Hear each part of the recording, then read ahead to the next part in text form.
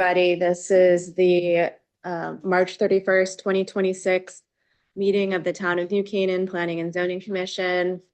I'm Krista Nielsen. Our chair, Dan Radman, is on his way, but because we're looking at a long evening, we'll go ahead and get started with roll call, and he'll take over as soon as he gets here. Tom Benton. Here. John Engel. Not here. Chris Herring. Here. Eric Knowles. Here. John Kriz. Here. Krista Nielsen here. Dan Radman. There he is. Here. Perfect timing. Alan Swerdlow. He does not appear to be on. Okay. Christina Larson. Megan Menschking. Here. And Bill Pratt. Here. All right. I'll read the first application. Go for it. All right, so the first application this evening in the regular meeting, 0 North Wilton Road. Upon application of William Pollack, Keith E. Associates, authorized agent for DeForest Road Developers LLC, care of HT Partners LLC owners for a 2-lot subdivision of an 8.94 acre parcel in the 4-acre zone of 0 North Wilton Road, map 47, block 124, lot 1. Okay, so I said that I would start off the applicant for this because there's no formal presentation tonight. The application is being accepted, and because this is a subdivision application, not a re-subdivision application, which is what you all are used to seeing, the commission has to decide, do they want to hold a public hearing in April on the application? So if there are any initial questions for myself or for the applicant about this matter, you can ask them now, but it's, really just about determining, do we want a public hearing in April or not? Well, Commissioners? I think the question is, with the proposed subdivision, does it satisfy all the criteria for a subdivision of that size? From my preliminary review, yes. You wouldn't be able to approve the application if it didn't comply. And frankly, if there were issues, I wouldn't have scheduled it for a meeting. Just need Yeah. it said, that's all. Commissioners, what are your thoughts? I don't have personally a need for a public meeting or a public hearing on this one. As Commissioner Kriz, I don't see a need. It seems relatively straightforward to me. I thought the presentation was clear. This is Commissioner Herring. I reviewed the proposal and it seemed the only potential limitation was the wetlands that were in part of the lot, but it seemed that the circumference and the setbacks when they drew the potential site plans were well within, a good range. It gave them grace along those areas, and it didn't seem problematic. This is Chairman Radman. I would agree, given the configuration of the lot and the proposed 2-lot subdivision and the criteria that they've been able to satisfy. I don't really see a need for a hearing on this one. Not much to contest. Okay, great. We'll hear the Do we application in need April. to vote on it, or? We can, yeah, Okay, vote to hear the application in April with no public hearing. with no public hearing. Okay. Show of hands. So moved. Okay. Approved. Thank you. Thank you very much. Thank you.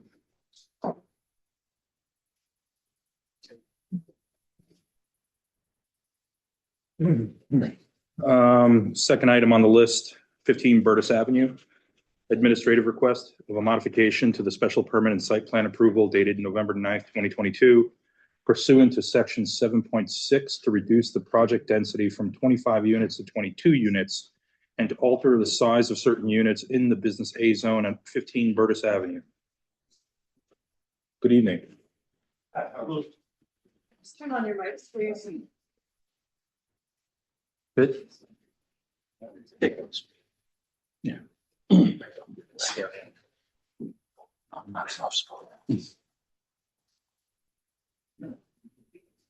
Okay. There you go. I know you guys have a long night, so we'll go quick. That's okay. We're, Give us your name and Sure, relationship sorry. to the application. sorry, I'm Philip Palmgren. I'm the architect and the developer.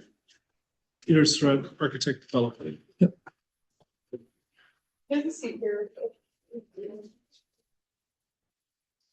So I think we're here tonight to basically request to move the affordables, the affordable units, workforce housing units in the development from their current location to some other locations. And so we're just going to take you quickly through, so that's our intent. We'll quickly take you through the presentation and then look for your questions around unit sizes, et cetera. So, you know, obviously the presentation that you guys have probably seen before, nothing's changed on the outside of the buildings. Keep going. Oops. These are the proposed approved views. Cherry Street. The elevations down Burtis. Basically the corner of Burtis and Cherry. And then along Cherry Street. Okay. These are the elevations. The materials haven't changed. We actually have the materials on site, which is super exciting. They look just like the photos, which we're really excited about. Have you done a mock-up? We do. We have mock-ups down there. Okay. We have a mock-up of the windows and we have a mock-up of the limestone wall. The actual the granite wall is actually on site. It's there. So it's built per the zoning. Okay. Again, looking through, the thing that's added here is the materials for the townhomes, which front Cherry Street. So the Roman brick, again, nothing's changed from our previous approval. And these are the townhomes. So the brick, the wood windows, and the wood screen. So this is the site, just to refamiliarize you guys with the site. We'll refer to building A, B, C, D, E, and F. And forgive me, because we're in both the build side and the sell side. And so some of these buildings have different names to us as well. So it's a little confusing, but hopefully this sets us all on the right track. So what we're here tonight to talk about are the affordable units in their current locations. And I think we've kind of moved them a couple times. And so currently there's an affordable unit in building F, which is a townhome. There's an affordable unit in building E, which is a townhome. And there's an affordable unit in building B, which is one of the multifamilies. I think one of the things originally on the approval was about making sure that they were all in different buildings. And so for us, we've always kind of tried to follow the instructions and the sort of guidance you guys gave us. And so what we're here to talk to you tonight about is actually moving the 2 units out of the townhomes in the back, moving to the 4th townhome, which is building C, one of them, and moving the other affordable unit into building A, which is along Burtis. So again, keeping them in separate buildings. And so that's kind of what we're here to discuss. Thanks. Can you go back a second? Sure. Will there be any affordable units left in building D, E, or F?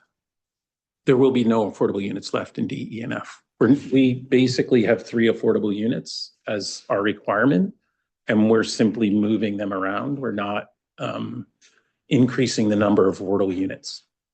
Or decreasing. Or decreasing. We're keeping the number of units the same. So there wasn't any affordable units in building A before, and now there'll be an affordable unit in building A. There wasn't an affordable unit in building C, and there'll be an affordable unit in building C now. Can you speak to the, Commissioner Herring here, can you speak to the relative size of the units? Have the unit sizes changed? Yeah, we're gonna get to that in one sec. So with this change, you can see here, the relocation of the affordable unit from building F to building C actually grows the affordable unit to 58, sorry, the eyes. As you guys can see, right, 258 square feet. And the relocation of the affordable unit from building E to building A increases the affordable square footage of 29 square feet. for a total of 287 square feet of increase. Right. So next. Sorry. So here you can see the current location in building E, and you can see sort of, with the townhome prototype, we all know you're constrained in the width of the building. You get some unused spaces and, obviously the stair up due to some of the constraints around the height of Cherry Street up to the single floor. And basically the requirement to have two stairs going into a single townhome, really you get inefficient plans. And so I think what we see here is hopefully when we move, if you can click the next one, to A, you get essentially a bigger unit and a more sort of more efficient plan. So you can see you aren't taking much of the space up with stairs. There aren't two sets of stairs in the building. It's basically into your unit. And then the same two bedrooms that we had in the other unit, a little bit bigger, each of the bedrooms. So What level will that be on? it's on so as you guys know, Burgess Street falls down. And so building A, and if you guys walk down the street, you can see it now, sits up a little bit. So you basically walk up through the lobby and it's on the plaza level. So basically, It's the first floor. yeah, the first floor of the building, which isn't at street level. It's actually a little bit up from the street, if that makes sense. Like a third of Astoria. Was there previously a unit there? There was. Yeah. Yeah.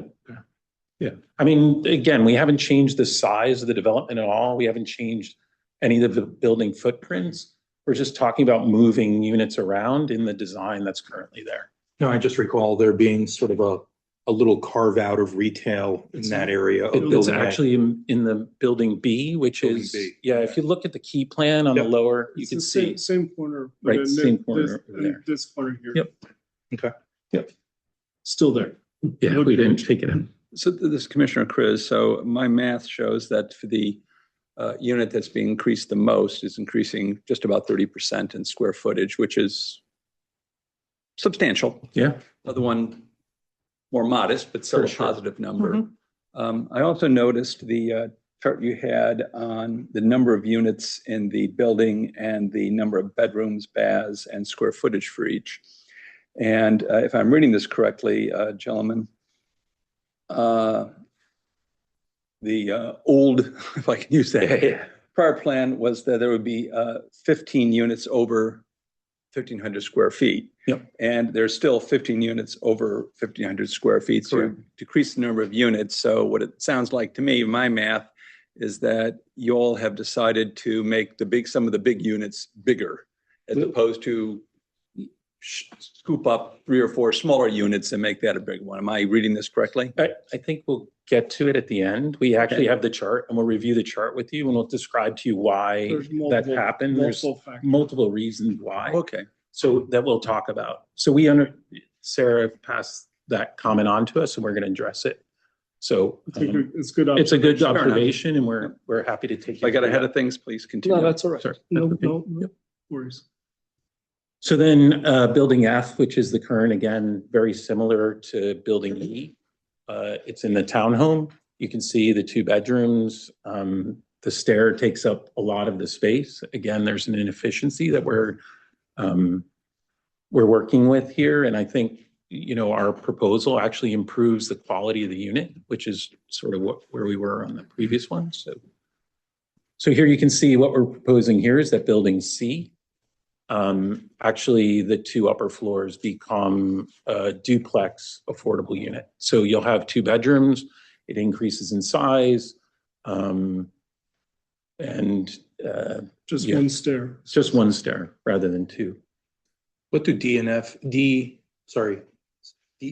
and F look like now that the affordable have been moved out and you've been given the opportunity to redesign those? Again, we'll show you what it looks like. Good- It's good it's a good question and we address it towards the end. Okay. We want to take you through the numbers and sort of what we're doing first and then we'll show you. Can you go back to C for a moment? Is course. this the building that, if I recall correctly, you had grade entrances on 2 levels because That's correct. you avoided a stair because of the. That's topography? exactly right. It's, Okay. it's actually the benefit of Burtis, the height of Burtis and the height of Cherry.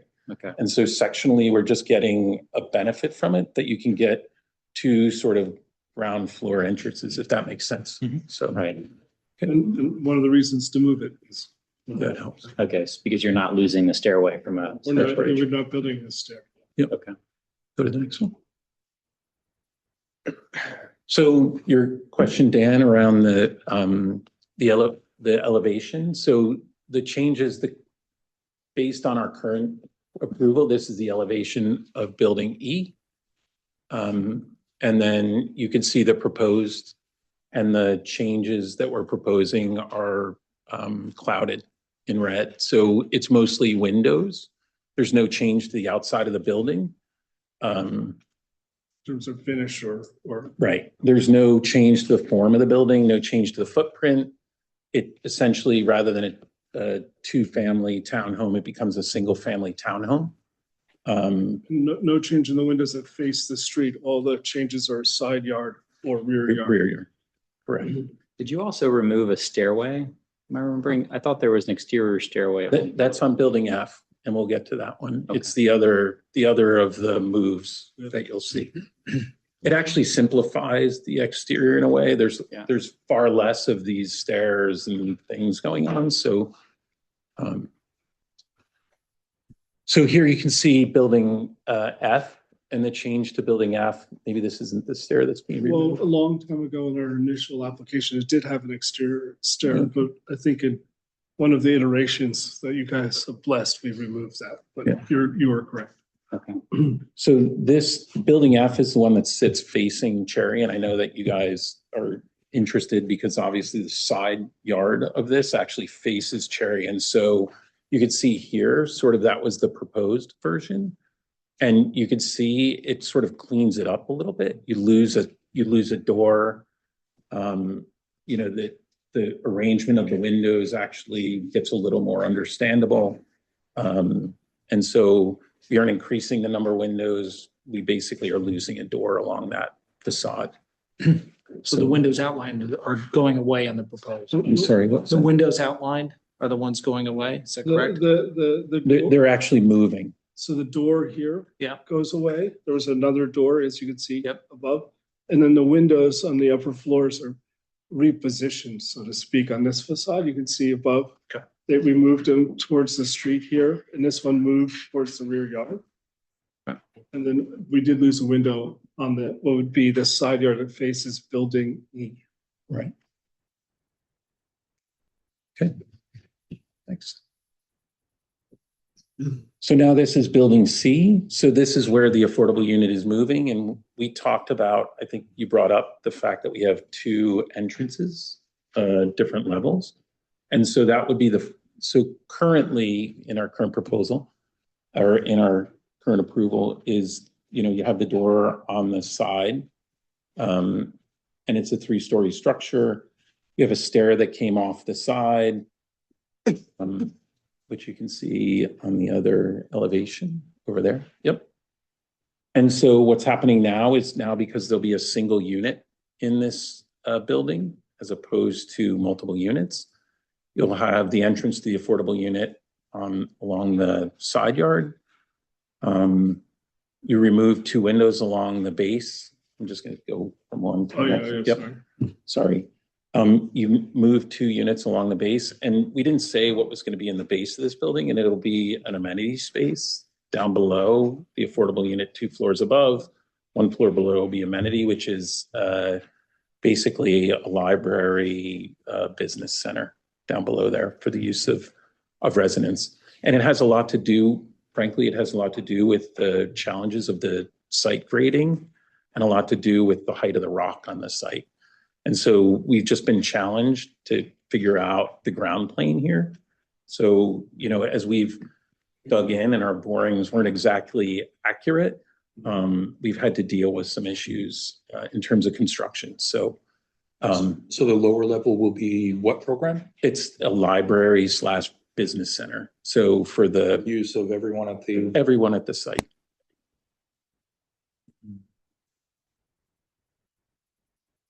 Can you go back?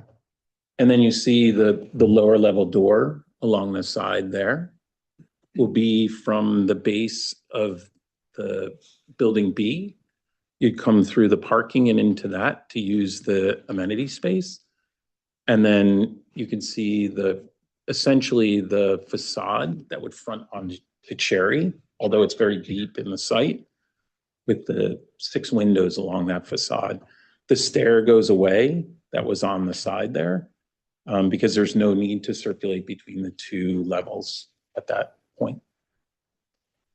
How many square feet will the unit that is produced by this move in unit C? How many square feet is that affordable unit? I think it goes, can you go back up to let's go back up. We'll talk exactly. Go all the way up. But it has it right here. Oh, right there. Yep. It's 1,143 square feet. Uh-huh. So it's increasing approximately 200 and go back to the big chart. 1143 across 2 levels. Correct. Correct. This is the one that grows Which- 300. which- In building F, it was 2 levels as well. There just was no program below. So you used to enter in and you go up the stairs and the stair was cut out of the floor plate. So this actually is basically the bottom floor is all open. Kitchen, living room, eating area, powder room. So it increases a powder room as well for the affordable down below. And then up above, you have full-size bath and 2 bedrooms and sort of a little study cove. So in terms of the qualitative aspects of the unit, I think it's just far better than the previous proposal. Yeah. In that last view, you had the stairway on the side that, again, you're removed. Are you extending the building out to cover that building or that stairway footprint, or is? You're saying in that, no, it'll just be a void. It'll be a slot. So there won't be anything there. So if you go to the view of Cherry Street, which is the next, right? So this is along Cherry Street. So that was the previous proposal. And you can see, I don't know if it's faintly because it's very far back in our site. You can see the stair there. And what happens there is there's basically a wall there instead of a stair going up and a slot, basically a slot in the development. And if you click it again, so you guys can see the difference between without the shading of the windows, you can see the previous version up above and then the proposed version down below with I think it's more organized. The fenestration of each of the buildings mimics each other. Right. It's much more similar. Can you go into the current and proposed of building E? Building E. Up. Right. Yeah. Building E. So that's the rear and the side elevation. The one to the west is the one proposed. You're removing all windows on that elevation? Along that side. On that elevation? Yes. Yeah. That faces the other townhome. Other townhome, yeah. Right, to the north. Um, Sorry, To west. the west. Yeah, sorry. okay. And how much space is there between those 2 townhomes? 7 feet clear. And then can you switch to building F?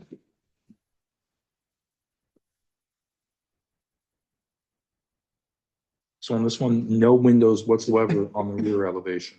I'm sorry, what's that? No windows whatsoever on the rear elevation facing building A. Correct. That building sits very close to A, Uh-huh. and there's a fire separation that drives you to. Yep. That's too bad. Okay. Just go to that. Okay. So I think go to the next one. Next. So to talk about the numbers, and I think this was, John, your question was around the numbers and sort of the number of units and where we've gone with the number of units. I think probably we were a bit ambitious when we had our first approval. And we asked for 25 units as part of the approval with 3 affordable. We're here in front of you tonight and we have 22 units with 3 affordable. So we've basically reduced by 3 units, the number of units on the site. The first unit was reduced when we reduced the height of building C. If you recall, we were in front of you, I don't know, a number of months back. We went from 5 stories there down to 3 stories. And so we reduced that. And the 2 that we're going to talk about tonight was 1, moving the affordable out of building F and into building A. So it took over another unit, and the 2 units in building A grew because of that.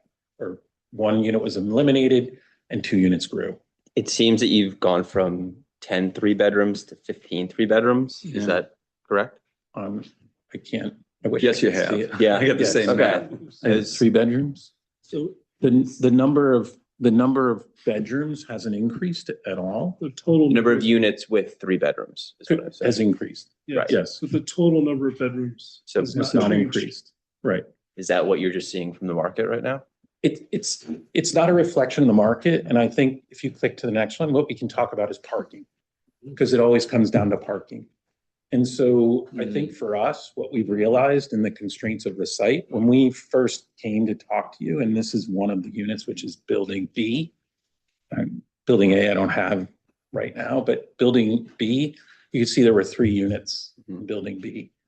And what we realized as we've gone through sort of the design process is that things like increase in the electric rooms, requirements around, can you click to the next one? Let me see. So this is a great example. I would love more smaller units actually to sell from perspective. I think what the reality of it is the geometry of the site reduces us on the number of parking spaces due to things like mechanical being inside the building, the increase in the electric rooms, the increase, can you go down below? Right, so this is what we proposed. This was our approved proposal. And you can see the size of the electric room, you can see the water room, you can see all of those constraints. And this is all at the parking level down below. And for us, what we tried to do was always maintain 2 parking spaces per unit, which we understood. And we always tried to maintain guest parking as well. Because we understand in town it's an issue and we understand our approval and we didn't want to. So go to the next one. So this is where we are now, right? So you can see where we lost 3 parking spaces. And because we lost those 3 parking spaces, in building B, we combined 2 units, 2 smaller units to deal with the fact that we just can't provide the amount of parking that's required. We didn't redesign the whole thing to try and figure it out, but our site is constrained and and you can see the big gray at the bottom is amenity space. The challenge of that space where we previously had sprinkler rooms and mechanical space was that because that's where the retail space is in the lobby, which have to meet the street at Burtis, our ceiling heights were constrained. And so as soon as those were constrained, the sprinkler room had to move out of that space because the sprinkler fire room needed greater ceiling height. And I know this is like probably way too much detail and information, but that's kind of where we ended up I mean, from a market perspective, if we had more units around, below 1,500 square feet, I think from a sales perspective, because we're in the market right now and we're feeling it, I think we feel like the townhomes have a market, and I think the smaller units have a market. And so unfortunately, just because we're kind of stuck with this mid-size unit because of the parking. So, and that's what you're seeing. I don't think we've greatly increased the size of the units. And I get the 3 bedrooms. It's kind of like when you have a 2-bedroom and you have a 2-bedroom, you have a 2-bedroom, and you got to get rid of one, you end up with 2 3-bedrooms. It wasn't that planned, I would say, unfortunately. So just because it looks like 16 spaces on this level and there was 19 or 19 before. 19 before. So Yeah. everybody doesn't get a parking space? Everybody gets 2 parking spaces. It was part of our original proposal to make sure, because we get what's going on in town around parking, and even when we got rid of some of our curb cuts, we actually created more spaces on the street back in like, if you guys remember. But one way to say this, one way to ensure that everyone got 2 parking spaces is we had to reduce the number of units. Right. Because we didn't have the physical space. Right. So you've got 22 units and 44 spaces. I was trying to do the math. That doesn't, 16 and 19 is 35. In this building, building B, Okay, in building B, there's 16 spaces. okay.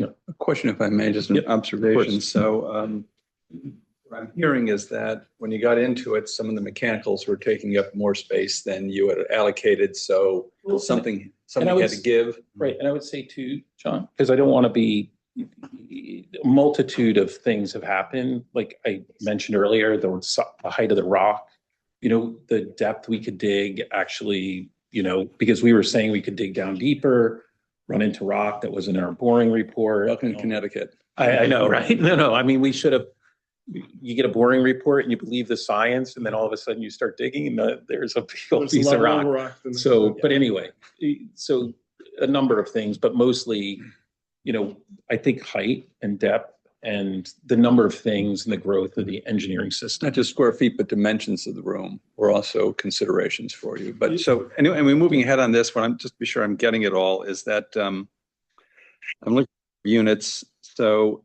the square footage for the units is going down about 700 square feet is my math. You also lose 3 units. Mhm. As Commissioner Knowles noted, there used to be 10 3-bedrooms. Now there are 15 3-bedrooms. Mhm. But also I note on the affordables, it was a 2-bedroom, 2-bedroom and 1, and now it's 2, 2 and 2, which Right. I would see as a good thing because more flexibility for families and children. So mention that. Also the size, the gross size of the combined units, add them up, it goes from 2892 to 2964. So it's up about 70 square feet-ish, 72 square feet, which is in total something. Because one of the issues we've discussed really in our zoning area, not sure necessarily applies here in our zoning review, is in our downtown area, what product mix is really appropriate. We don't want all, big units. We don't want all 500 square feet, which doesn't make a lot of sense perhaps to some people. You want something sort of in between, or a range of people. So people with different incomes, different, housing needs and so forth can always find something that makes sense for them. Yeah. And so we're a bit wary on big only and penthouse only. If I can be, so just to take you guys through, and I get that, like I get variety, and we're not a cookie cutter sort of design where you have a single elevator, and we've tried to create variety in what we have. And so just take you guys through, rather than square footage, sort of what we have on our site. We have, I think, and I'm going to do it off the top of my head and see if I can remember exactly, but it's a test. It kind of is a test. We have, in building A, we have 3 2-bedroom plaza level units. So single floor plaza level units, right? We have 2 plaza level duplexes. So the living rooms downstairs, bedrooms upstairs. In that, we also have duplexes, 4 duplexes up above that are serviced by elevators, right? 2 of those have master bedrooms on the public floor. So 2 are different than the other 2. In building B, we have a single floor unit that you saw that was combined 2 units.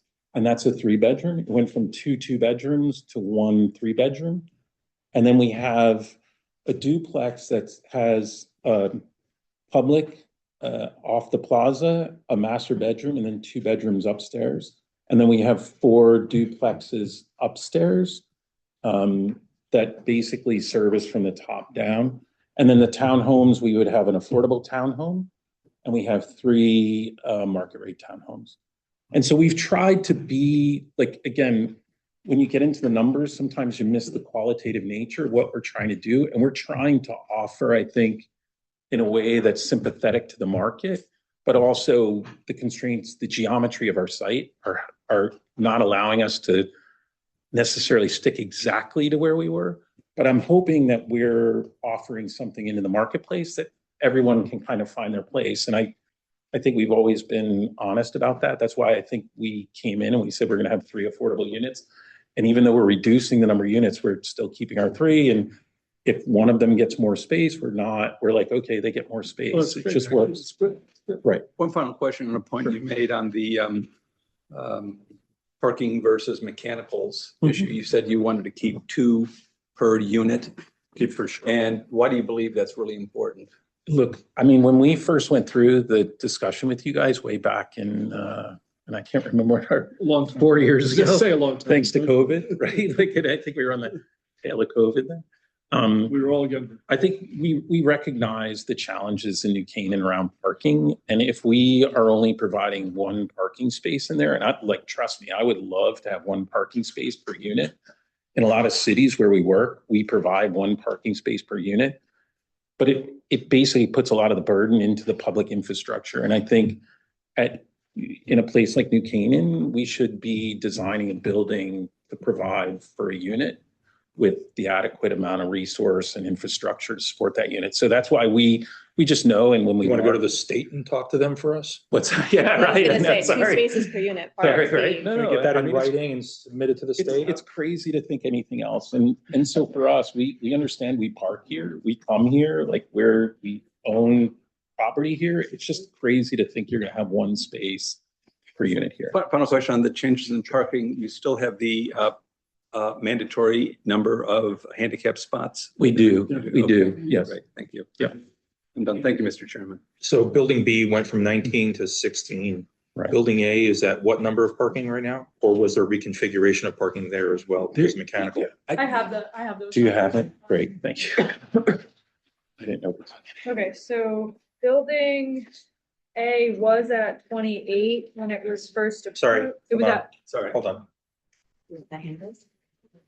Musical chairs? Come on. Yeah, musical chairs, sorry. Sorry, building When A was where? it was at 28 spaces when it was originally approved. It's down to 24. Right, 4, And then the townhome stayed the same. 2 each. Yep, except for C, which never had parking. Right. And I think in the, just again, into like the on-street parking, I think we've added, and I gotta go back and look, but I believe it's 2, maybe 3, 2 spaces because of the number of curb cuts that we've gotten rid of.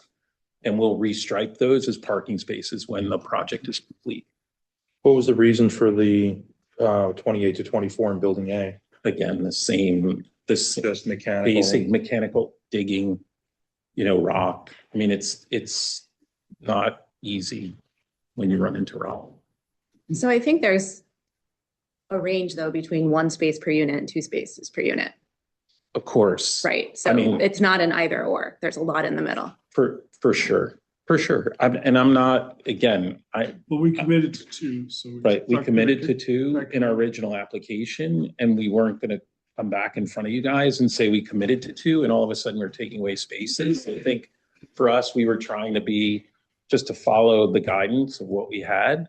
And if you guys came back to us and said, you know what, you guys can put 1 per unit, put the wall back in B and you can have 2 2-bedroom units and you'll have 1 space per each one. Again, I think for us, particularly when you're thinking through this problem, we came in and maybe not knowing what your intent was, we asked for probably more and we've reduced in terms of number of units, we've reduced. And the reality is for us, we're sort of like, okay, the design to us is the design we really like. And we think we're seeing it go up now. And I think it's going to be exciting and excellent for the town. And so for us, it's sort of like, okay, well, we have, 1,000 square feet that we can't do anything with. So we're not going to cut the back half of the building off. So we're sort of like, okay, this is the parking we have. We committed to the town. We're gonna have 2 per space. And so that's kind of where we are. But I agree with you. Like as I said, we do a lot of work in Newark, New Jersey. We do a lot of work in other places where they can't afford 2 units per space. But I think in a place like New Canaan, all you're doing by providing less, particularly if it's more than a 1-bedroom, you're just asking for more capacity into your public infrastructure and municipality. And I like that's Well, I think it depends on the demographic of who's living there. for sure, for sure. And I think the larger you go, the more likely you are to get 2-car families in terms of unit size. Perhaps. And I also think that, you know, if you build it, they will come sort of thing, right? If you build 2 spaces, well, why am I not going to have 2 cars? If I build 1 parking space, well then, okay, I'm not going to have a second car, right? That's kind of Again, we committed to 2 spaces and, Right. and that's, we're not proposing to change that. It was our approval, so we're not We gonna, hear you. You're very sympathetic ears here, but we committed to 2, so we're sticking. So I mean, the fact of the matter is you need a special permit for anything over 2 bedrooms and anything over 1,500 square feet, because that's not what is allowed in the zone. And so we gave you a special permit for that. And you've now now you're trying to increase the size of the unit that we've already approved in this development. we've kept the same number of bedrooms, the same number of baths. We've kept the same number of units over 1,500 square feet. Again, But the big units have gotten bigger. You've gone from 4 over 3,000 square feet to 6 over 3,000 square feet. You've gone from 3 over 2,000 to 2,500 square feet to 6 between 2,000 and 25 square feet. We'll just take that just one piece at a time, okay? We, as Philip is saying, we kept the number of units over 15,000 the same. 1,500. 1,500, sorry, 1,500. But do you understand our policy reason why we are looking for smaller units in our Zone 4? We do, Okay. we get it. So every time you increase it, you're kind of moving away from that policy that we're trying to keep you No, towards. but again, and I just, for us, we have an approval and we followed our approval and we tried to maintain where we were within our approval. The 1,500 square feet, we stayed within the 1,500 square feet requirement. We get it. We understand the geometry of our site is getting us into a situation where we're kind of, and I understand where the town is, but what I'm saying is you got to kind of understand where we are. And we've been completely honest and clear about the fact that we want to provide affordable housing and we're actually increasing the scale of our affordable housing footprint in town. That's great. I mean, we're pleased with that. It's the part where you're increasing the size of the other units that I Again- take issue. Again, if you're willing to reduce the parking requirement on us instead of 2 units per space, and we can do, I mean, we can go back and put the wall in B in building, or go back to, we can So I'll go just- back and do that again, go back up. No. I would like to just jump in very quickly to be Yeah. clear there, I think that everyone appreciates the 2 spaces per unit and that may have been what was agreed upon in 2022, but today where things stand, we cannot require more than 1 space per 1-bedroom unit and then more than 2 spaces per larger unit. So, from my calculations, with the original 2022 plan, you would need 48 spaces. With the, plan now for 22 units with the bedroom count, you need 43 spaces. So there is room in the middle where you would still be compliant because you're providing 46 off-street parking spaces. So there is room for a compromise if that's what the commission is looking for, as far as meeting the parking requirements goes. So how, what is, I don't. Would that number be 1.9 or? Yeah, just what give are you us- So- suggesting? So they are able to provide 46 spaces on site. Mhm. Their 2022 approval would require 48 spaces on site. So they could not comply today with the parking requirement if they stayed at the 2022 proposal. What they're proposing today would only require 43 spaces because, again, it's 1 space per 1-bedroom unit and 2 spaces per larger unit. Right, but their whole argument is that the new math on the size and quantity of the units is strictly driven by the available parking spots that are dictated by the moves due to the rock that's experienced on site and the mechanical room growth, et cetera. It's just basically parking size is driving the unit count. Not necessarily and- unit size, unit count. And all I'm saying is they're now 3 spaces over parked, if you So approve. we have what they're two asking. options. We either Yeah. modify the special permit to accommodate what they're requesting, or we modify the special permit to leave the unit count and size the way it is and modify the parking count per unit. Or total parking count, down from 48 Yeah. to 46. They would not be compliant with our parking requirements if they built the 2022. You just said if even currently, they would only require 44. Did I hear that right? They require 43 with what they are proposing to go down to 22 units. Right. What they got approved for in 2022 requires 48 spaces. What they got approved for. With our current requirement on the one-bedroom units, would they be required with the previous plan of number of units and number of bedrooms? Would they require 48 spots? I don't think I'm understanding your question. You only need one spot per one bedroom. You Yes. only need 2 spots for 2-bedroom or greater. Yes. Is their current project overparked? Is their current project overparked? You mean what we've currently approved? Yeah. The The one we what's 2022, currently currently approved. approved was overparked when you approved it. Right. but it's not overparked based on today's standards. Yes, and that they only provided 46 spaces when they said they were going to provide 50. Right, right. Okay. And do we have leeway to change the parking ratio? I would have to go back, but that would be we're doing this under an administrative matter. If you were granting that special permit, that would be a formal special permit application, public hearing, which this is not. So if you went that route, you could not do that tonight.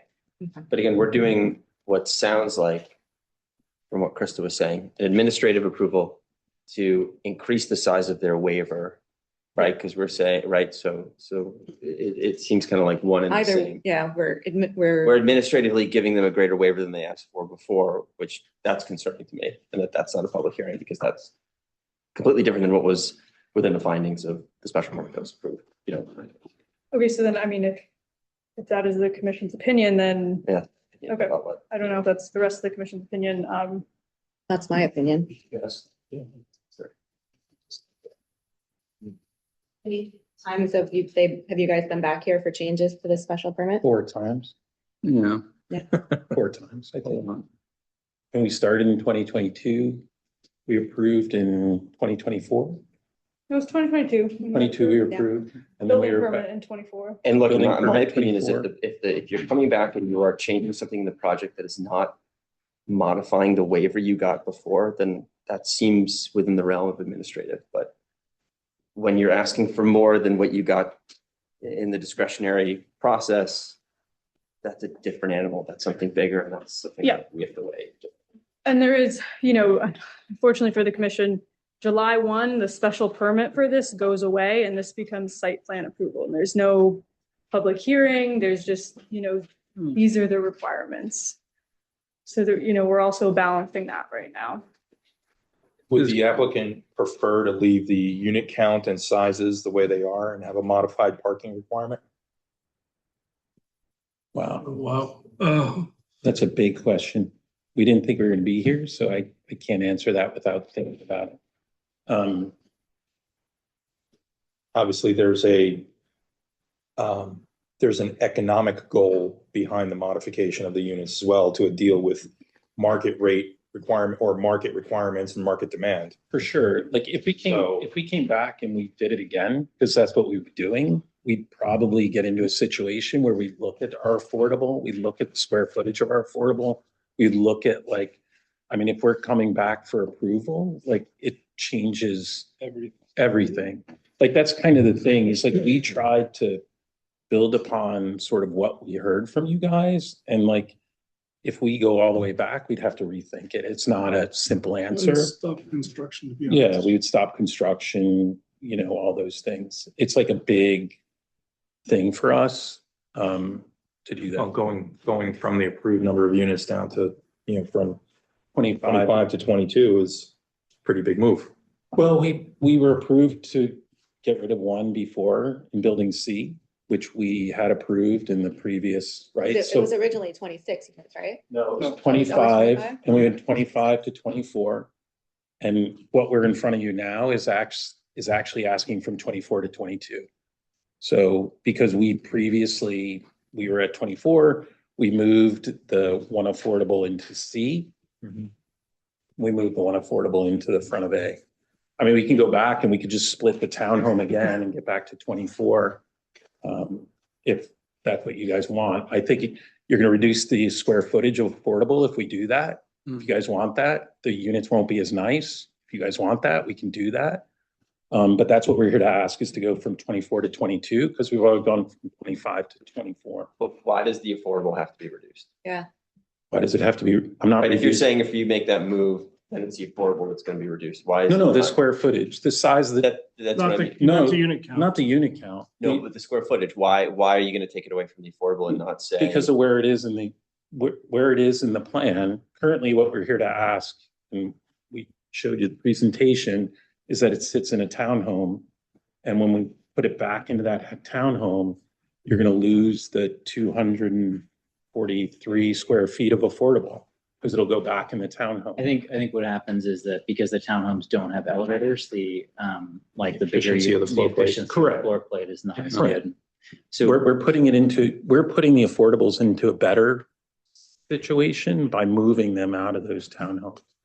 That's just what we're here to ask for approval on. This Commissioner Going Chris. back to Go Sarah, ahead. if we were to keep the unit, because I think what I'm hearing from some of the commissioners is that there's a preference to keep the count of the units higher. So Well, there's The a preference hard- to keep the square footage of the unit smaller, and I think that correlates to keeping the count higher, but. okay, fair enough. So the square footage smaller per unit and the count higher as a result, but effectively, it seems like the rock has created a grievance, kind of a, like, not a grievance, but a hardship almost, to use that word, that caused these mechanical rooms to expand the site, constraining parking. So it's almost like they're asking for, hey, we had this hardship of not being able to go down as far as we thought, and we're looking to park at 1.8 versus 2. And that would have to be a reapplication versus a Yes, ZBA, so or- the way, it wouldn't be ZBA. The way our parking requirements are written, it's not a ratio of 2 per unit or 1.8. It's just a simple, if you're a 1-bedroom or a studio, you provide 1 parking space. If you're a 2-bedroom or larger, you provide 2 parking spaces. And so, that in the 2022 approval, you do that math, that is 48 spaces. If they're unable to provide 48 spaces, there's a special permit that they can apply for to reduce that by up to 5 spaces. That would be through you all. That is a separate special permit that they have never applied for. So, you couldn't do that administratively right now. Because again, they're only able to provide 46 spaces, so you would be giving them a special permit to go down. But isn't that what they're asking for tonight? No, they're asking to reduce their unit count. But they're So then- reducing their parking count. So the parking count Goes down. is at 46. That's what they've constructed. Their need for parking goes down to 43 spots if you approve what they're proposing. Right. Yeah.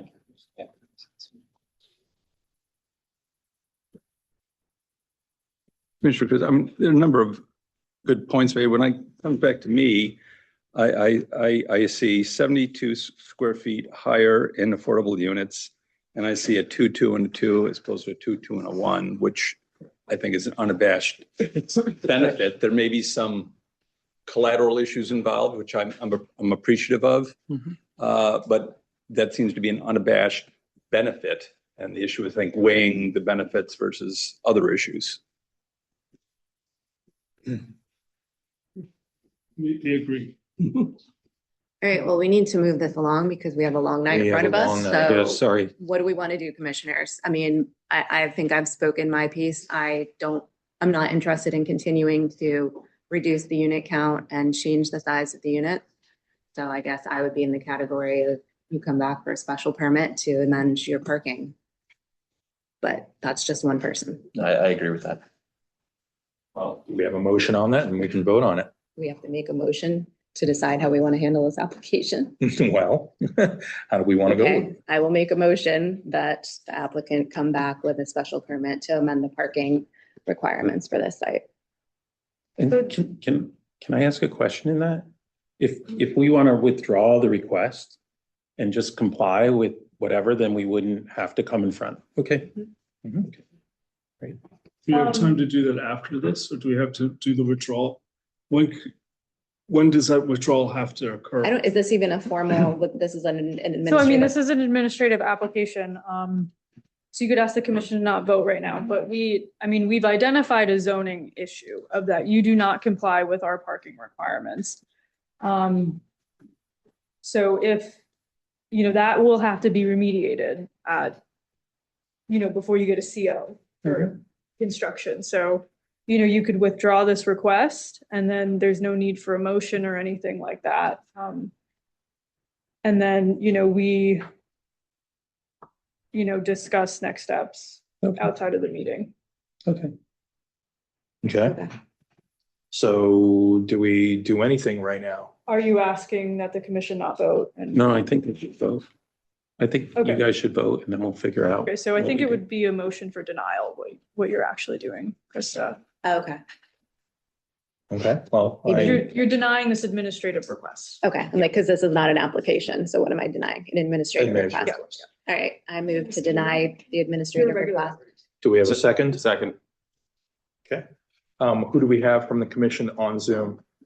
So I believe Ms. Menching and Mr. Pratt will have to be seated because Mr. Engel and Mr. Swordlow are absent. Menching and Pratt are on. Yes, Okay. No one else is on. nope.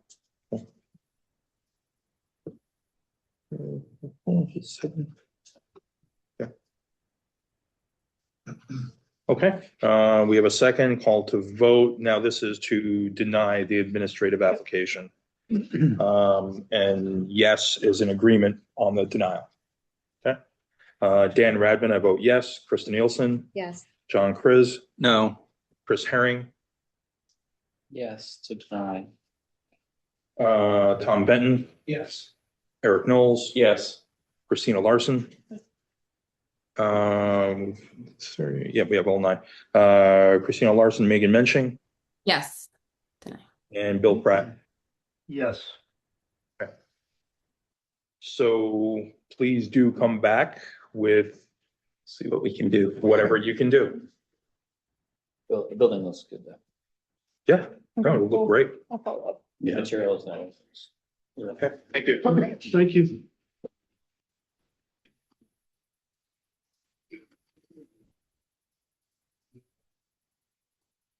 Next application. I know there's a large crowd in here for 30 Parade Hill, but the next application before we get to that will be 635 Frogtown Road. This is to complete this hearing on the country school application. And immediately following that, we will roll into 30 Parade Hill.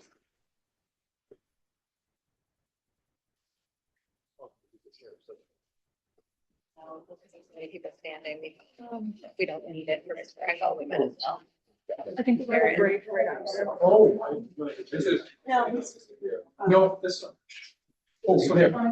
Very good. This one though. All right. 635 Frogtown Road. Oh, Upon application of Stephen A. Finn, Wolfsey Rosen Kuryansky LLP, authorized agent for New Canaan Country School owners, for a special permit approval pursuant to section 64G and 65B4 to permit soil disturbance in excess of 10,000 square feet, grading of material in excess of 1,000 cubic yards, and the construction of a retaining wall, portions of which will exceed 4 feet in height, in connection with the alteration of 3 existing athletic fields, 2 of which will be converted into artificial turf on property in the 2-acre zone at 635 Frogtown Road, map 25, block 12, lot 160. Mr. Finn. Good Welcome evening, back. Mr. Chairman. Thank you. Thank you. Good evening, members of the commission. For the record, my name is Steve Finn. I'm here representing New Canaan Country School. With me at the table is Aaron Cooper, head of school, and John Neal, who is the head of operations for the country school. I think the topics for discussion were actually narrowed down to one at the conclusion of the last hearing, which I will address in a moment or two. But before getting to that, I am briefly going to address some claims that were made on the record during the opposition's presentation on March 9th. I know that may not be necessary, but there were a number of statements made by one of the neighbors at the last hearing. I believe it may have been Mr. Metler, that New Canaan Country School feels needs to be addressed on the record. Number one, there was a statement that Mr. Metler was not given enough time to respond with regard to this project. The reality is that he and all the abutting neighbors were sent a letter in November of last year from Aaron Cooper, head of school, inviting them to a meeting in early December to learn about the project, to discuss it, to ask questions, which is in keeping with country school's custom of being a courteous and good neighbor. Mr. Metler did not attend that meeting, nor did he ever seek to discuss the project with Aaron or anyone else.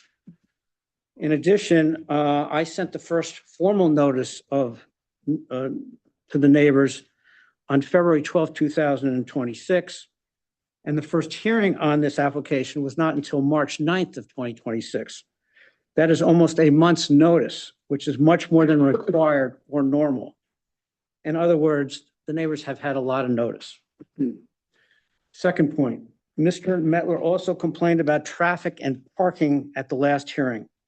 His property is on Wing Road, and the school is located, which is located very far away from Frogtown Road. And the parking lots of New Canaan Country School are located very, very far from Mr. Metler's property. It is hard to conceive how he would ever be impacted by parking at the school unless New Canaan Country School had plans to build a new parking lot, which it does not, and which is certainly not part of this application. The parking on Frogtown Road that Mr. Metler mentioned is the result of people going to the New Canaan Winter Club, which I think everybody knows is very pressed for parking. Now, I'd like to turn to the issue that was discussed at the conclusion of the last hearing with regard to the usage of the fields, which to my way of thinking is the only remaining issue on the table.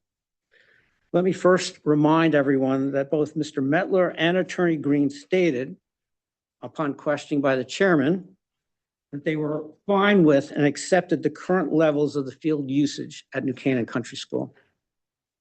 They did request a baseline of that usage, which New Canaan Country School agreed to provide. We provided a chart showing that baseline, which was sent to Sarah Carey and Attorney Green a week ago. With the benefit of some additional thought and consultation, the New Canaan Country School is not in favor of placing a formal condition on its use of fields for two reasons. We are agreeable to the town planner's suggestion in her memo that we obtain administrative approval if New Canaan Country School seeks to go above that baseline. I believe that is how it works with other outside entity usage at other institutional uses in New Canaan. We don't think it's appropriate to require New Canaan Country School to have to file an application for a special permit when other institutions do not. And frankly, it would be too time-consuming and burdensome. Now, the reasons why a formal condition should not be used are twofold.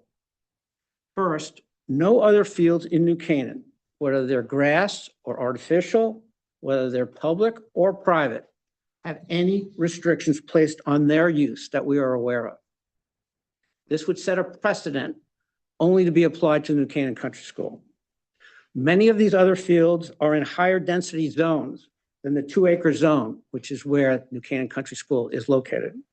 So for instance, Stack, South School, and Mead Park are examples of fields in higher density zones. We know of no restrictions on the use of those fields. The fields at West and East School and St. Luke's School have houses in very close proximity to their fields. You've heard a lot about that when we had the St. Luke's application. In many cases, these other fields have homes as close, if not closer, than the neighbors' homes on Wing Road are to the New Canaan Country School. New Canaan Country School does not think it is fair, appropriate, or legal for it to be singled out with regard to placing limitations on the use of its field, when that is not the case anywhere else in the town of New Canaan that we are aware of.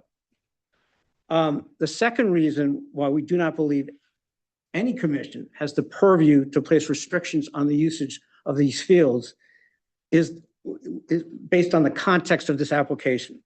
As you know, you've heard me say it repeatedly, the fields already exist. They are not being expanded. You don't need a permit to lay down an artificial turf per se. Why do we need a special permit? Because of the amount of excavation and fill and because of the retaining wall.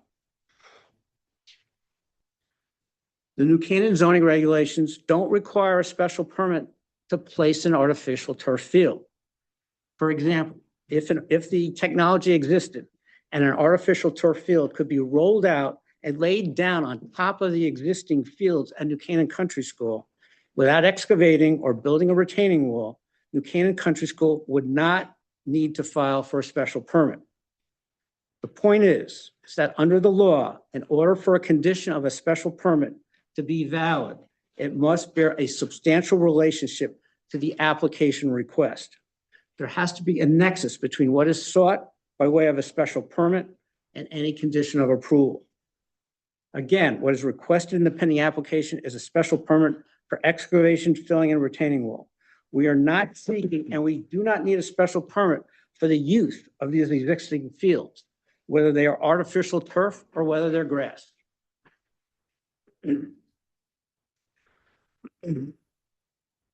I also want to point out to the commission, because I know you're all very sensitive about community needs, the needs of our youth, physical education. So we all know there's a need for athletic fields in New Canaan, and that the need generally is greater than the availability.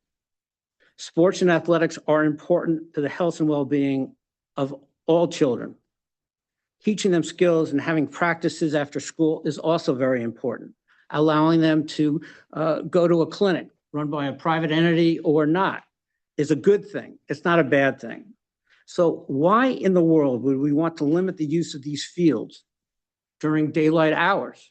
It makes no sense, especially because these fields already exist and the current use has already been established. As we have stated upon questioning, and I think in our application, we are certainly okay with a condition that provides for no lighting of the fields and the baseline chart being referred to in the approval. But we are not okay with a prohibition of any additional use, although New Canaan Country School is happy to obtain administrative approval for any increase in usage above what is listed in the field use overview chart that we submitted a week ago. So basically, in summary, we are okay with all the conditions listed in the planner's memo. Now, water testing. Now, there was some discussion about water testing at the last hearing, and I believe you all, or most of you, were convinced not to go down that road. We talked about the fact that the fields at the artificial turf fields at Mead are near wetlands. No water testing is required for those fields. Talked about the fields at St. Luke's. No water testing is required for those fields. I also believe that the fields for the high school, which are located basically in Waveney Park, which has plenty of wetlands, there's no requirement for testing of the water. I should also point out that I know a couple of you mentioned the inland wetlands on this property. There are inland wetlands. They're very, very far away from the fields, much further away than I think any of the other wetlands that we've just talked about. And the Inland Wetlands Commission already gave a license for this project. They didn't see any need to do any water testing. And Tom Nelson also, I think, discussed with you the practicalities and difficulty of trying to institute testing. And I think he also mentioned that the DEEP is coming out with new testing requirements with regard to water. I also think, and this is my own opinion, but I think this whole issue about artificial turf fields is really the province of the DEEP of the state of Connecticut. I think they're on top of this. They're the ones who are gonna, to the extent that there needs to be things addressed, they're the ones that should do it. I should point out again that the Department of Health for the town of New Canaan approved our application. So I wanted to be efficient. I wanted to cut to the chase. We have our team here, either present or on Zoom, but that is basically my position or our position on behalf of my client. Thank you very much. Thank you. Commissioners? Any questions? I just have a clarification, probably more for Sarah. What you recommended in your planner's memo in terms of administrative approval, is that, in my mind, that was akin to what we do with Grace Farms and the Mhm. basketball courts. Is that what you were Exactly, thinking? yeah. We do Okay. the same with St. Luke's, St. just Luke's less as well. often, but Okay. exactly. All right. And you're okay with that? Yes, we are. Okay, I'm good then. And you're okay with the no temporary or permanent lighting and the, conforming to the survey to conform to the grade modifications and any structures going in, so on. 100% we are. Yeah. And to clarify, the scoreboards that you were putting in, that had speakers on it? Was that amplified speakers on No, the no scoreboards? speaker, no amplified speakers, but a buzzer. Like Just a buzzer. An end of quarter buzzer. I had a question. I think the retaining wall or the fence that you pointed out in the last review was between the two fields because of the way you designed the fields. And one concern I'd raised was the fact that you're removing a stand of trees between the two fields. Because the two fields, I think, if I can kind of visualize it, they were kind of this way, and you're kind of combining the two fields and eliminating the grass strip and the stand of trees between them and creating that grade. Is there any flexibility to create a broader stretch there and make that grade less severe to allow that stand of trees to? We don't really have the room to, obviously we're up against the neighbors on one side, so we can't go in that direction. The field house on one end and And the then field neighbors. houses, exactly. Okay. So there we're isn't- kind there of isn't- squeezed in there Okay. to get these two to fit in the way that they are. Okay. And I would agree with Mr. Finn as far as the wetlands concerns and any type of discharge from the fields. That's really not our purview. That is strictly a, DEP. And if there was, for example, on St. Luke's, aquarium property or something adjacent to it, then they would get involved. But in this case, that doesn't exist. And to your point, wetlands has approved it. Our town engineer has approved it. Yes, I left that out. Maria Coppola has approved it. Yes. Commissioners, I have one question on the use of the field by outside organizations. It doesn't mean the visiting team, that's still you. Is that common? Does that happen a lot? We know No. it's common at other schools. That many private schools rent out their facilities to outside entities, and New Canaan Country School certainly does, and I think it was reflected in the chart we provided. Yep. Is it always a rental as opposed to just a free use? Yeah, yes, at our peer schools, to my knowledge, yes. And for us, most of the time, yes, there are times when it's effectively a free use of a small honorarium for custodial or whatnot. I guess not the fields, but if we ever rent out an internal space, as we did for the library when the library was under construction, for example. I guess the point is if you rent it for $1, it's still a rental as opposed to a free use. If you rent it for $1, so it could be some of a box checking, which you may do for insurance purposes and so forth to ensure that there's a tenant relationship. I would assume you do that. So I bring this up simply because one of these suggested conditions would be rental. And so with it rental or use, what word to use if we choose to go down there, which is where I'm going with this, but you've answered the question. Thank you. Thank you. There is a town benefit. I mean, I think one thing to point out is that I know, for example, there's a circumstance where a field hockey program rents out the indoor gym at the country school, and that alleviates players from New Canaan having to travel down to Chelsea Piers or further afield. So there's a benefit to having these facilities. I would agree, Commissioner. I think having sports facilities, regardless of the owner, being made available to others in the community, I think is a plus that I would be supportive of. Can you just give us an overview of the field use chart that you put together? I can see in here, the different seasons that you've got and certain time brackets. But just highlight for me when you've got outside organizations using the fields. Sure.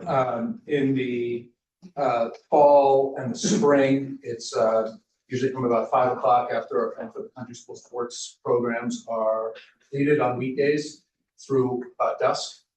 In the summertime, it's effectively the same. About 5 o'clock might start slightly earlier on some days, but effectively 5 to dusk. There are outside groups utilizing the fields. On the weekends, during the school year, again, fall and spring, the winter fields aren't really used at all. In the fall and the spring, country school or our Horizons program typically has a once a month weekend activity, which closes effectively the entire campus for any outside group. The other weekends of the month, the outside groups have the ability to use that. That typically for right now it's mostly soccer groups, and those would be game days, and so they will have home games on some of those weekends used on the country school field, and away games on others of those weekends, and then obviously not using the field. Weekends, Saturday and Sunday, or just Saturdays? Weekends is Saturday and Sunday.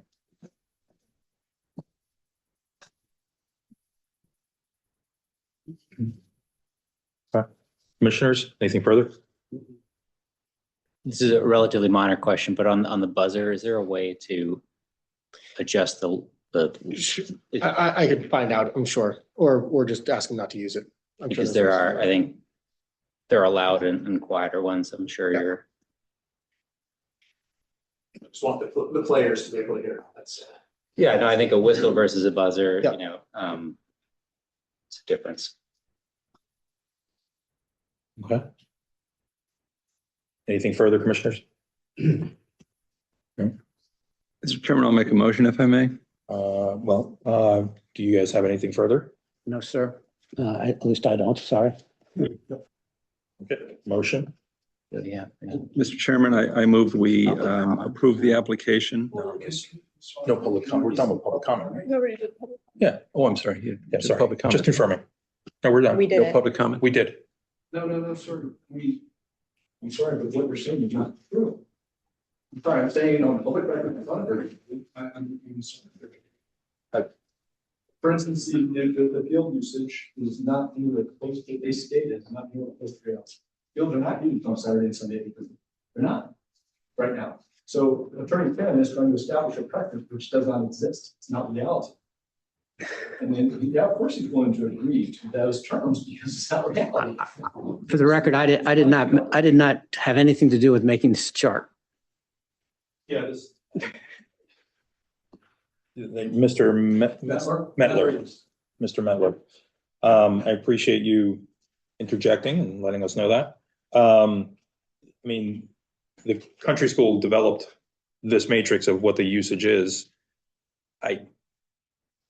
Have you shared this, Mr. Green? You get your chance. Have you shared this with the neighbors and discussed this at all, or? we shared this, I think, with Attorney Green, as Mr. Finn mentioned, and we. As Mr. Finn mentioned, we're open to conversation at any time, and have been for months. So we've not actively shared this with our neighbors because we haven't been in conversation. So this was shared, this was sent to myself and Attorney Green at the same time last Wednesday, Mhm. this matrix, just to clarify. And I'm also a neighbor and there are other neighbors. we can get letters, we weren't there to any of this, and we're, I don't know what's happening, but we're not, and what we're hearing is that it's not being, the times are not being told correctly. And that, I think someone said rent, Have you guys seen this document? we are just learning of all of this. So this is very concerning to us as we back up to the field of wetlands. And a lot of the neighbors, and we're happy to get petitions, a lot of people can't be here. We never Understood. got anything in the mail.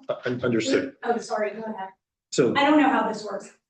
yeah, it's a little unorthodox right now, but the way we left it at the last meeting was that the country school would develop a use matrix, which they have, that it would be shared with the neighbors, and it got shared with our office and with Mr. Green. And that there would be agreement on what we've been calling the baseline of what the current use is, and that would be maintained moving forward. No one got that matrix. And it's also on our website, right? It was posted on the town website with all the application material, and it was shared with Attorney Green, who I assume shared it with his clients. Respectfully, But all the neighbors aren't just, like, we don't know about this. Sorry. But, okay. I just met him just now about, and then it's. You should talk to your client. He's not my client. I know I'm not paid for it, but what I'm saying is the neighbors didn't get, should not have been able. Understood. respectfully, She in a better. No, I don't know. Can you announce yourself? I'm sorry. I'm sorry, I'm Catherine O'Neill. Everyone calls me Catherine. And your address? Your address? 605 Hill Bridge. So you're across Ponus from the country school? No, I'm back up to this. Okay, Oh, okay. thank you. Got it. And anyway, I was talking to a lot of other neighbors the past 2 days. People did not get letters. No one got matrix. People are very upset. We just want a little bit more time so we can figure out what's happening. Okay. I'm very uncomfortable and a little bit scary. And then also about the chemical part. And I know that maybe other people do it, but it is concerning. Done a lot of very, very quick research on just chemical, like downfall into water, what it does to wildlife, bees, butterflies, everything, all that turf. It is concerning for me, my family, I think a lot of the other neighbors, very, very concerned. So Understood. it's not just Mr. Mann, sort of this. Understood. Mr. Green, respectfully. So we're gonna need members of the public to talk into mics Yeah, because the Yeah. Zoom, Are like, we taking we're public not really comment again? getting Like, what this is happening right on. now? well, Yeah. at this point, I mean, we closed public comment, but I know you submitted a rebuttal letter today, right? Public comment was not, It was at the last meeting. it was not. So for clarification, the public hearing is still open. It is up to the chair to determine if public comment should be taken for a second time. Okay, fair enough. Yeah, the way it usually works, if I may, is that the applicant presents, then the opposition presents, and then the applicant concludes. Otherwise, this goes on forever. Understood. And the only item that was left open was this chart. I agree.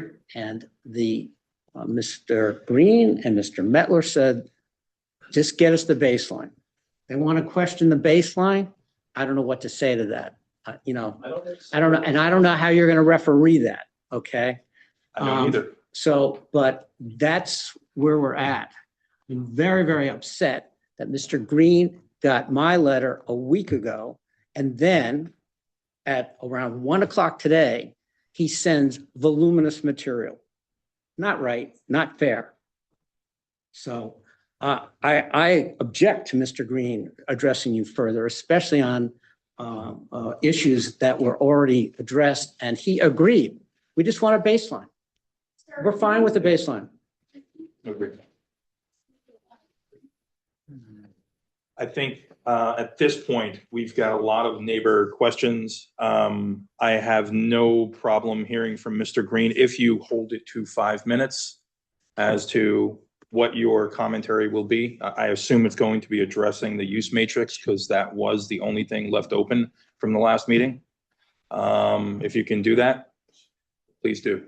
Respectfully, at 3 hours and 28 minutes and 30 seconds of the last hearing, the chair indicated that the school would submit these materials and the public would have an opportunity to comment on whether the representation by the school aligns with their experience in the school.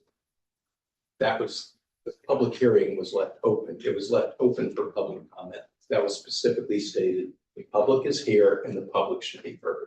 That's not exactly what I said. It wasn't that it aligned with the public, that it represented what the current use was for the fields, and that the public was receptive to that being the baseline moving forward.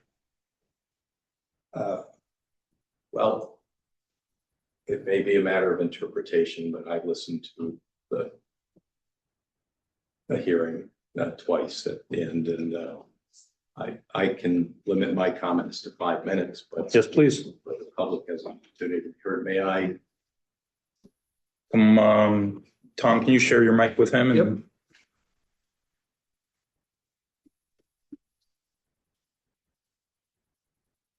Or we roll the chair away? Yeah, the gentleman sitting in the rolly chair.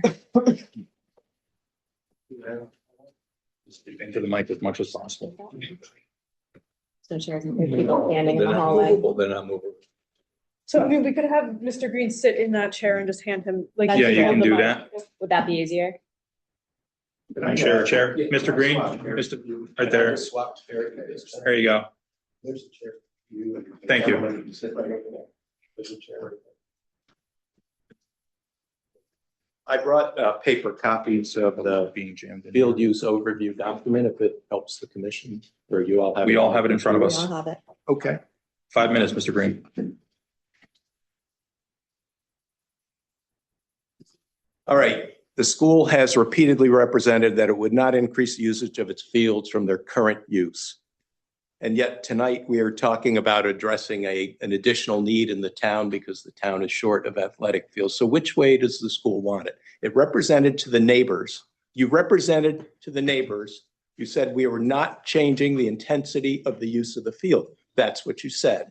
And tonight you sold this as an amenity to address further field needs in the town of New Canaan.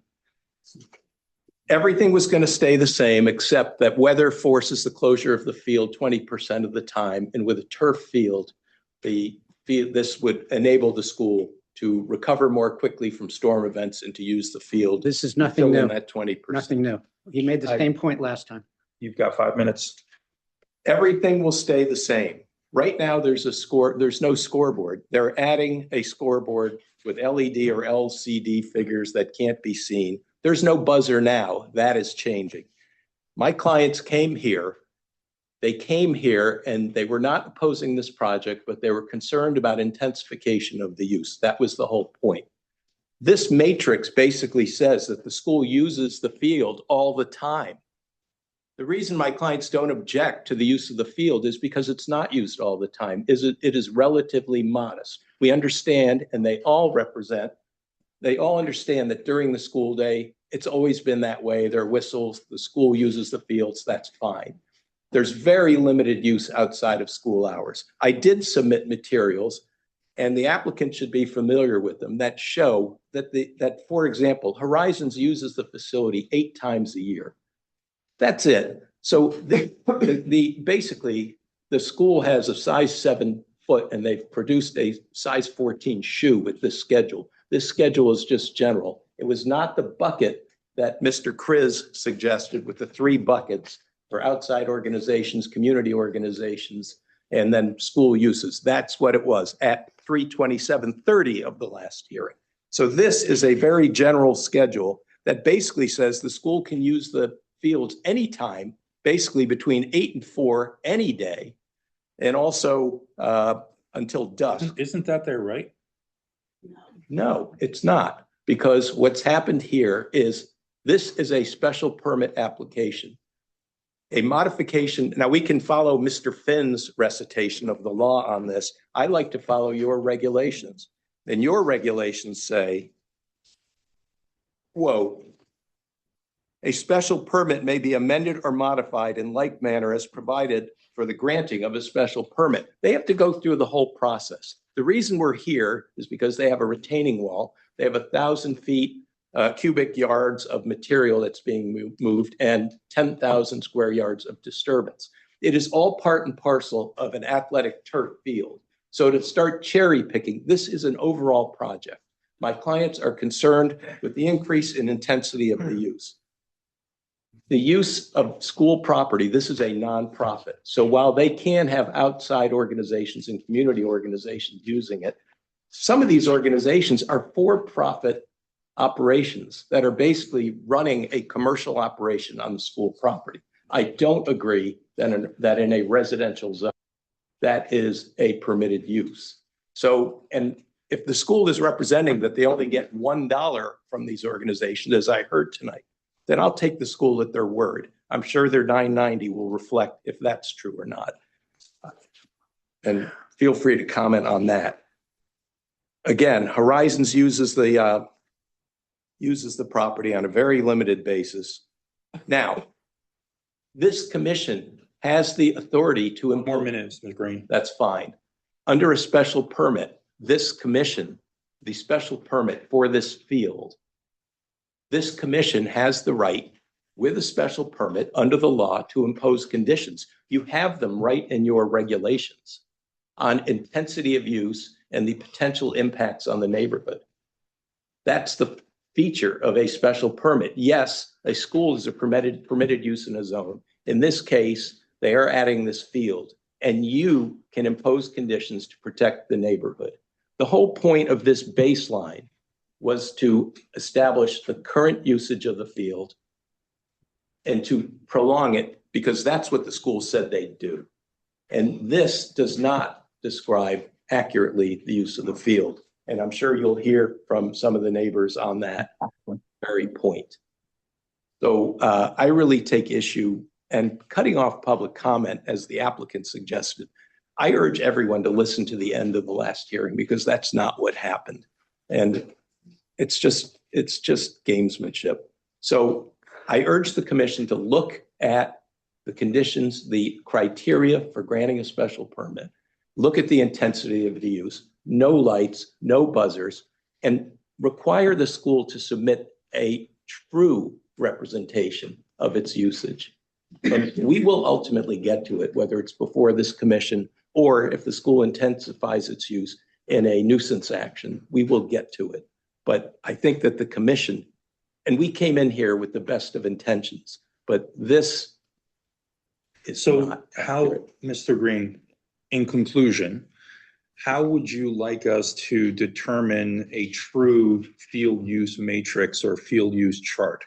Considering this is a usage chart that the applicant has submitted, you've had to review it, you submitted comments today. There's members of the public that have said that they have not seen it yet. So how do we know that it's not accurate? Well, Mr. Metler will tell you it's not accurate. The materials I submitted are just the High Horizons materials for the use of the school that say they only use it half a day, once a month. And that's what their chart says. It doesn't. Horizons uses it once a month in the fall and in the spring.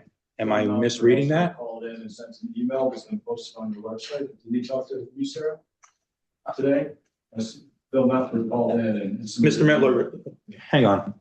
Let Mr. Green finish and then. No, the problem here, the fundamental problem here is this matrix that has been installed, that has been submitted by the school, basically suggests that the school is constantly using these fields. And that is not the case. Outside of the school use, there are intermittent games on the weekends. And really, the Green Dragons that rent the field only use it on a very limited basis from like 6 to 7. And the way this doesn't do anything. This would suggest that the only time the field is not in use is weekdays. It looks like from 4 to 5 in the summer, but it would suggest that the field is used all day long, every day, and up till 4 o'clock every weekend. So the school will say, when the use intensifies, the school will say to us, well, look at this schedule. We use the field all the time. That has not been my client's experience. That's why they walked in here and said, we have no problem but we don't want it to change. And the school stood before you and said, we're not going to change it. And now suddenly it's sort of creeping into this, we shouldn't have any restrictions on us at all. And the fact of the matter is that you do have the authority, and look at your special permit standards specifically say that you can, and I understand you're probably not going to do this because for the reasons you talked about, you can speak to environmental protection and conservation. You can speak to, I don't know what they're talking. you specifically speak in your regulations to regulating the nature and intensity of the operations involved and conducted. So you can do that. You can specifically talk about location and use, that it won't hinder basically adjacent land and buildings. You can regulate loudspeakers and noise. Mr. Green, you don't have to recite the entire regulation to us. We've already been through this and we've addressed those concerns specifically. The applicant has already agreed to restrictions on lighting, to restrictions on sound. They're providing a baseline for the usage. Again, I ask, are you requesting that the client give you a hour by hour breakdown of when they're proposing to use the fields? Because that seems to be where you're going. Whereas this matrix is more general, which you would agree, and it gives it, time of day and season and, whether it's a weekend or a weekday. Here's how I see it. My clients came in here in good faith. The school's saying they're not going to intensify the use. The idea was to submit basically what the current schedule is in terms of actual usage. And honestly, these things never become a problem until they're a problem. So the school could have said, for example. What are you looking for, Mr. Green? I'm looking for more specificity in terms of the true hours of use and not these broad windows in which the school can conduct any activity. But, and my concern is that you're essentially asking us to be a trier of fact on this condition, right? They've put forth a document, and I think to the applicant's point, 6 hours ago, we got a response from you that is a few printouts from, some other leagues. It just procedurally, it's very hard for you to make a substantial rebuttal to their that's paper without without providing something more substantial and doing it this late, I know we don't have submission deadlines. I don't know why we don't have submission deadlines. Maybe we should, but I think right before the point. So that's basically what you're asking us to be a trier of fact. And I don't know if you've provided enough evidence for me or for you to rebut their document. I can't. Well, my client will testify as to what he's experienced in terms of the use of the field. So you make a good point, and I understand that, and the burden is high, and it's hard for me to know. I thought when we left here that the school was going to provide an itemized list of the actual use of the field over some period and by whom it was used. Mr. Kriz had made, again, that specifically identify, and another commissioner who's not here tonight said, please identify who's using it and when. And that's what this chart does. No, it provides broad windows. And that it says who's using it and when. And so then you're looking for hour by hour granularity, which is what you should provide if you're going to contest it. But this would suggest, well, how can I do that? It's March. There's no play right now. This suggests. Look, we're the decision maker. You bring the information to us, and we do the best that we can with the information. My clients will tell you that to suggest that the school field is used in the fall on weekdays from 8 a.m. to dusk is just not true. It's not true. And on weekends, it's used constantly from 8 a.m. till 4 p.m. It's not true. Okay. Mr. Green, thank you. Absolutely not true. My last point would be this notion of precedent. Precedent is not part of your regulations. When you impose conditions, it's not a matter of what did you do with another project? What did you do at another school? Like tradition starts today, and you take these on a case-by-case basis and you apply conditions as you see reasonably necessary.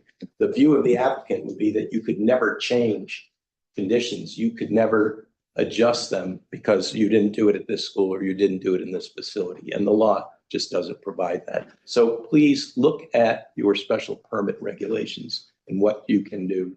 And I know that my client would like just an opportunity. Thank you, Mr. Green. Thank you, as always. Mr. Mettler, okay. My name is Karen Smith. Please limit your comment. We're gonna need the mic to be used. You're gonna have to, sit. you're gonna have to sit at the mic. Please state your name and your address and limit your comments to 3 minutes, please. Mr. Chairman, just for the record, I believe Ms. Sneerson has, Mr. Green says he represents Ms. Sneerson, so. Does he? Yes, but I would like to speak on my own behalf as well. What? Okay. Okay, 2 minutes, 3 minutes. 3 minutes, please. Okay, my name is Karen Sneerson and I live at 6 Wing Road. When I moved into my house in 1980, there was no number. We had to put in the numbers so that the police and fire people could find the house.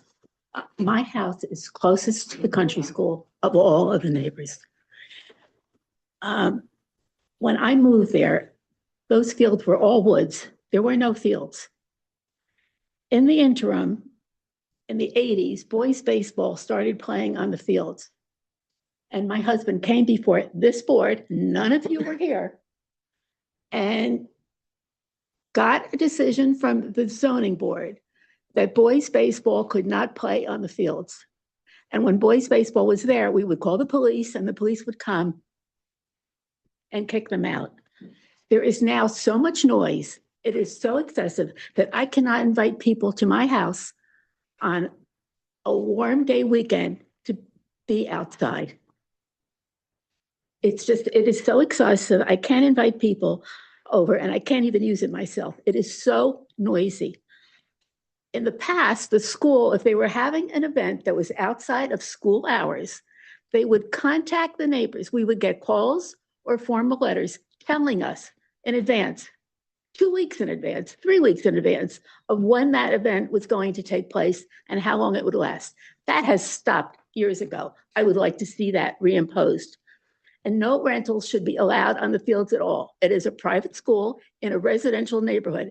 It is not East School. It is not the high school. It is not any of the public schools on town land. It is private land in a residential zone. In addition, a lot more screening needs to go up. In the past, whenever the school came before this board, screening was put up. Sometimes they did it voluntarily, of trees to hide the visual impact of the players. They were there today. They were there yesterday. And if this artificial turf is installed, it's going to mean that more land can be used, more fields can be used at more hours by these teams. So please, put limits on this. There have to be limits. Thank you. Thank you. Mr. Mettler? My name is Stephen Mettler. I live at 2 Wing Road. When the original presentation was made on March 9th, the proposal is for the safety of the students and for the usage of the students. That was the initial presentation. Post the presentation on March 9th, when I actually went and because I'm sorry, we're all busy, right? So I just hadn't done that much research. And you get into it and look at all the website, find out what's going on here. It's kind of shocking. The website has 7 pages of marketing material to rent out their facilities. It's amazing. The country schools. The country schools website, 7 pages of, you can pretty much rent anything you want at the country school. Listed on their website, their strategic priorities, revenue expansion. This is not about giving country school students more access to fields. This is not even about giving people from the town of New Canaan access to more playing fields. This is about money. This is a burgeoning commercial enterprise in the middle of our neighborhood. If any of you live next to this, would you want this going on right next to your house? I don't think so.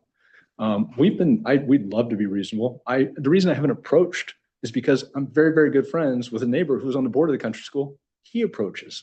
We don't all have to individually approach. So we're kind of shocked. I know Bill Mountford submitted a document. He's traveling. He'd like to speak as well, I think.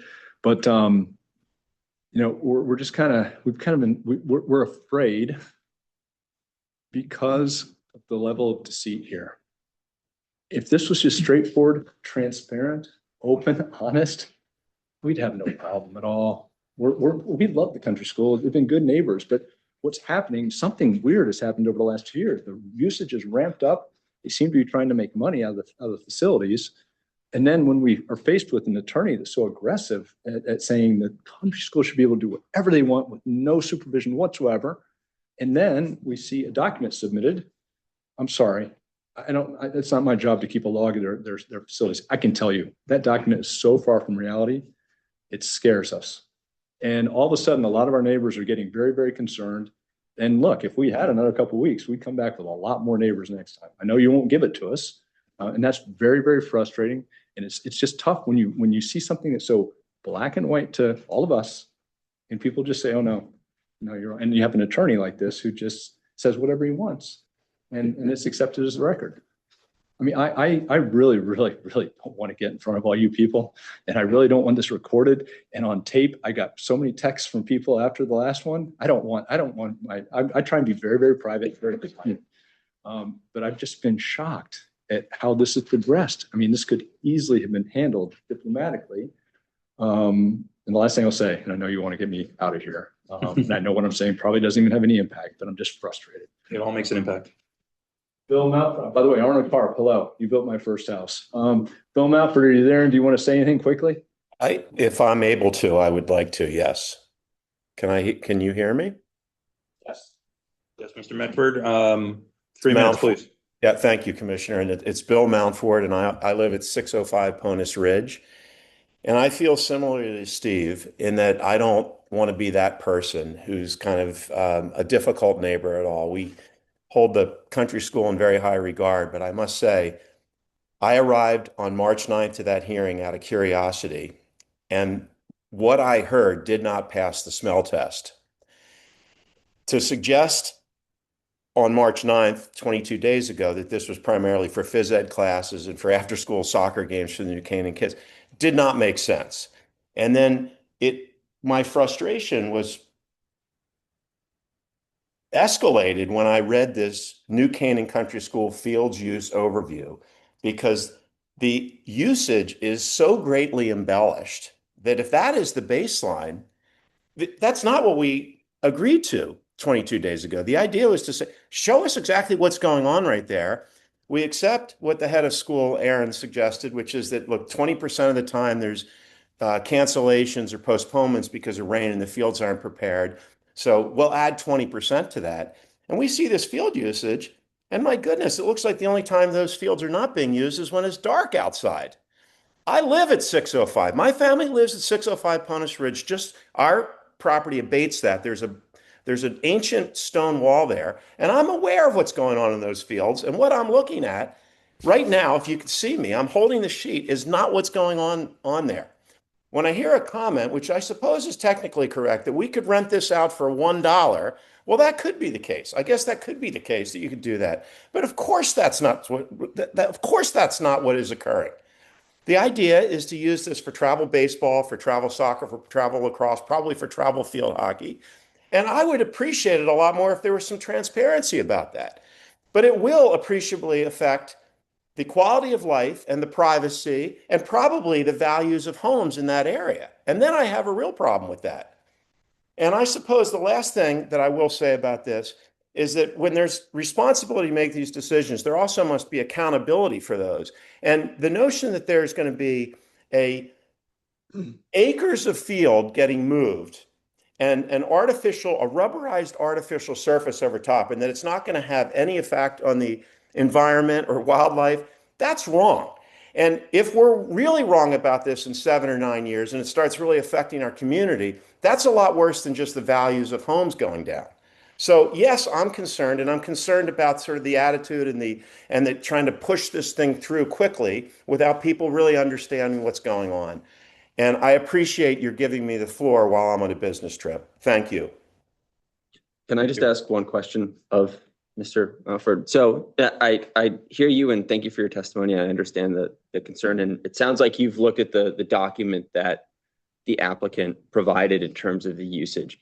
Yes. What document do you take objection to specifically? What part of the document do I take exception to? Yeah, right. So, looking at it, they've provided a general usage, outside organizations, times during fall, winter, spring, summer. What are they not? What are they telling us that's not factually true? We're asking for a baseline of how often the fields are being used. And there's an indication that the field is being used from 8 a.m. to 4 p.m. That's not accurate. So what is accurate? I beg your pardon? What is accurate? Well, I looked out the window last weekend, and it was a really nice day in March, and none of those fields were being used over the weekend. Zero.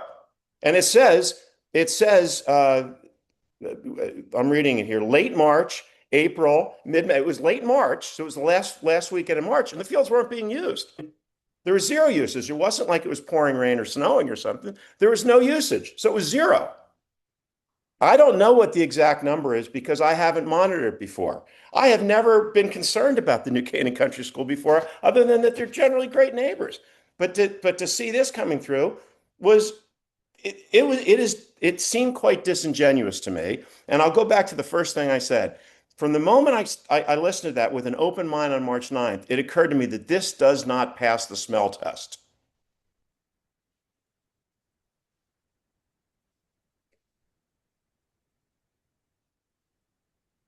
Thank you, Mr. Medford. Thank you. Is there anyone else in the public that would want to speak to this application? Well, I'm a little torn. We left the March 9th meeting understanding that there was a good working relationship between yourselves and the neighbors, and that what they were looking for was a baseline of activity on the property that would go into record, and anything above and beyond that would need approval. You've heard all of the neighbors' comments, Mr. Green's comments. What can you offer or suggest that might help to assuage their fears? Thank you. Sorry, could we just pass the mic Microphone. over? Yep. This is Aaron Cooper, head of school, New Canaan Country School.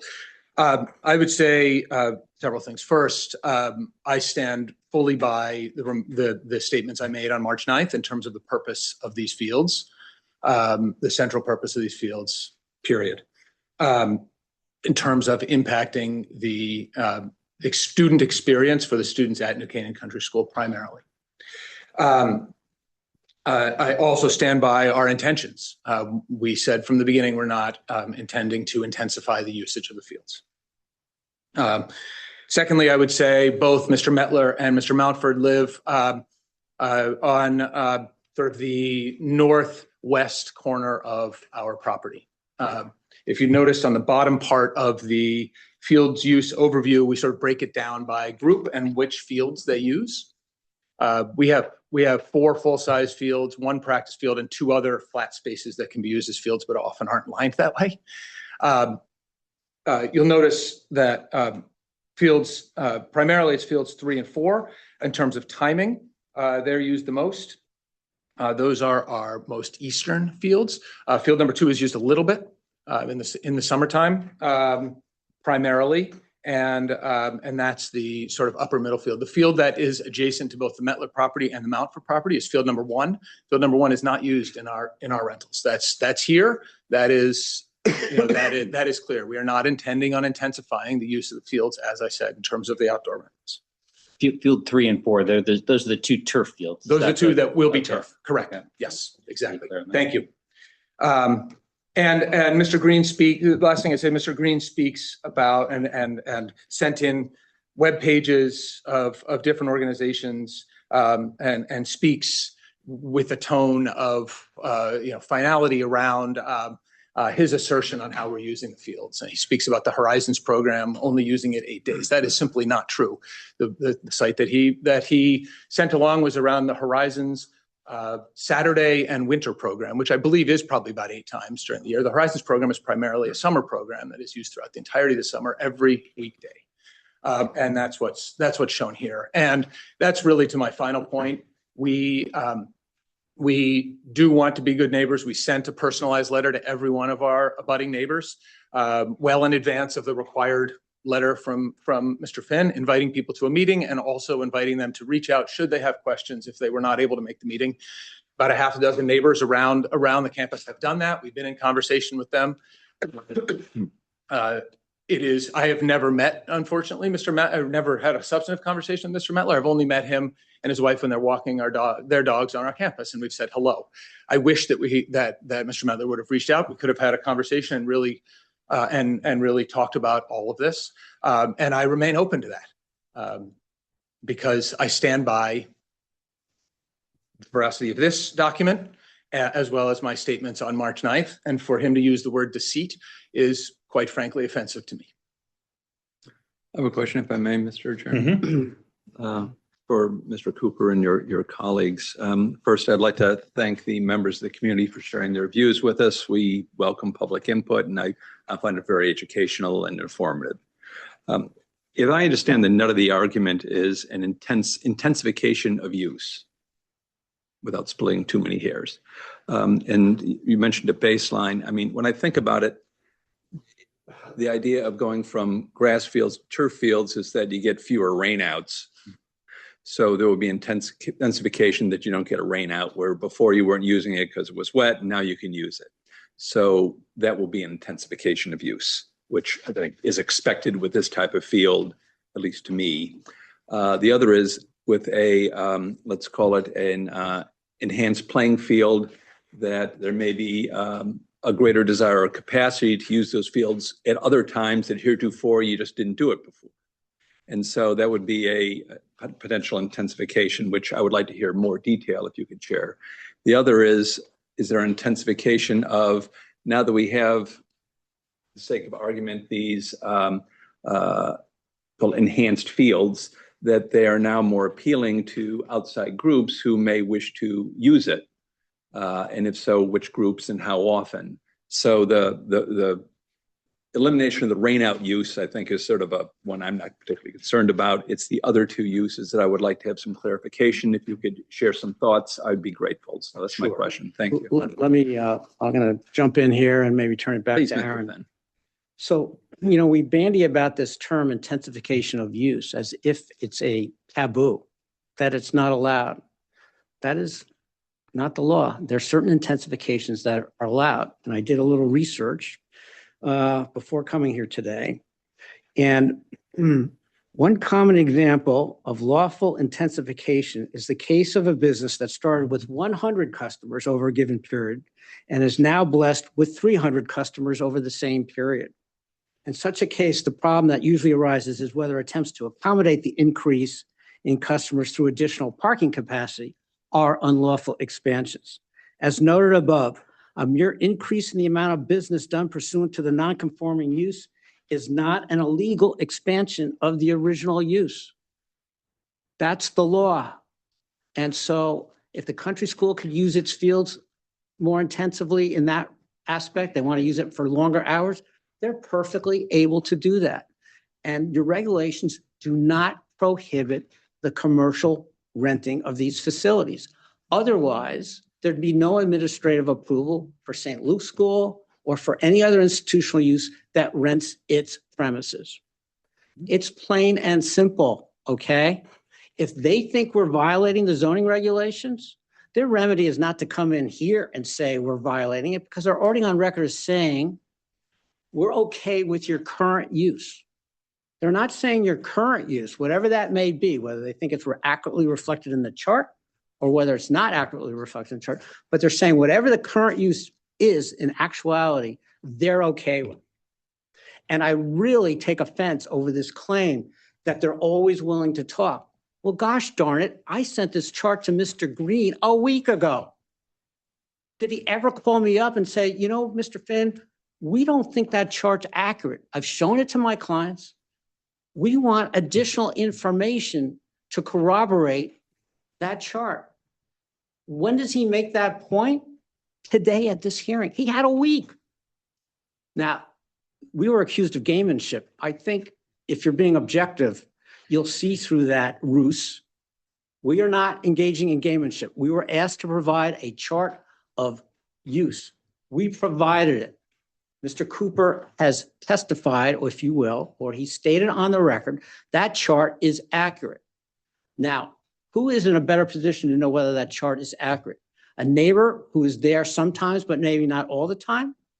Or the head of the school who's responsible for knowing when his fields are being used by outside entities?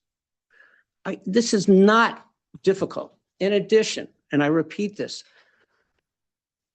there are limits on the conditions you can place. If you accept Mr. Green's argument, he would tell you that no matter what the special permit application is, you can place whatever restrictions or conditions you want, regardless of whether there's a nexus to the application or not. Again, that is not the law. I read to you the law, and I'll give you the name of the case. It's Kobe Luck. I can give you the site if you want. So, sorry, Mr. Benton. Just a question. When you allow outside groups in, I assume they have to sign a form, pay a fee, all that. So that would tell me that you have an audit over the last 12 months of every day the field's been used. Is that correct?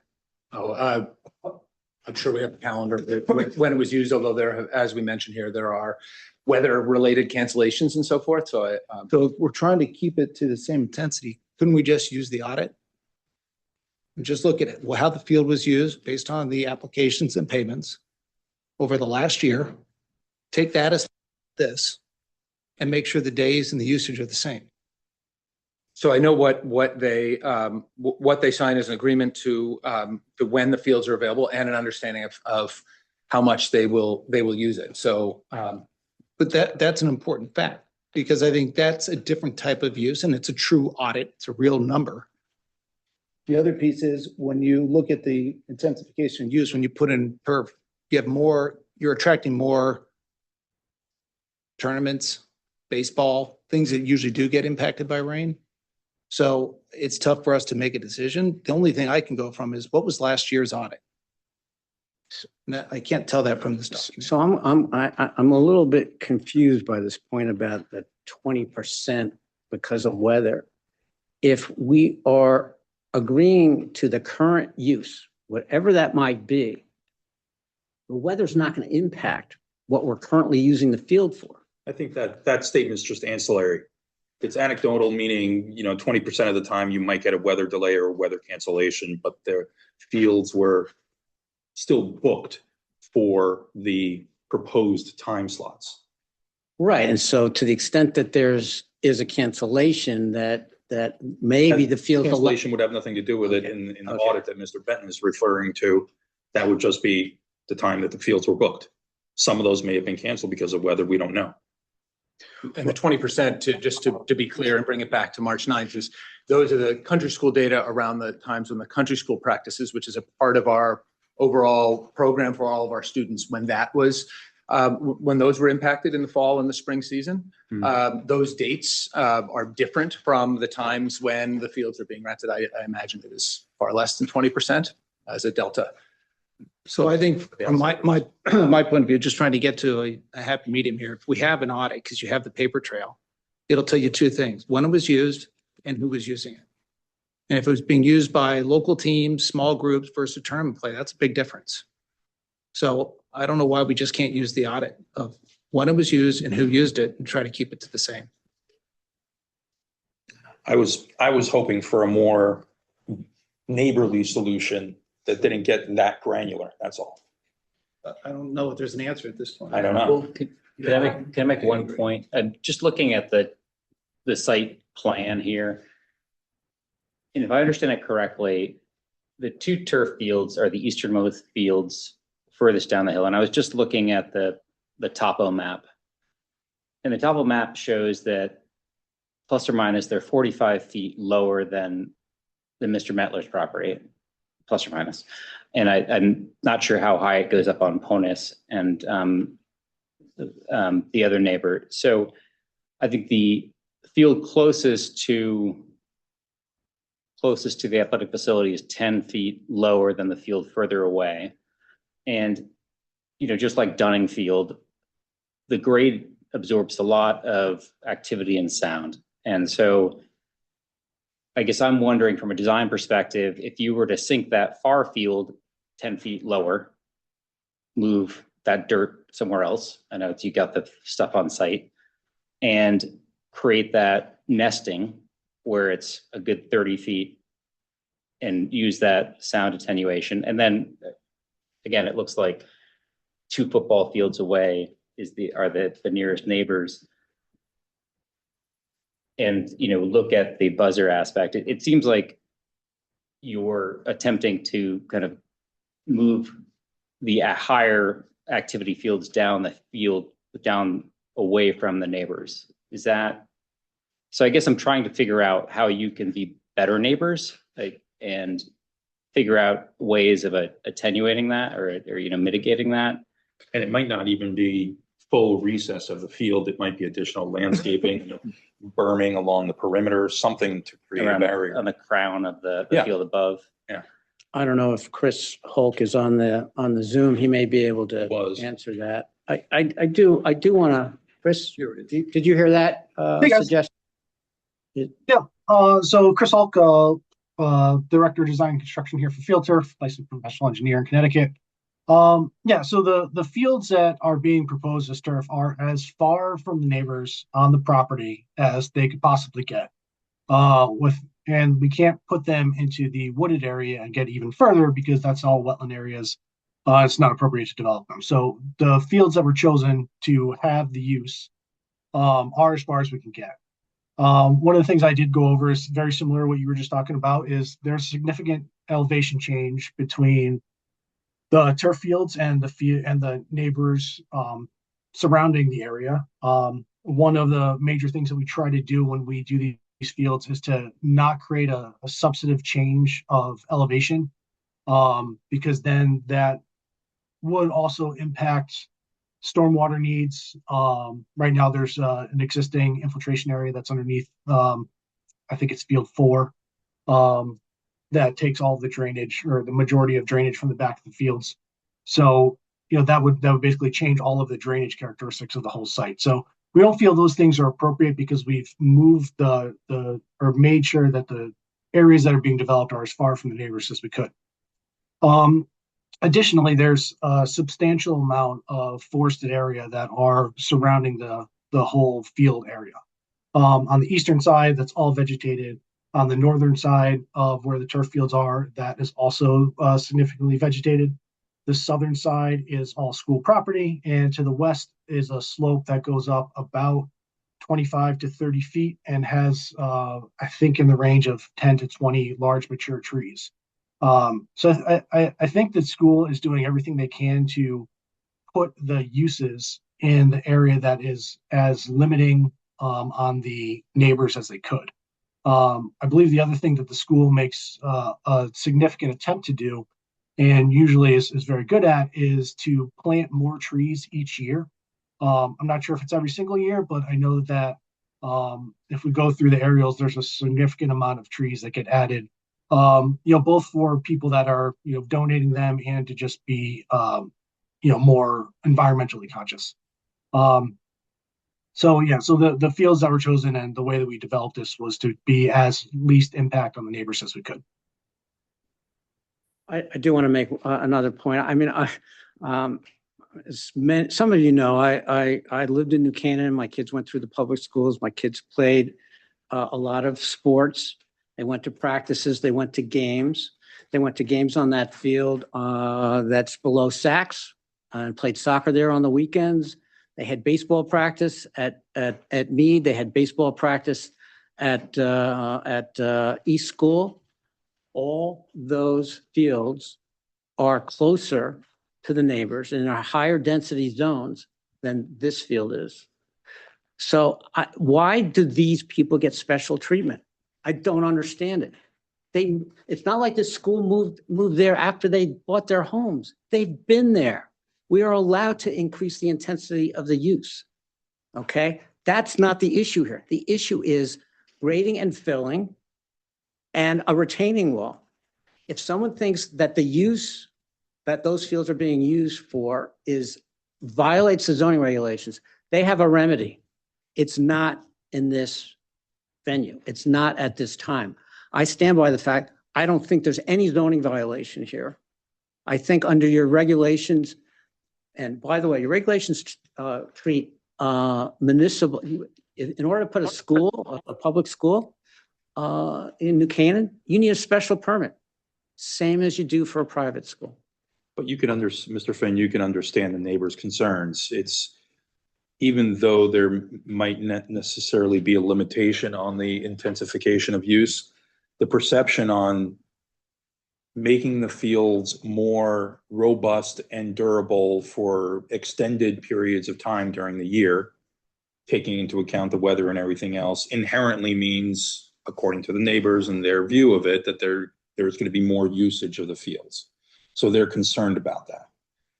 I think what we're trying to get to is just figuring out a way to be able to convey to the neighbors that the existing usage, and I understand the field use overview, right? You're giving almost a full day time slot.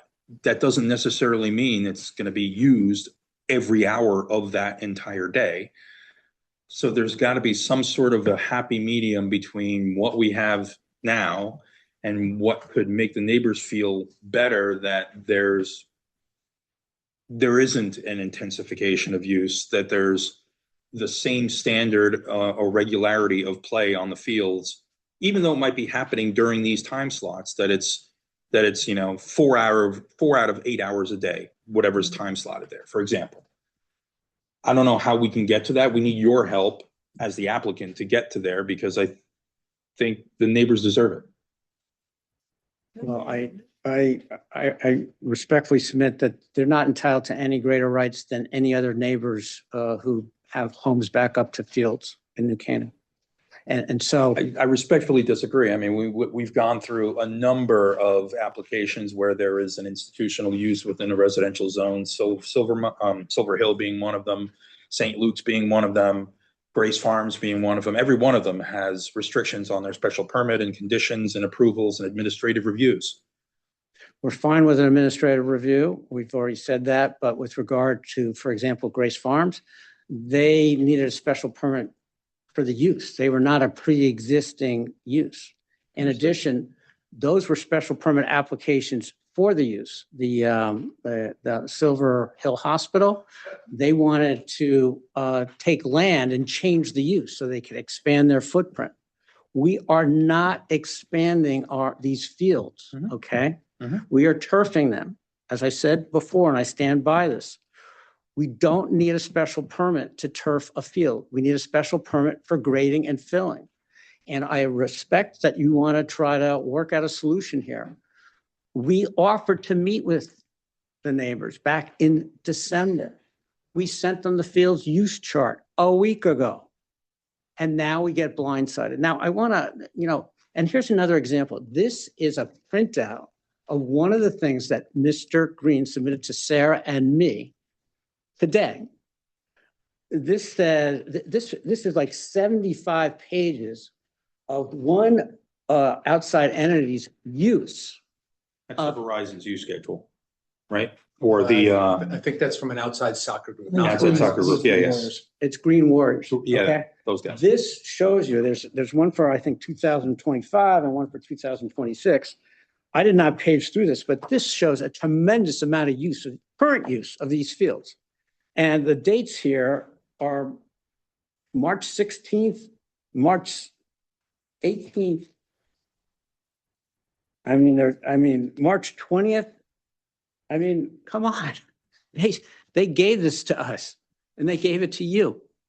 How, if they can do this, why couldn't they point out what's wrong, what's inaccurate with this chart? Why do they come in at really the 11th hour and say, this chart's not accurate? They had a week. It's not fair, Mr. Chairman. It's not fair. And I don't think it's fair to single out New Canaan Country School and treat it differently than any other public or private fields in New Canaan. You're setting a precedent. If you try to restrict this, you're setting a precedent. all these other neighbors can come in and look, Mr. Green talked about a precedent.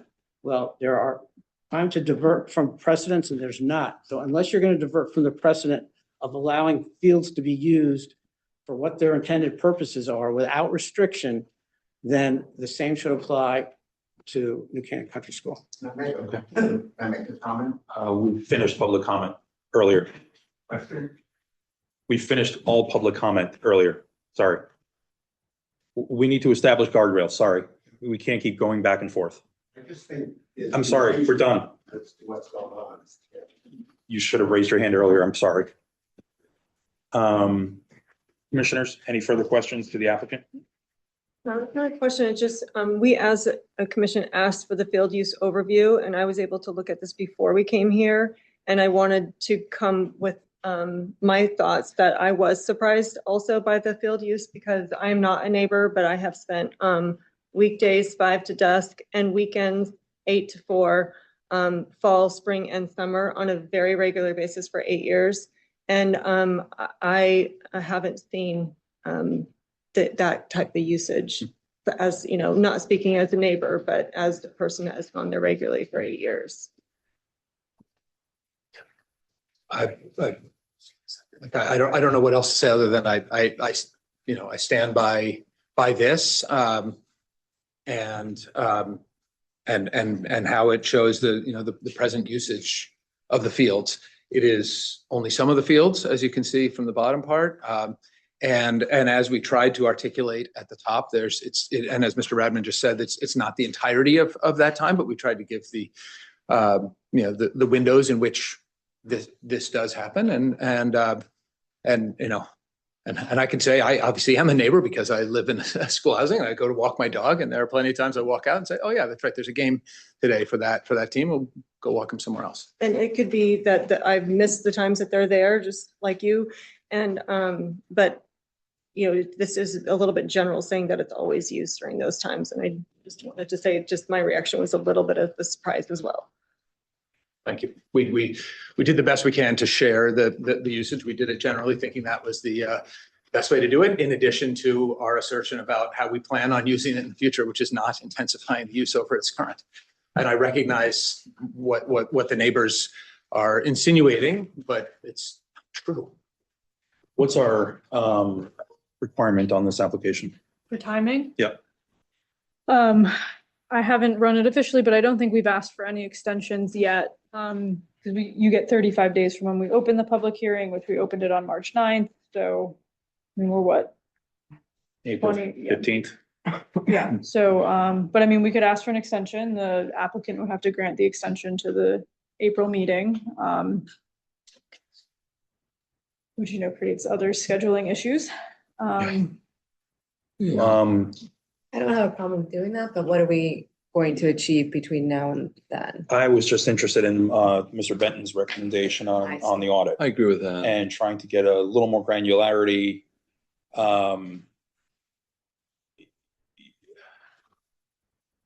I would agree with Ms. Larson's description that it appears to be more intense than it really is. I guess that's the best way of describing it, from everything I've heard. So if there's a way that type of an audit could produce a document that says, your weekday use during the different seasons for the school itself, I don't think anyone disputes that. And I think there needs to be that type of flexibility. But the concern is on the youth soccer and the other programs coming in, and you've provided the windows and the fields that they're going to be playing in and the windows of time that they're going to be there. But if there's something that you could give us that could say, typically, and I'm making it up, 3 games on a Saturday, 3 games on a Sunday between these time slots. Maybe that's enough to get us there to say, okay, that's going to be the level of usage that this chart, it's sort of putting a couple of footnotes into this chart to give it a little more detail to reconcile it with that type of an audit. Does that make sense? I would say, just to be, a little more specific, fall 2025 just happened. Can you submit what was done in fall of 2025? Spring 2026 is upon us. Can you submit who's doing what for spring of 2026? Yeah. And I mean, I would assume summer of 2026 is relatively planned out as well, maybe not. Summer of 2026 is hopefully going to be construction of these. Okay, so then summer of Or 2025, 25, yeah. then, you know, With the understanding, so yes, of course, and with the understanding that spring of 2026, there's likely to be a rain out around this time slot that's currently scheduled, and that team would move. I don't But I don't think that- rain out's not the concern. The concern not is the it's the concern. scheduling. The rain outs happen. Right? And we understand that your proposal is to, avoid that and work around it as best you can, just scheduling. Mr. Chairman. Thank you, and I appreciate that that's not your concern. I don't know that we won't sit here again and have the neighbors say, well, on this Tuesday at 5:30, there wasn't anything because I was out there, and we say, well, it rained that day. So We're trying to avoid Mr. Green coming back at the next meeting and having a rebuttal for things that were submitted too late, right? So if that's information you could provide to Mr. Green and all the other neighbors, let's say within the next week, right? That would give them enough time to digest it and hopefully feel comfortable with it, be able to reach out to you and communicate whether they are or not, and be able to submit it so that we can close the hearing, move on, and rule on it next month. Mr. Chairman, I mean, my question on intensification begs the question of, well, where are we? And I think Commissioner Benton's comment of let's find out where we have been will provide that sort of real, actual baseline as opposed to, well, it could have been anywhere between these 8 hours, but maybe it got rained out. Maybe they're only using it 2 hours. I don't know.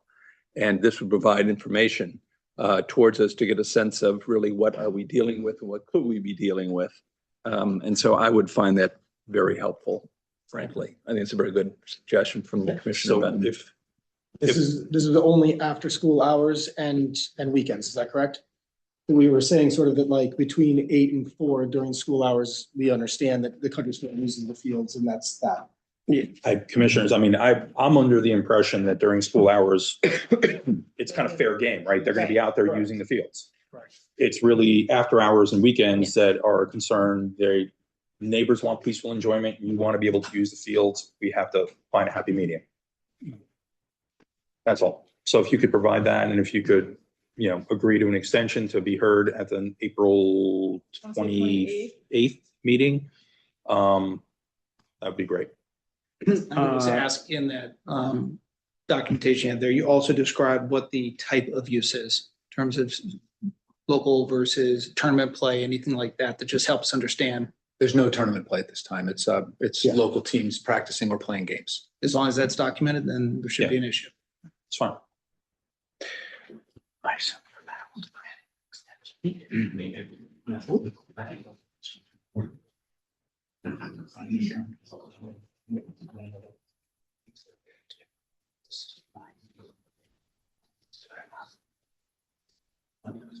we're not changing things like that. I want to check the website because it's incongruent with what he said. There is a concern because of when this field needs to begin construction. So we are willing to grant an extension with the understanding that the next hearing is going to be based on confirmation about the use of the field by outside entities. And we're not going to get into sort of a redesign of the field that requires another meeting. I don't think anyone's discussing a redesign of the field.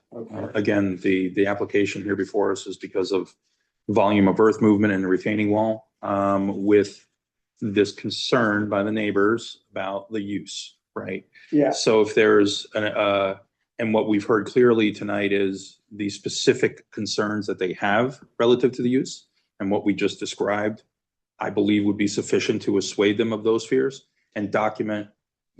I don't think there's going to be much assuaging the neighbors no matter what we do, Mr. Chairman, but time will I'm tell. optimistic. Time will tell, and I hope you're right. But I will say that, so we'll agree to an extension, but I want to state for the record that agreeing to the extension for the purposes of submitting additional materials about the use of the fields does not undermine my position that the use of the fields in connection with this application cannot be the subject of a condition legally, okay? So, but maybe we can work this out and everyone walks away happy. That's what we're hoping for.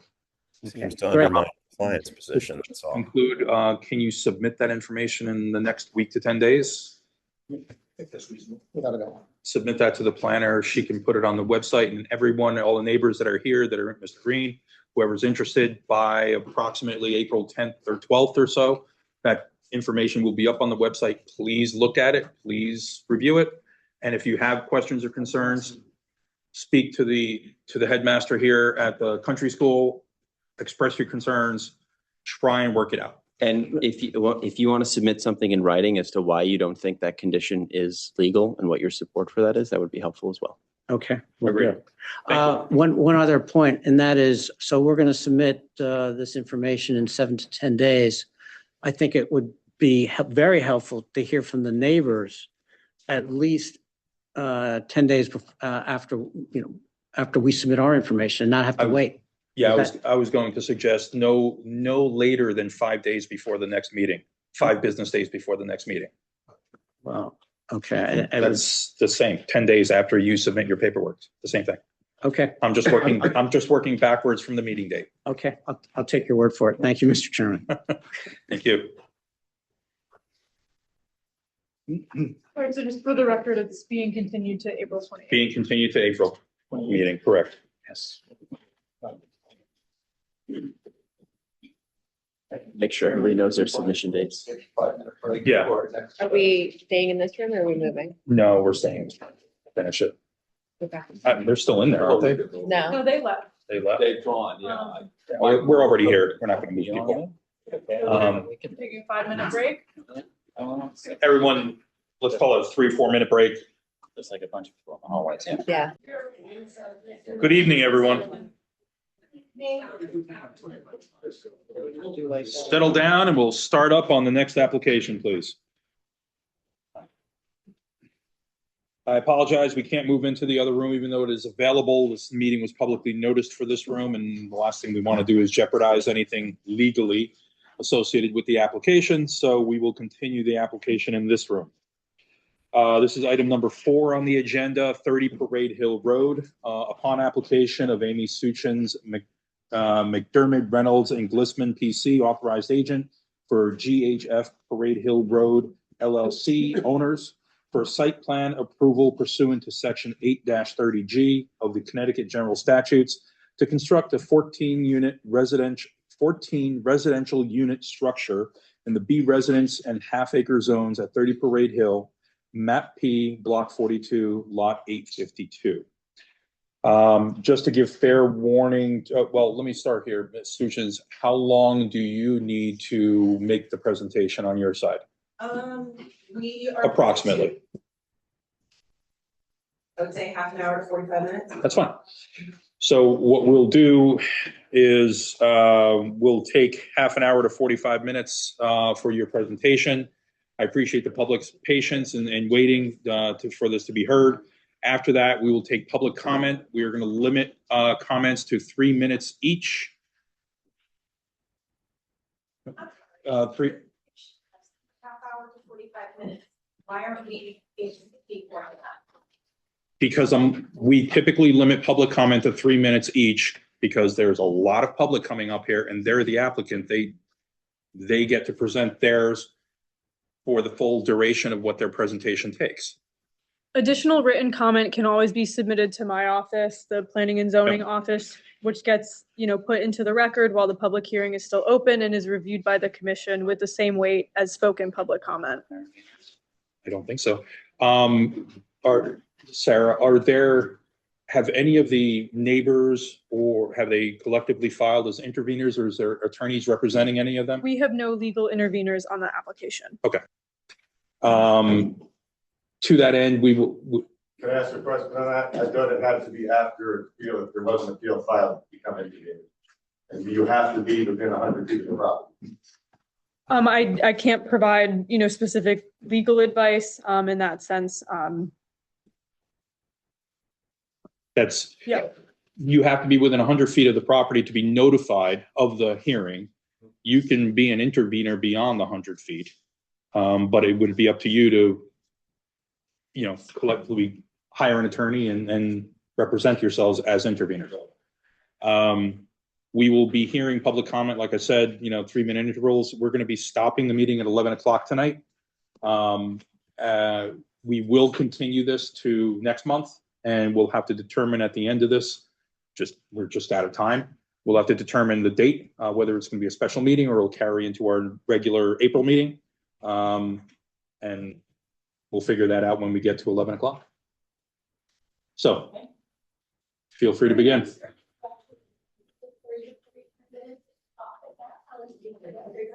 Mr. Chairman, I'm sorry. I'm being pretty patient about public hearing procedure. Yeah. We have not opened the hearing. So we're going to open the hearing and there's going to be comments or questions. I'll address it. Thank you. I'm sorry, whoever was speaking in the back, please hold your comments till the public comment session, then feel free to come up and say what you need to. Ms. Thank you. Hitchens, don't forget to turn on your microphone. I can see they're red. Yeah, turn on both microphones. Thank you. Go ahead. Okay, Amy Suchins for the record, here representing the applicant Garden Homes Fund, colloquially. Just a couple of procedural items. This is the start of the public hearing. At your meeting on March 9th, we had done a fairly substantive presentation, got a lot of questions. That was technically not part of the public hearing. So what we have discussed with your staff and the town attorney is to have, and I would ask that video be included in the record. We didn't have it transcribed or anything else unless we needed to, but I just wanted to make it clear so that way all the information and questions that you asked, as well as we provided, is all in the public hearing record. Yep. And then the other thing, the notices. That's not you. We're good. Okay. Obviously, the notices were mailed and the receipts were sent to staff for the public hearing. So just as a refresher, as you noted at the beginning, we're here on 30 Parade Hill. The property is located in the B residence and the half an acre zone. The proposal is for a 14-unit assisted housing development. It's 10 2-bedroom units, 4 3-bedroom units. We included and discussed at the last meeting the 2 different affordability plans that are included, what we'll describe as the 26-point plan and the 10-point plan. There were some questions about how this qualifies as assisted housing. It's 2 reasons as the reminder. One, there are units reserved for tenants that will have vouchers. And then secondly, that we have governmental assistance in the form of the sales and tax use exemption. Those were among the questions. And I did want to some of the things we had submitted after the last meeting for you tonight, as well as a couple of staff related items that have come in. We did receive confirmation, and it's in your materials, that the wetland staff did do a site walk and confirmed our wetland scientist confirmation that there are no inland wetlands on site or any work within the regulated activity. As part of our presentation tonight, our engineer, Derek Donnet, who's sitting right next to me, also will walk you through the presentation, but he did submit a letter, revised plans, and an updated drainage report that he'll discuss. At your request, while we think it's a very modestly sized development, we did submit the traffic study. Kermit Hua, who's our traffic engineer, is also here and can address those findings. I think they're, as you see, they're pretty minimal.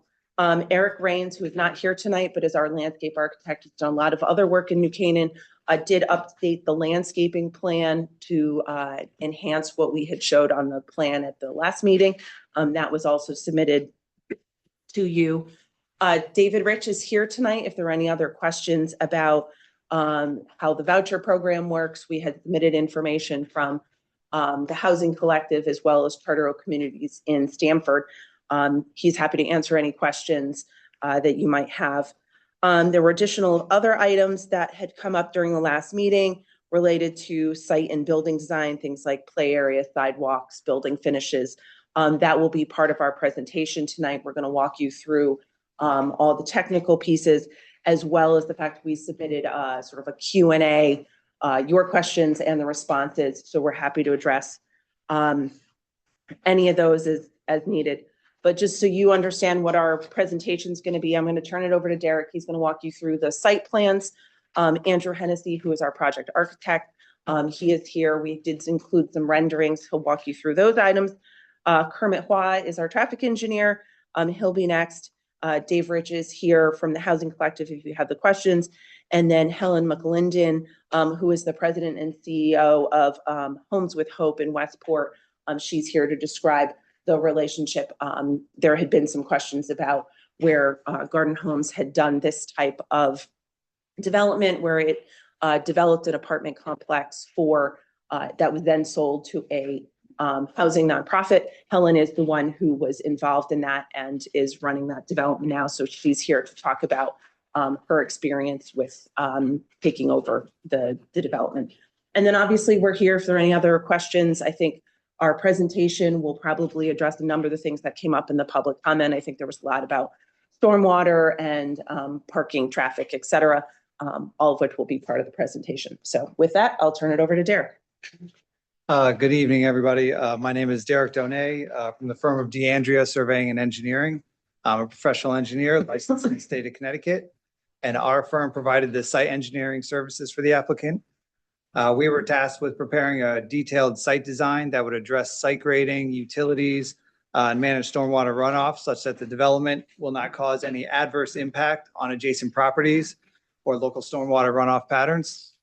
I'll quickly touch on the site design aspect of the development to help you understand how we achieved our site design goals. Richard, if you go to the first one, the next page. All right, so first I'll review the existing conditions with you.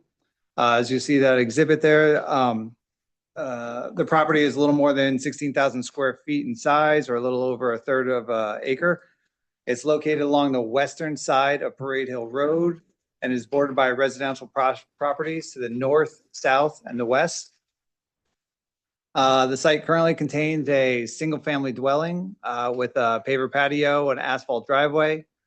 The remainder of the property consists mostly of well-manicured lawn areas with a line of trees along the northern and southern property lines. The site generally slopes moderately downward from west toward Parade Hill Road. And as you can see on the exhibit there, the town right-of-way shoulder along the western side of Parade Hill Road is very wide, ranging in width from approximately 50 feet at the northern end to 65 feet at southern end. So the actual property is set pretty far back from the road.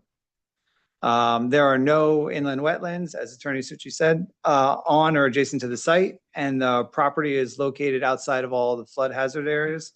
However, the 5 Mile River is located nearby behind the properties on the other side of the street to the east.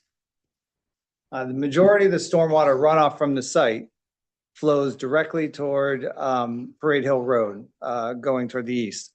A small portion of the site along the southern property line first directs some stormwater runoff toward the adjoining property to the south, before that eventually flows toward Parade Hill Road.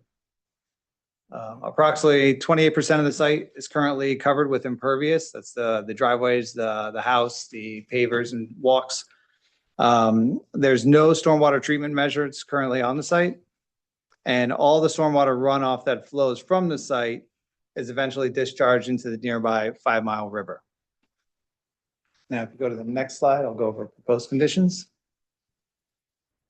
So this is the proposed site layout. So the development will include the following. It'll be the demolition and removal of the existing dwelling, driveway, and hardscapes. The construction of the new 14-unit affordable housing apartment building set toward the middle/rear of the property. The construction of a new driveway entrance and 16-space parking area in the front of the property, including one ADA handicap parking space. The refuse area is located in the northeast corner of the property. That's that little orange square on the top of the parking lot. And a playground picnic area has been designated in the rear yard. That's the green square in the back there, just showing where that area is. And then the front walk from the parking area to the building That'll be ADA accessible. And then let's see, the proposed refuse area, although it's located in the front yard, as I mentioned before, it's actually set well back from the roadway due to the 50+ foot wide roadway shoulder in that area. Plus, it will be screened both from the roadway and adjoining properties within a fenced enclosure. And additional vegetative screening has been proposed along its east side, the roadway side of it. The new entry driveway will be 20 foot wide to meet the fire code. And it can accommodate the fire truck turning movements required by the town fire marshal. They had asked us to use a certain truck. We did that in this latest set of plans. Meets that. Let's see, the driveway sight line. So as you pull out of the driveway, as you look north, they're clear for over 330 feet in that direction. Looking south, the sight lines are less due to the curve in the road as you go south. Therefore, due to the limited sight line to the south, it has been proposed to make the driveway exit a right turn only exit. The right turn only exit will be marked with painted right turn arrow on the driveway surface, a lane divider that encourages right turn movements, and right turn only sign at the exit. Let's see, if you go to the next slide, I'll talk about the utilities and drainage. All right, so for the proposed development, they'll include the installation of all new utilities to the site. So we have new water, which will be domestic and fire coming in on the north side of the building. New sanitary sewer lateral, and new underground electric and telecom services coming in from the south. The drainage, which is all the blue on that exhibit there. So the proposed development will include approximately 9,200 square feet of paved and impervious surfaces. That's the combination of the building and the parking area. That's an increase as compared to existing conditions. So therefore, a proposed stormwater management system has been proposed. The goal of the stormwater management design is to both control peak flow and volume and provide water quality measures to treat stormwater runoff from the proposed impervious surfaces.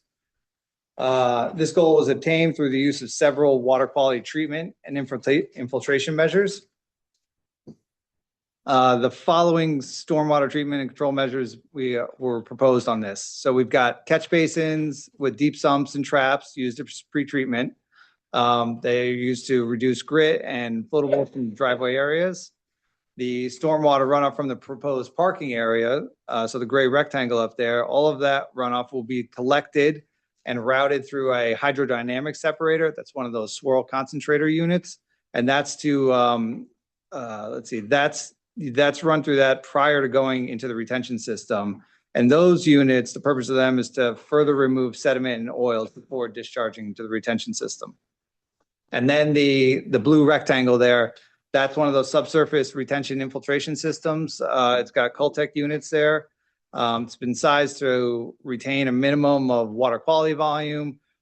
Plus it helps the infiltration in the system, and the size of it, or it was sized also to help provide groundwater recharge and reduce both runoff volume and peak flow from the proposed development.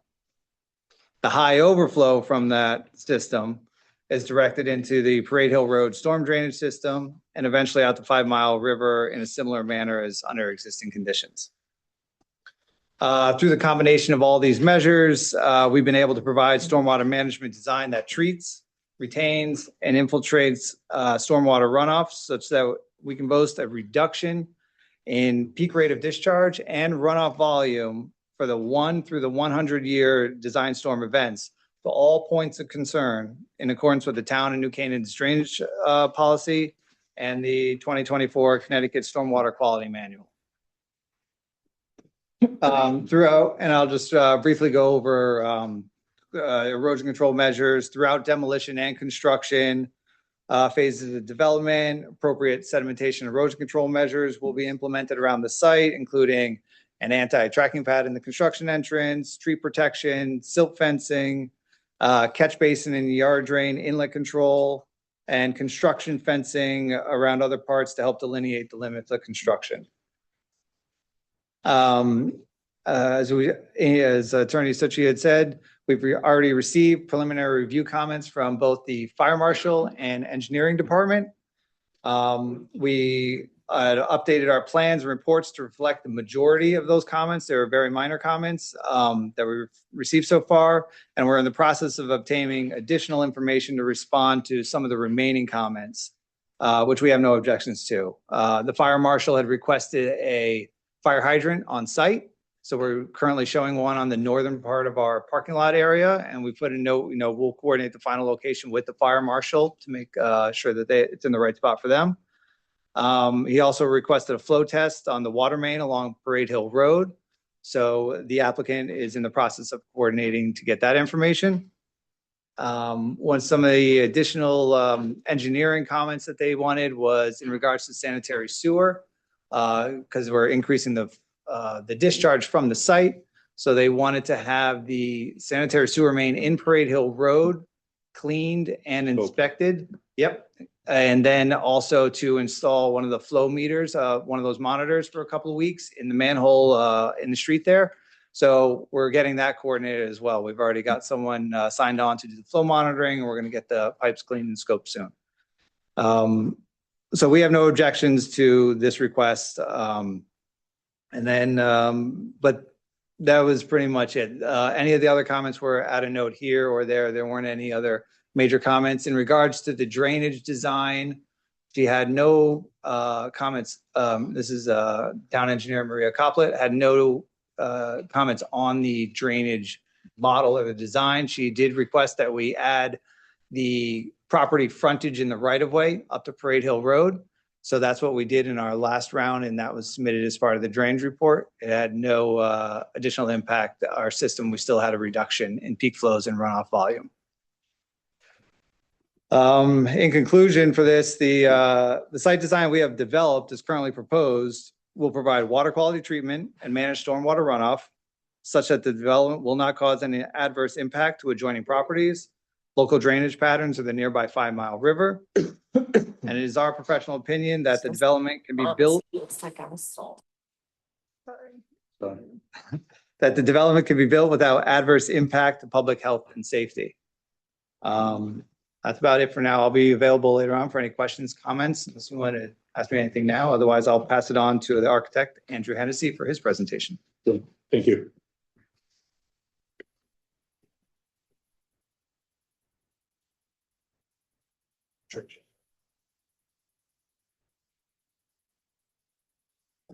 Good evening. My name is Andrew Hennessy. I'm with the firm of A. Hennessy Architects, PC. We have offices in Newburgh, New York. Tonight, we're here to talk about our new 3-story, 14-unit apartment building. Richard, if you could go on to the first floor. One page, that'd be great. The footprint of the building is approximately 3,760 square feet. And it has a total square footage of 13,419. The building does have 14 units on 3 floors. The building height is approximately 38'9" from the post-development average grade. The first floor of the building has the main entrance, as you can see there, entering from the bottom of the page. You can see the walkway leading up into a recess towards the main entry doors. This whole building is set up around the central staircase. Every half a level has 2 apartments. So moving from the first floor, you can see as you come in, there's an apartment on the left, one on the right. The mailboxes are also on the right there. And then you go up or down half a level, and there's another 2 apartments, one on the left, one on the right, and that repeats up through the building. So this is done to create a very efficient way of circulating through the building without additional hallways. It essentially uses the staircase as your hallway and connector to all units. We have a total of 10 2-bedroom units, which average about 740 to 775 square feet each. And we have 4 3-bedroom apartments that average 917 to 942. So on site, we do have obviously on-site parking. I mentioned the mailboxes. The building is, from a code point of view, is an R2 occupancy, which is an apartment building. The construction type will be wood frame, 5B. The building will be fully sprinklered. It will have a full fire alarm system. Obviously, there'll be fire ratings both vertically and horizontally between all units, as well as the central exit. And all units, every bedroom will have an egress window, allowing for the residents to egress and firefighters to get in. There is a handicap accessible parking space right in front of the front entrance with a route to the building. Both units, as you enter on the left and the right, will be accessible as required by code. The exterior design is a clean contemporary detailing where form follows function. The apartments have large windows and a double hung configuration. Please keep the comments down. Thank you. The base building on the end has a take on a traditional three-part facade on either end. This is what I consider the base building. You can see it has a base, a middle, and the overhang and cornice with brackets as the top. That's interrupted in the center by a more minimalist, warm gray element that then has recessed into it are wood that then turns and goes back into the entry atrium, which is 2 stories leading back to the main doors. The siding material, I have samples here if you'd like to see them. System that we chose to use, would you like to pass these around or just show them? Thank you very much. The system that we use is a product called Nichia, which is a fiber cement product that comes in many different styles and colors. Those 4 are the ones that are currently shown on this elevation.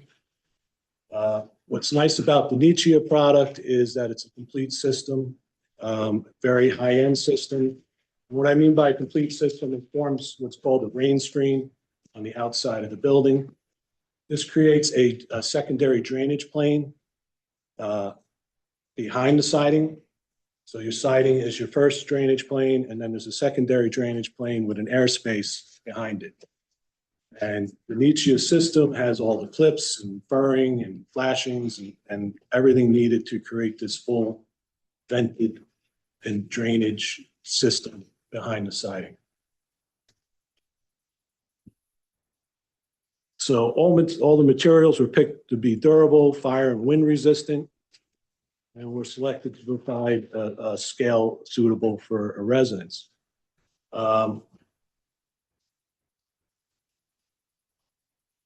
The roofing is a flat roof. We typically do a 30-year EPDM roof. And moving to the interior, all the materials are high quality. The apartments have 9-foot ceilings. All apartment flooring is LVT, except for we use ceramic tile in the bathrooms. Solid core doors with all lever hardware, wood base and trim. All the apartments receive full stainless steel appliance packages, including range, microwave, dishwasher, refrigerator. Each apartment also has laundry equipment in unit. All cabinets are custom made with granite countertops, 42-inch uppers. All the apartments have tubs since these are family units, 2 and 3 bedrooms. Each unit receives obviously a full shelving package. And as I mentioned, 42-inch upper cabinets, as well as additional cabinetry in the bathroom. A lot of time is spent on acoustics in these buildings, sound partitions on all interior unit demising walls, including the corridor, or in this case, the stairwall. The floor systems are insulated for sound and impact noise. And our goal is to obviously exceed building code requirements on that front.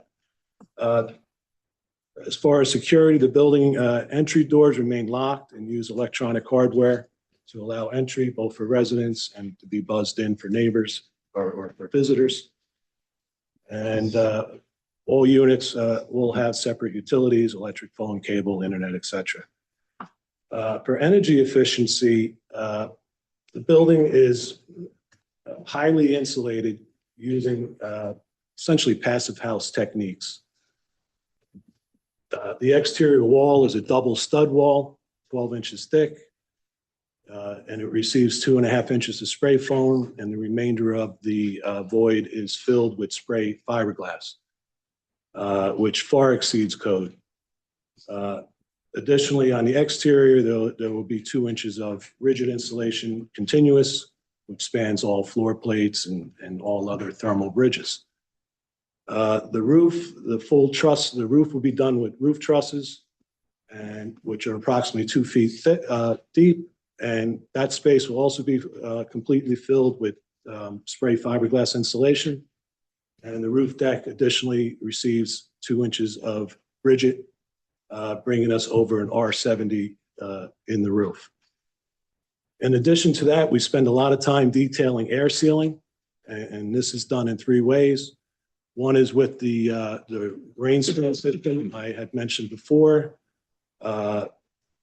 Has a sealed weather barrier behind the siding, which is completely sealed and taped to all penetrations. In addition to that, as I mentioned, we use closed cell spray foam on the interior or the backside of the sheeting on the interior, in the exterior wall system, which does an excellent job of air sealing the building. And we also use a breathable interior vapor retarder that seals to the windows and the outlets and any other penetrations. The windows are triple glazed with low E and argon filled, which roughly gets you to about an R4.5 to 5, depending on the exact spec of the window.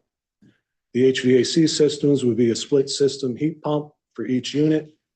The condensers are located on the flat roof area in the rear, so they won't be visible really from anywhere except from maybe planes. And each unit also receives a heat recovery ventilator system for constant ventilation, because as I just mentioned, we make the building very tight. So you need to keep the air quality healthy. All the plumbing fixtures are low flow, obviously Energy Star appliances. So in conclusion, it's You want me to show the other alternative design? Yes. Oh, sorry. Yes, we did. Obviously, we produced these renderings from the last one, and we did a secondary, which is a take on the first one. And the ends base of the base building, as I mentioned before, the 3-part building, we chose some smaller scale design elements, which include a contemporary brick as the base and a shake for the 2nd and 3rd floor, as well as the wall where the entry door is. But the massing of the building is the same as the original scheme that we showed. So if you have any questions, I'll be happy to take them. If there's anything I didn't touch on that you're interested in, please let me know. Not at this time. I'd like to just get through the presentation. The rest of the presentation. Okay. Good. Get out of the way. Thank you.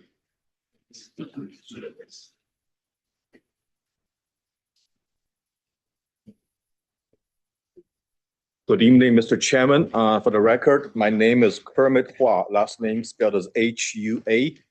I'm a registered professional engineer in the state of Connecticut with over 28 years of experience as a traffic engineer. I will just briefly go over the traffic study I prepared for this site. As Attorney Suchi mentioned, this is a site with a limited number of units and therefore limited traffic impact. The other point I want to add to that is because of the relatively low traffic volume, currently existing volume on Parade Hill Road, as I will demonstrate later in this presentation, there will be no significant traffic impact from these 14 units. I analyzed the traffic scenario for the build scenario, if you will, 2 years from now, projecting the traffic volume. The traffic volume we collected in 2024, in November 2024, I seasonally adjusted those volume to the peak summer month, and also projected the future volume by adding 1% background traffic growth to the 2024 volume. So assuming other development in the area, not only on Parade Hill Road. So then that formed the basis of the traffic volumes I used in the analysis. And on top of that, for these 14 units, I'm projecting the trip generation of 5 trips during the weekday morning peak hour and 6 trips during the weekday afternoon peak hour.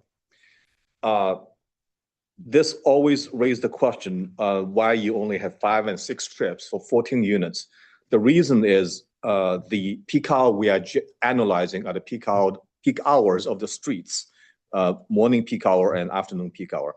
And not all people travel, even if they all leave the house during the day in this exact same, in these two exactly same two peak hours. So that's why we have 5 trips in the morning and 6 trips in the afternoon.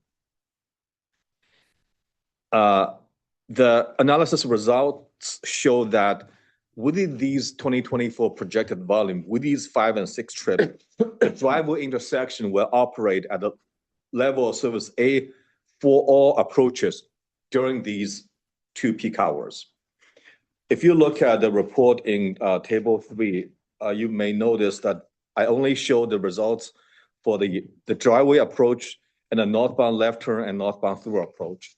The reason is the southbound approach is not shown here is because the southbound approach, they don't have to yield. So there's the assumption is they will experience no or limited amount of traffic delays, because as you think about it, they don't have to yield anywhere, the southbound approach.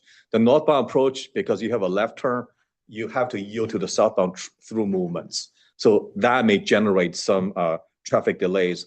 And as a result, and also the northbound through movements, if you are behind the northbound left turn waiting to turn into the driveway, you may also experience some delays. So the results in table 3 shows that all those 3 approaches, the eastbound driveway, the northbound left turn, and northbound through, all those approaches during the busiest peak hours of weekday will operate at level of service A, essentially with average delays less than 10 seconds per vehicle. So really no significant delay or a negligible traffic delay, if you will.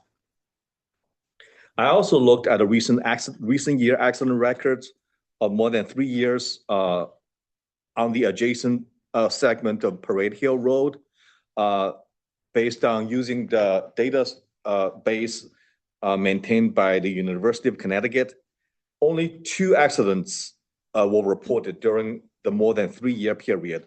One is a off-road collision with a roadside utility pole when the driver tried to avoid an animal in the road. The other is a rear-end accident on Parade Hill Road at the intersection of a Smith Ridge Road, which is to the south of the site. So the conclusion is there were no abnormal traffic accident patterns on this part of Parade Hill Road. The site engineer also have already discussed the side distance because we only permit right turn exit from the driveway. So the criteria that's applicable here is the side distance looking to the north, to the left of those drivers, if you will, and that meets the DOT requirements, 330 feet, more than DOT requirements. There's no side distance deficiencies at the driveway. And also about parking, we are proposing 16 parking spaces for 14 apartments. So that's a little bit more than 1 per unit. And that's about average, meet the average demand for apartments, for income restricted apartments. Obviously, some, when I say average, some will be higher, some will be lower. But since this development, the applicant has plans to clearly communicate to potential tenants that you'll only get one parking space per unit. And also the second part is he will strictly enforce those. Obviously you cannot have two cars for each apartment. He will enforce those arrangement. So in my professional opinion, that will be sufficient. These 16 parking spaces, because of these planned parking arrangement, will be sufficient for these 14 units. The last point I want to make is, I do recommend a connection and an addition of a section of sidewalk on the west side of Parade Hill Road, so that the side driveway and people can walk to the driveway and walk all the way to downtown New Canaan, because there's an existing well-maintained sidewalk already in the area. So that's all I have, Mr. Chairman. If you have any questions, I'll be glad to answer them. Thank you. Thank you. Mr. Chairman, I did just want to note in the record, it's in our Q&A, but the request about the sidewalk, we'd be happy to accept that as a condition of approval if necessary. So, Helen. Hi, Commissioners. My name is Helen McAlinden, and I am the President and CEO of Homes with Hope in Westport. And we ended up with a beautiful building in Westport, 19 apartments that was the last building, or one of the last buildings that Richard built. And our agency was able to acquire the building for low and moderate housing and special needs. The building has been going amazing. It's very well built, very energy efficient, and it's something that the town of Westport is very proud of, as well as our nonprofit agency. The people that are living there are come in from different places through a fair housing application. We opened up the application for 2 weeks and 380 people applied to live there, which shows the need and lack of affordable housing. We have services in the building. Of all the people that live there, there's just one person that's not working, and that's the disabled gentleman. But everybody else is working and earning a lot more income. They were working in different places before they moved there, and now there's people that's working in all different places. We have people that are doing remote banking employees. We have people working in the local shops and restaurants, people working at offices, medical offices. And it's been a great addition to the town of Westport. We were able to get extra moratorium points for the town, which the town was very happy about. We have a wonderful relationship with the neighbours, and we have there's, as far as parking, there's 31 apartment spots for the 19 apartments, but we only have 15 people that have cars, because sometimes the lower income people don't have cars, but they have been this like a relationship in the building where people help each other. Sometimes they carpool.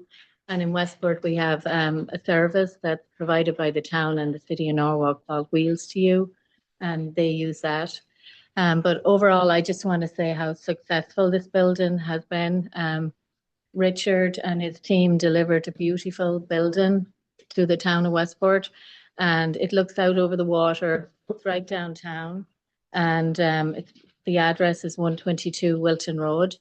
You can look at our website and see pictures of the building and see some of the success stories of who's living there. And it's something that I advocate big time for is affordable housing, because I've worked for 30 years in this industry, and I've seen we also have a homeless shelter, which is there's only 3 affluent towns in the whole of America that has a homeless shelter in the affluent downtown, and I'm proud to say that Westport has one, and it's right behind Tiffany's, across from the library. And it's been there, our agency has had a homeless shelter for 42 years. And we have 72 apartments of housing throughout Westport and into Norwalk. And without affordable housing, we're in a housing crisis right now. We're about to do services in a building in Fairfield, and it's for people that need. What we're seeing within our system is elderly that are unable to afford affordable rents, and we're going to be doing 12 to 15 apartments in that for the elderly. Well, on a fixed income, it's impossible for people to be able to live. And I'm hoping that this building will allow some unit 2 for elderly and for families to get into a wonderful school system. That was one of the luxuries of having this building in Westport, is the children are doing really, really well in the Westport school system. We are seeing, we have kids in preschool, we have kids in middle school, high school, we have in private schools. Staples High School has given a wonderful lot of things to the children. They're really doing very well. They are doing the same sports as our own children are doing, musical lessons, karate, swimming, basketball, after school activities, football, field hockey. All these things are what low income kids should be allowed to do as well. And the motto of our agency is the way out of poverty is through education. And I hope that you will consider affordable housing for people that normally can't afford to live in towns that like this. This is an amazing town, so is Westport. And my advocacy to you is that you think about people that just can't afford to, they're working hard. But if you're working and you're earning $25 an hour or $30 an hour, minimum wage is $16, not even $17. They're working 2 and 3 jobs. But what we're seeing in Westport is they're getting into doctors' offices, different things, and they're doing really, really well. And nobody wants to not have a home. And these families have an opportunity to thrive. And that's just my experience in this building, and from my 30 years of working in affordable housing. Everybody deserves a chance. Everybody is a sister or a brother, somebody's or a mother or a father, and they deserve an opportunity. Thank you. Any questions? Not right now. All right, thank you. And the last thing I didn't mention is that the building has vouchers, and the vouchers are very important because it allows people to pay 30% of their income, and bit by bit, they get more income, they're able to get off the voucher and move into their own housing, or else decide to stay there, which many people do, and it gives them a chance to have a break in life. Thank you. Thank you. That is the end of our affirmative presentation. So happy to answer any questions that the commission may have. I know you want to take public comment, but obviously, like I said, Dave Rich is also here if there were other follow-up questions about the materials we submitted on Housing Collective and the things that you had raised last time. So. We will have questions. I don't know if we're going to get to them tonight. I'd like to jump into the public comments. Sure. And hear as many of those as we can this evening. And like I said, we'll end up continuing this to the next meeting next month. Public comments, please raise your hand. We'll try and be as orderly as possible. I would encourage you to limit your comments to approximately 3 minutes. And please try not to be repetitive. We want to hear as many people as possible and hear as many different points of views and issues as possible. So there's no need to repeat stuff over and over again. Want to start with you? Sure. Hi, Tim Anderson. Sorry. Come up to the mic, state And your just to be name. clear, are we starting with the room and then we'll go to Zoom afterwards? Correct. So when we eventually get to Zoom, if there's anyone on Zoom, I'll have you raise your virtual hand and then we'll individually call on people. Just to make that clear for everyone that's waiting on Zoom. Sounds good. Before I start. I'm just gonna pass this out to everyone to have a read. Was this submitted into No, the it was not. record? This is gonna be submitted tonight. It says you can read along with me if you don't mind. I got it. It's not a plumbing bill, don't worry. Thank you. Thank you, sir. I originally had a presentation and my wife was gonna speak, but we're gonna be limited to time, so I'll just get right to this.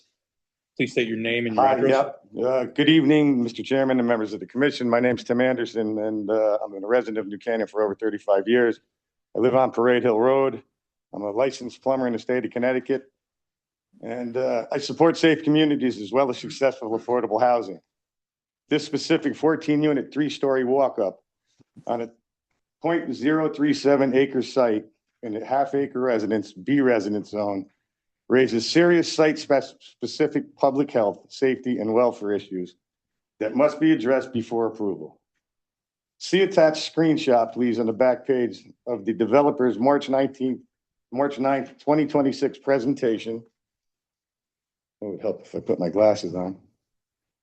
To the commission, presentation 3.926 PDF, which states verbatim, intended to sell 30 Parade Hill Road on completion at below cost, at a loss, to an area not housing nonprofit. And the developer's attorney, if the developer's attorney states on record that the project is being sold below cost at a loss, this constitutes a material admission under CGS 830G subsection F.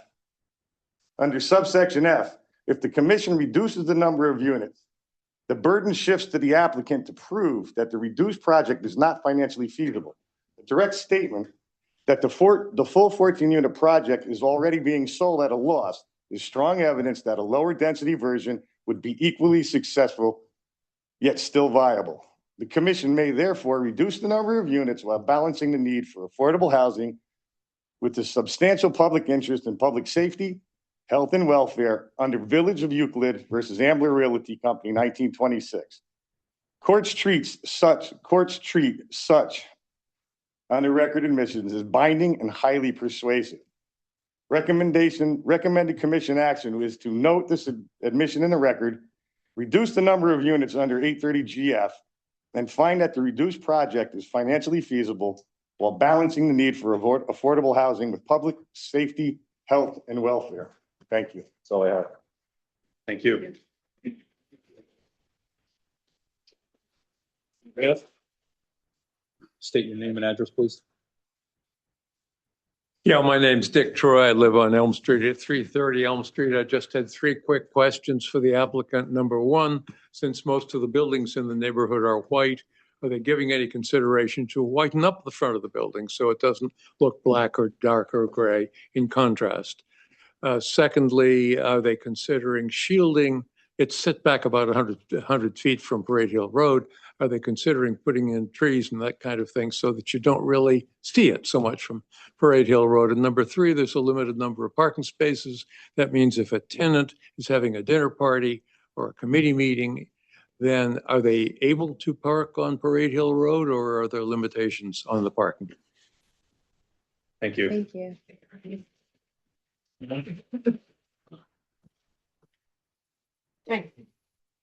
Thank you for the time. My name is Fogg. I live at 30 Sidewalk Lane right off of Parade Hill. I'm also chairman of the EMS Commission. I've been an EMT in New Canaan for many moons, over 18 years. And I've got some concerns with due respect to the guy who did the traffic study. He doesn't live there. In a matter of 22 minutes, going up the street, 14 cars, 6 landscape trucks, 2 dump trucks, 3 vans going down the street in the same time was another 7 cars and another 3 trucks. We have something like over 100. This is not a residential street anymore. This is a major thoroughfare. And anybody who has also written into the, into the record has also stated, and I've talked to people, that it is one of the most dangerous streets in New Canaan because it has become a major thoroughfare. All you have to do is travel it. The asphalt is all dug up for the amount of traffic that we get. I know they said that they'll come out of the driveway and turn right. Good luck with that. If no one is there, they're definitely going to take a left. It gets a huge traffic jam at the end. We have no sidewalk. We have been petitioning the town for a sidewalk for years. Doesn't seem like we have any money, but we can put them behind the Y. So we need a sidewalk. I am all for the affordable housing. I would love to see these units cut in half. It's going to be a bit of an EMS nightmare. I also am not sure how many stairs we're going to be traveling up and down to get our patients in and out. This is going to add a little extra burden. I'm all for the affordable housing. I'm happy to help on this, and EMS, I'm sure, is happy to help. But I think we've got too many units, and I think we've got too many traffic. It's a huge safety issue. He said there are only 2 accidents. That doesn't address some of the people who have dove into bushes to avoid cars. It doesn't avoid some of the people who have jumped out of the way. People are traveling that street way over the speed limit. There is no place for the police to monitor it. And I think Christina Saburo wrote a great letter, and I think you should hear from her. Thanks. It's fine. It's fine. It's fine. Sorry, could I ask you a question? Being on EMS, can you just elaborate on your professional experience and your concerns over a building like this without an elevator? My professional concerns are not just to the safety of EMS and or fire, not having an elevator. When we are taking out patients, especially elderly or anybody who may be on the larger side, it creates a big strain bringing them down in stair chairs. It can not only potentially injure the patient, it can potentially injure the EMS. We've had accidents before where that has happened. So not having an elevator is, really critical. Yes, do we have buildings in this town where we do have stairs? But when you are putting in a new building, we really ask, and the same thing with Burtis, coming in. I'm hoping they have elevators because when you are putting in a project in this town, you have to consider EMS, the size of the elevators. We can't necessarily get our gurneys into some of these buildings. So we have to bring them down manually, and it creates a problem. Thank you.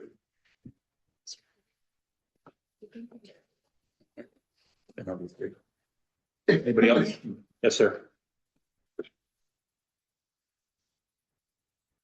Edward Carl, 86 Parade Hill Road. There are 2 things that I picked up on that, this presentation that bothered me. I don't know if there's a 6-foot wide space so we can get fire ladders behind the building. Because you need a 28 or 35-foot ladder to reach that. And the entranceway where they have the arrows, if it's going to be paint, people are going to be taking left-hand turn. If it's going to be something elevated, the 80-foot turning radius for the ladder is not going to make it. On another safety concern, I thank them for pointing out there's a traffic issue and it's a blind curve.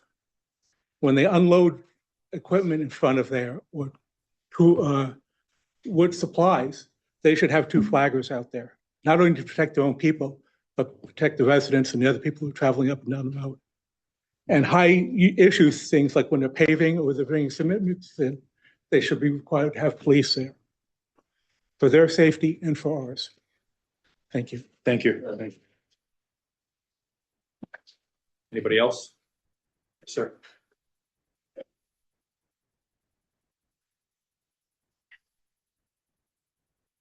Good evening, Commission. My name is Mike Campisi. My family and I have been residents of New Canaan for north of 16 years now. We recently moved to 20 Parade Hill in 2021. And before I go on with my message, I would like to just reflect upon the picture that we saw of the home or the complex that is being proposed. It was missing several very important things, and those are the homes around it, the single family homes around it, who have lived here under a pretense that this is a community of single family homes. And so when you're placing pictures up there, be a little more accurate. And some of what I'll say tonight is reflective of exactly the disregard that has been placed in this design. I'm here because I believe this commission has a responsibility to this neighborhood. And I believe this application as submitted fails to honor it. I do not sit here tonight to rail against or deny the need for more affordable housing throughout our communities. I'm here to speak directly to two issues: the scale of what's being proposed and the screening plan that is meant to mitigate it. On both accounts, this application falls short, and the people who live here deserve much better. On scale, what is being proposed here does not fit, not modestly, not with a few conditions or exceptions attached. It does not fit fundamentally. Irrespective of what Mr. Friedman is trying to prove, that a 14-unit complex could exist on a lot that is simply too small to hold it and on a road that was never engineered to serve it. The massing, the height, the footprint, and the parking lot, they're all widely out of proportion with the land beneath them and the street in front of them. Delivery trucks, moving vans, construction vehicles, resident traffic multiplied many times over, all funneling onto a narrow road, which I do take exception with DeAndrea's claim that it's a wide road. Please drive that road. There's nothing wide about it. This is not a design challenge that conditions can fix. It is a fundamental mismatch between what is proposed and where it is proposed. He can claim that every box has been checked: drainage, footprint, parking, screening, public safety, etc. And may be exclusive of one another. Everything seems within the boundaries of quote unquote acceptance. However, some of the parts analysis will rationally show that the cumulative effect of this building will be nothing more than only the box that matters, one full of tinder, a catastrophe waiting to happen. I understand that Section 830G creates a legal framework that developers like Mr. Friedman use to their advantage. I understand that this commission operates under real constraints. But scale and design compatibility are not technicalities to be waived or marginalized, not by state and not certainly by this commission. They are the tools this body has at its disposal to protect the integrity of our neighborhoods. I am asking you to use them. On screening, and there has been a screening plan, I guess. Commissioners, I've reviewed what's been submitted, and I have to be candid with you. It's not a gesture. It is a gesture, not a solution. The trees you even saw, they were immature. A handful of plantings, immature, sparsely placed, with no replacement guarantee, no maintenance obligation, no interim protection during construction. That is not screening. That's just pictures on paper. For almost 5 years, my family has waited patiently for the right owner to show grace and a neighborly touch to a dilapidated Cape Cod home. We've stared at dying, neglected hemlocks, ravaged by disease, withering along our property line. Existing trees, which Mr. Friedman has directed to remain as part of his attempt to provide screening. Maybe that's been updated with arborvitaes, as we saw. I don't know, but it still does not look appropriate. It's another joke, and it illustrates his contempt for our community. To add insult to injury, he designs a massive, all-consuming parking lot edging up so far to our property lines that the remaining grounds offer no room for proper screening. No fence, no barrier, nada. Do you think my family should be subjected to the constant shining of headlights as they pull in and out of this inconceived lot? Of course not. The commission should demand a legitimate screening plan. Mature evergreens, north of 30 feet in height, spanning the entire property lines, both left, right, and the back. Bonded replacement commitments and enforceable maintenance, not just promises, performance standards with teeth. In closing, New Canaan and Parade Hill Road are worth protecting. The character of our streets, the scale of our neighborhoods, the expectation that our homes will not be overshadowed by developments designed to exploit legal loopholes, these things matter. They matter to the families on Parade Hill. They matter to this town. You have the authority tonight to say, not like this. We are asking you to use it. Thank you. Thank you. Mr. Campisi? Mr. Campisi? I have a question for you, sir, if I may. Yes. Please. You brought up the issue of screening, and planting things tend to be something I like to focus on. I actually drove by again the site today. I don't know how many thousands of times I've been on the road. And it was very clear to me that just sitting in front of the site, you could see not only Hampton Lane houses relatively clearly, but some on Rural Road too, not to mention the ones to the north and south. I mean, it's a hill. And so issue of sight lines and so forth are ones I think one might want to think about in screening issues. I wonder if you have any recommendations or what are your more detailed thoughts on how we should be thinking about that topic? Well, I mean, quite honestly, you have property lines. You've had, in this particular situation, a home that's been literally traded like Tic Tacs for the past 5 years. It's passed from one investor to the next, okay? A gentleman named Hugh Anderson Benedetti passed it along to Mr. Friedman. He also happens to own Roger Sherman. Is that going to turn into multifamily housing too at some point? Historical landmark? Maybe. But to your point, not to digress, I think the town needs to do a much better job intervening when it comes to property lines and the obligation of the owners of the vegetation in terms of upkeep, management, et cetera. Those hemlocks, for instance, they've been dying for as long as I've been there. We had an arborist come, Cornell graduate, runs a respectable business. He took one look at them and mentioned they were infested with some kind of a parasite. Okay. Woolly agelid, I think. What's that? Woolly agelids. I hope I pronounced it properly. I have hemlocks too, so I know the feeling. Right. And they're no longer screening trees, right? Because they've grown out of control. They've not been maintained. And I'm not placing blame on Mr. Friedman. He's the latest owner. This has been going on for many years. In fact, when I first moved in, there was a dilapidated fence that I had to force the town to have the previous owner remove because of blight and danger to my children, rusty nails, et cetera. And so, in terms of what my recommendation is, I think the town, the building inspectors, the individuals that intervene and arbitrate between neighbors, it's meant to be work it out with your neighbor. But in my particular case, I'm dealing with a property that's been turned over multiple times by people who have no desire to live there and just want to exploit it for their own gain in some way, shape, or form.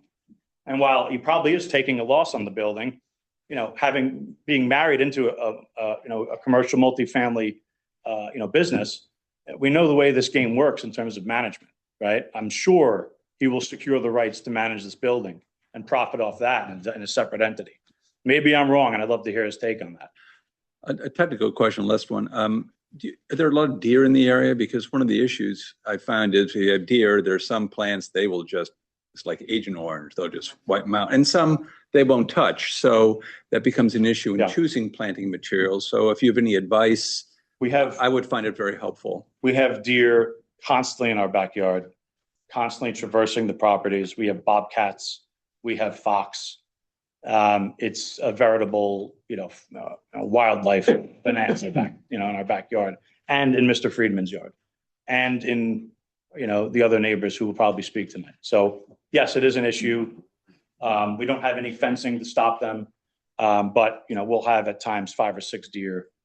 I think the specifics on the landscaping we can address with Mr. Friedman's landscape architect. It's helpful to hear from people who live there what the situation is. So I appreciate your input and certainly very helpful to me and I'm sure other members of the commission. So thank you, sir. Thank you. Thank you. Anybody else? Yes, sir.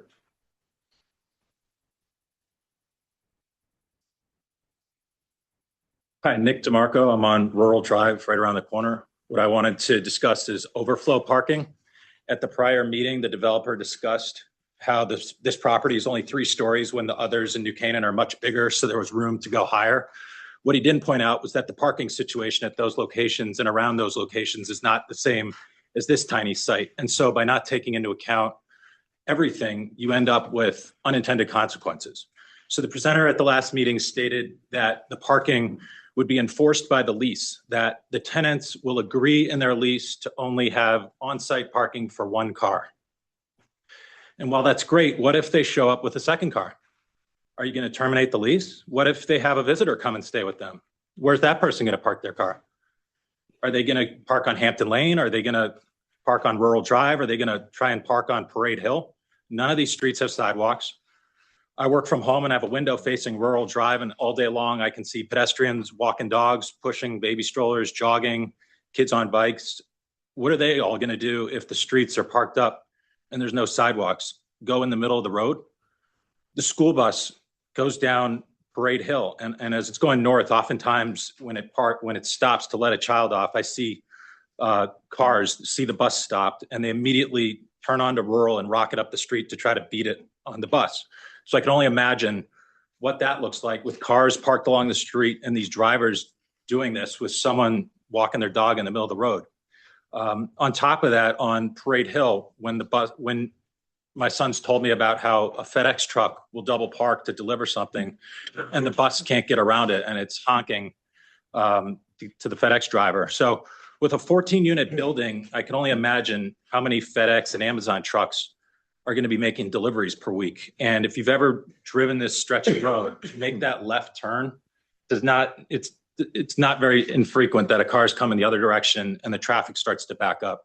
And I don't know about this traffic study, but at 5 o'clock, 6 o'clock, you start to get these pileups with cars trying to turn left onto 123, and then it all starts to get further. And so when you start adding all the delivery trucks, the FedEx trucks, the tenants trying to make a left turn into this complex, it doesn't take a lot of room for error for this to start backing up.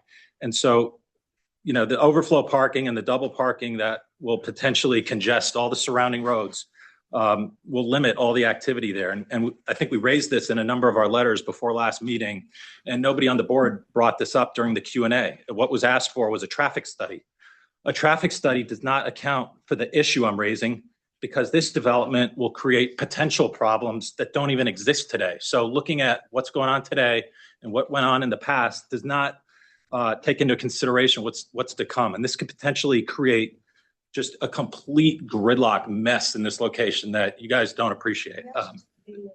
So the FedEx trucks, they put their GPS in, they're going to go to this spot, they're going to wait to make that turn, and you're just going to get a clog right here. And so we heard from, one of the other developers about they had 31 parking spots for 19 tenants. We heard the group earlier that was requesting 2 spots per tenant. I think 1 spot per tenant is probably underestimating it. And I'm telling you right now, you're going to get a lot of traffic jams. And so I'm all for affordable housing. I agree. Everybody deserves an opportunity. Completely agree. I'm all for it. But that doesn't necessarily mean that this proposal and this exact spot is the solution. I'm all for it if it were a lot smaller. Thank you. Thank you. Anybody else? Ma'am? Hi, I'm Jane Anderson. I'm Tim's wife. I live at 49 Parade Hill Road. I'm a registered nurse. And I have a little bit different concerns. It's more about the residents that are going to be living there. What type of support, being a nurse, I'm concerned what type of services they're going to be able to access, especially if they don't have a car and they don't have transportation to get to a grocery store. And they don't have those, I think the woman that spoke from Westport, she said that they have on-site services. I don't know if that's car share. But I looked in as just a citizen to see, like, if I don't have a car, how do I get around? I have 3 kids and I want to go to the grocery store. I don't have diapers. I need Tylenol. Where do I go? It's 10 o'clock at night. What am I going to do? Or even, nothing is even open past 10 except for mobile here. So you can't use the Get About. They don't have car seats. I have 3 kids. I'm a single mom.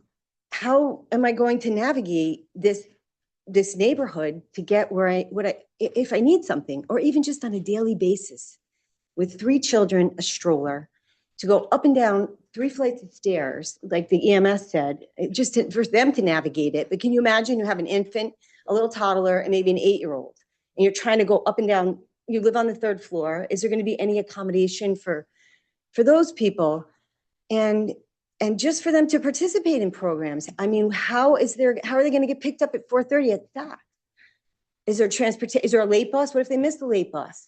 Do they have to call for transportation? What type of services are they going to have? So maybe the woman that runs The West Block, can you answer that for me? Because you said you have on-site services, right? Yeah.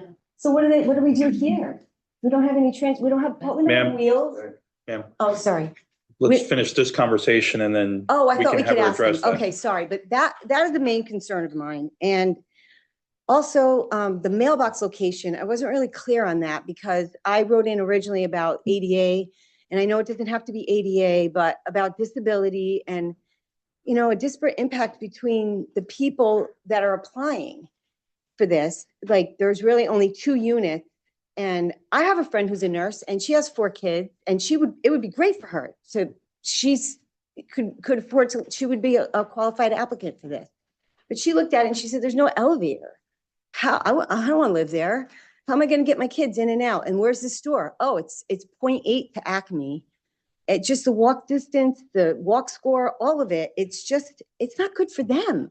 For the people that are new neighbors, like how are they going to navigate this Parade Hill? It's hard for me to navigate it. And I've been here for 35 years. So there was that. And then the care plans, like when they're discharged from the housing collective, what type of, do people come and visit?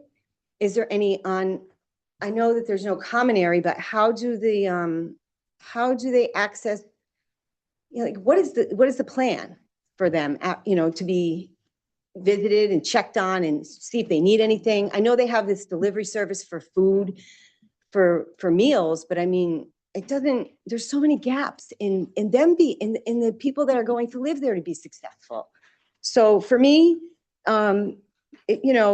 I'm worried about the traffic as well, but I'm also worried about everyone on that street that's going to live there. We did submit a traffic, a video to you. It was today. Do you know what time? We didn't post anything that was submitted after. 3 Yeah, p.m. it was like 5 because I couldn't get it to Okay. upload, but it's in there. I don't know if you want to play just that. So it's not posted to the website. We'll can't. add it. We can't do that. Yeah, okay, that's fine. Yeah. I just It'll get want added you to the guys to get a record. feel for a mom with three kids. I mean, this is a family project. It's geared towards families. It's not geared towards the elderly. It's not geared towards anybody else. It's geared towards moms and dads and single parents and families and homeless people that they need help navigating. They need help getting acclimated, and they need resources and tools. And I just don't see our community able to do that unless there's something that I'm missing. And I'm not saying that it shouldn't be I'm just saying that there are safety gaps for these residents, and I care about them. So Thank you. Is you're welcome. there anybody else? Yes, sir.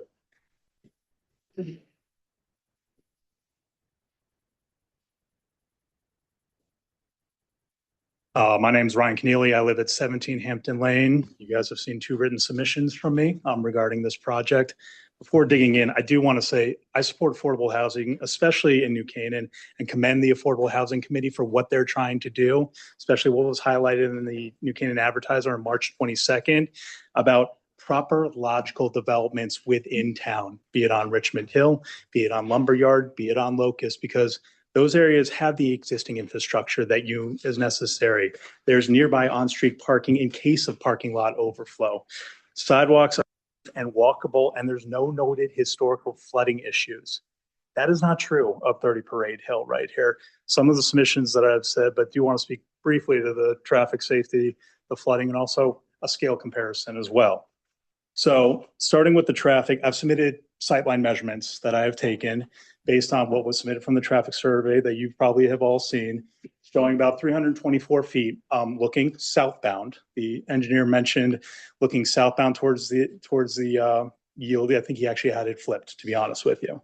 So looking southbound past Hampton Lane from 324 feet, a red dot that I would share now, but obviously we're going to run out of time, showing where the current mailbox is, which is approximation of where this driveway will be.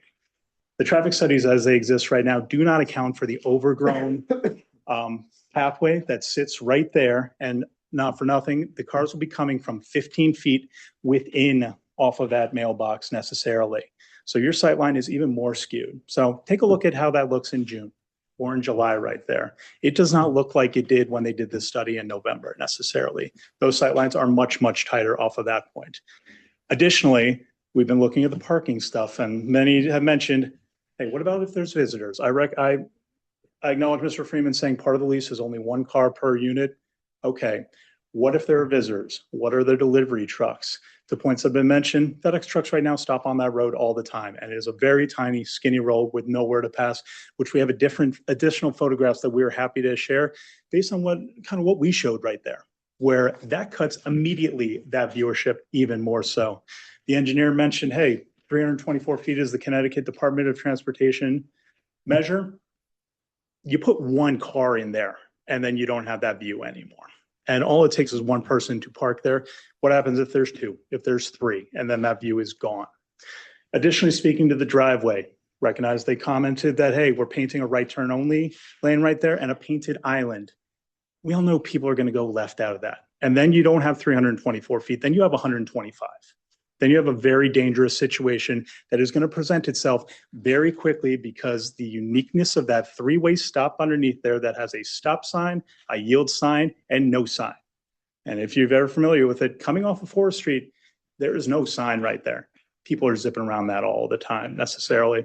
The traffic study is based on one day. I asked for an independent study that is based off of multiple days off of this, which also take into account, hey, not the parking that happens right now on the street, but the potential overflow parking, because if you put two units there, someone's going to get hurt, pure and simple off of this. It's not about additional traffic density. It's about traffic safety and pedestrian safety, as is mentioned with the lack of sidewalks. Additionally, we get into flooding. Acknowledge that there's no wetlands there. I sent to this commission 3 separate days within the last month, significant flooding in that backyard from 3 separate storm incidents, be it snow melt, be it rainfall, be it a second rainfall. It's going to rain again this week. Pretty sure when that happens, there's going to be another flooding situation back there, and it's sitting right in the footprint of where this building is designed to be.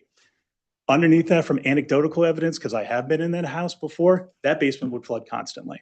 So that is likely to happen to those garden apartments that are underneath there, which speaks further to the idea of like the scale of this building is just far too long. I secondary a bunch of the other commentaries and acknowledge what they're saying about Westport. Westport being a successful building, it was stopped twice by the PNC. And part of the reason was because of the scale proposed there.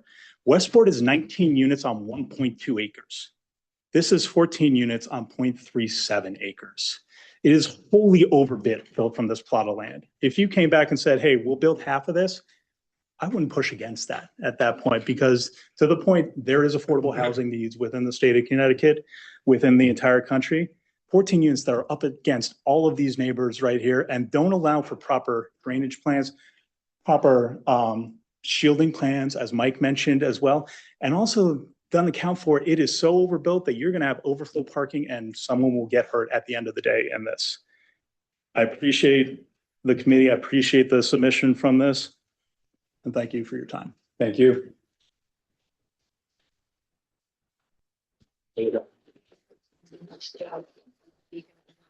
Yeah, are there many more people that want to speak? We just want to get a sense because it is 11, so we just want how many more. I saw right here. No, like 5 or 6. And we Oh have- yeah, we understand. We understand. How many do we have on Zoom that are looking to speak? Only one officially. I'd like to speak as well. I was looking for the raising of the hand. Okay, so we're up to 2. Okay. I think we should just keep going. Okay. Let's keep going. We'll wrap it up. Who else would like to speak in the audience here? Ma'am?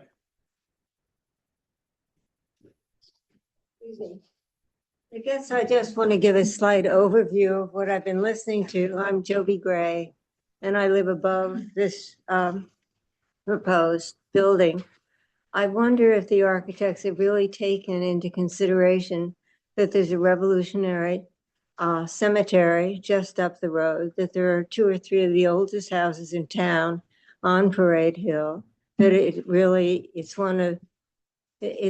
one of the oldest little roads in town.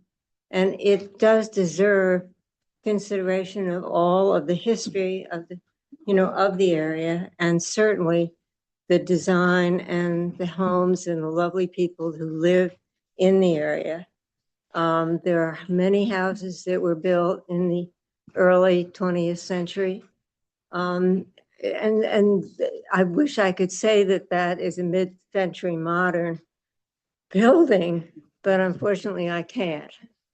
I think that it's just as easy, as I said in New Canaanite, to build an attractive home as it is to build one that's not.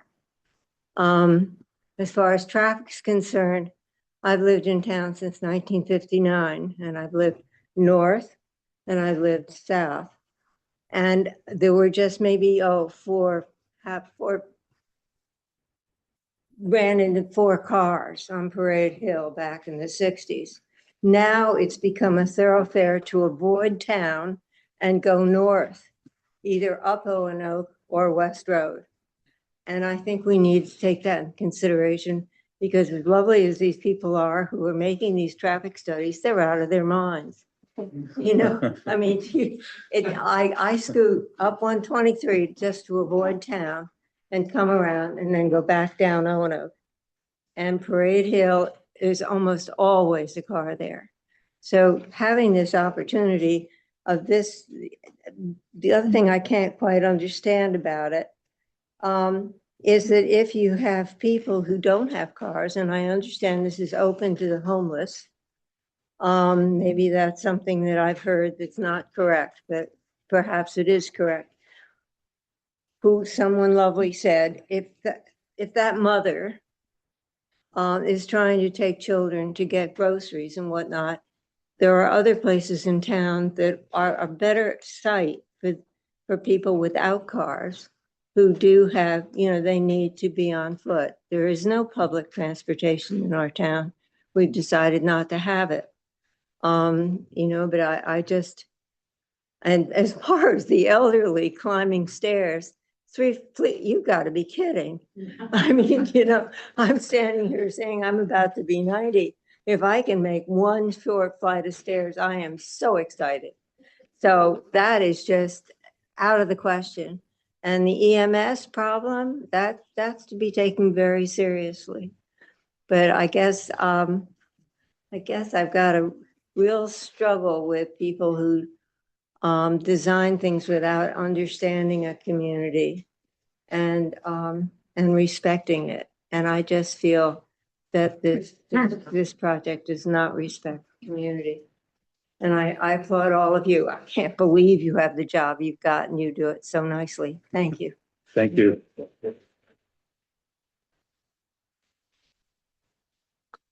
Anybody else? Ma'am?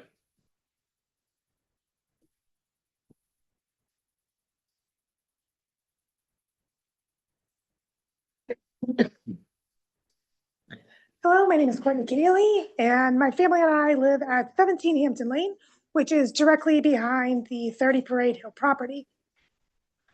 While I'm not inherently opposed to a new housing structure being built in that space and believe it's probably inevitable at some point in the future, I do oppose this proposed structure.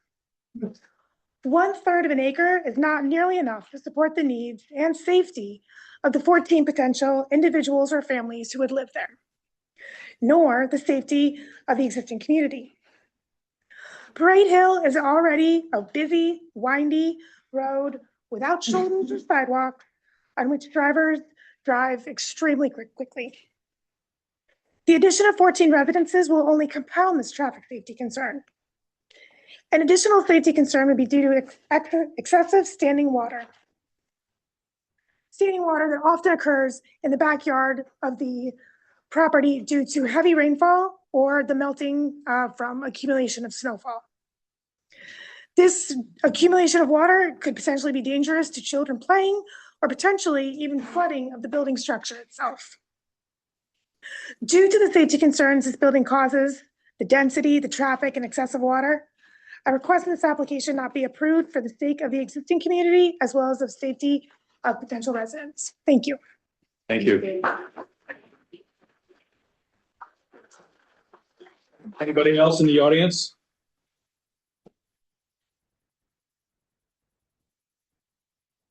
Keep this quick. I know everyone wants to go home, and most of my points have been made, so I had a speech, but just gonna kind of piggyback up a couple things. prior to moving to New Canaan, sorry, Kevin McDermott, I live on Hampton Lane. My wife and I moved there in September, so we're fairly new to the area. Before that, we were in Darien Commons, which is in the Northern Heights area in Darien, so fairly new development. One thing we constantly ran into was the sound of fire alarms over and over and over again. I don't think they're like residential fire alarms. These are probably commercial grade fire alarms that are much louder. So the noise pollution in the area is going to be pretty significant if these constantly go off, and they're quite sensitive. The EMT's comments before, I was hospitalized twice in the last year with herniated discs that I couldn't walk. I required EMT, assistance both times. If I didn't have an elevator in Darien Commons the first time, or I was on the ground floor the second time somewhere else, like I don't know how I would have gotten downstairs. And I'm 170 pounds. I'm not a small person. I'm not the biggest person, but for EMTs to carry me down 3 flights of stairs and constantly have to turn over and over again, that creates a risk for me and creates a risk for the EMTs as well. Fire trucks, emergency vehicles, when that lot is full, I don't see how they access the lot there. I think we've all communicated that appropriately at this point, just reiterating that. As residents on Hampton Lane, if you go down the lane towards Parade Hill and you want to take a right, that's already a pretty tough turn to make. We already have a mirror there, so we can see traffic coming southbound. If you add delivery trucks, service vehicles on Parade Hill there, presumably they're going to park on the right side of the street. You're going to have zero visibility turning onto Parade Hill. And it's already hard enough, as Ryan mentioned earlier, like the sight line there is pretty much impossible from spring through fall. So I think there's serious concerns about people taking a right on Parade Hill from Hampton Lane, and it's already used as a cut through for many people, and this would only just increase that. And if you've been on Hampton Lane before, which I know the traffic study did not include, it's a family community. There are kids walking up and down all the time. There are people with dogs. To see the increased traffic flow from as a result of this project would be pretty detrimental to the safety of that road. And then the woman from Westport before talked about people who would need this the most. Sounded like elderly folks and family members would be there. I just don't, the practical hardship of walking up and down 3 flights of stairs for elderly people or people with limited mobility and families, mother has to carry a stroller up and down multiple times a day. Just, it's not a good quality of life. So I think, in conclusion, I support all of what my residents and my neighbors have said. That's all I have to say. Thank you very much. Anybody else in the audience? Okay, can we go to Zoom? Yep. So could everyone who wants to speak on Zoom just raise your virtual hand so we can see? Okay, so we'll start with Christina. I tried. It took me so long to even find that too, to find the raising And hand. then just after that, we'll do Tony Tarzia. And that's all I'm seeing right now. So. Okay. My name is Christina Saburo. I live on 130 Parade Hill Road, and I've been here for 11 years. I really feel like everyone said a lot, but I've been passionate about our road way before this project. I'm very vociferous about the problems on this street to begin with, and I've called the police numerous times. I don't know if that traffic study included all of the complaints that people and residents have made. And I even looked up stuff in the newspaper, and there's actual articles, people complaining about this street now for years and years and years. So of course I support affordable housing. I was really shocked to think that our street would be the recipient of that. Like it just doesn't make sense. But obviously I'm torn because of course I support affordable housing, but I really support like safety first. And I have to think, this project, it would be great for people, but in the project, but not for my family and the people in the community. I would really, really worry. I already worry about the safety as it is. So I don't want to be redundant, and my contribution is more about the impact on my family and my neighbors. But like I can tell you, for instance, putting my child to bed one night, I heard a big crash outside. I came out, there was a car flipped over. It was going so fast, it flipped over. So I'm constantly traumatized by that. And my kitchen faces the street. And so I see cars levitate all day long. They're going so fast that their wheels come off the street. And when you're talking about that kind of problem and you want to add more traffic, let's fix like the traffic problem. The police know me well. I've invited them to my driveway. They're on my driveway. They're able to hang out there, but it's the cars can see them, you know, they can see them from the top of the hill and they just slow down. So they never get to catch anyone. And it's just been easily, they're going, I would say as much as 20 miles an hour. I see one Porsche going up there all the time, sometimes 60 miles an hour. It's terrifying. And I know people have mentioned the potholes. The integrity of the street can't even handle the traffic that it has. There's so many trucks coming down the street, which we need. We need the trucks have to, you know, there's landscapers, but we already understand that we have to accommodate those trucks, and they're already on the other side of the double line every single day. Every day there's a car over the double line.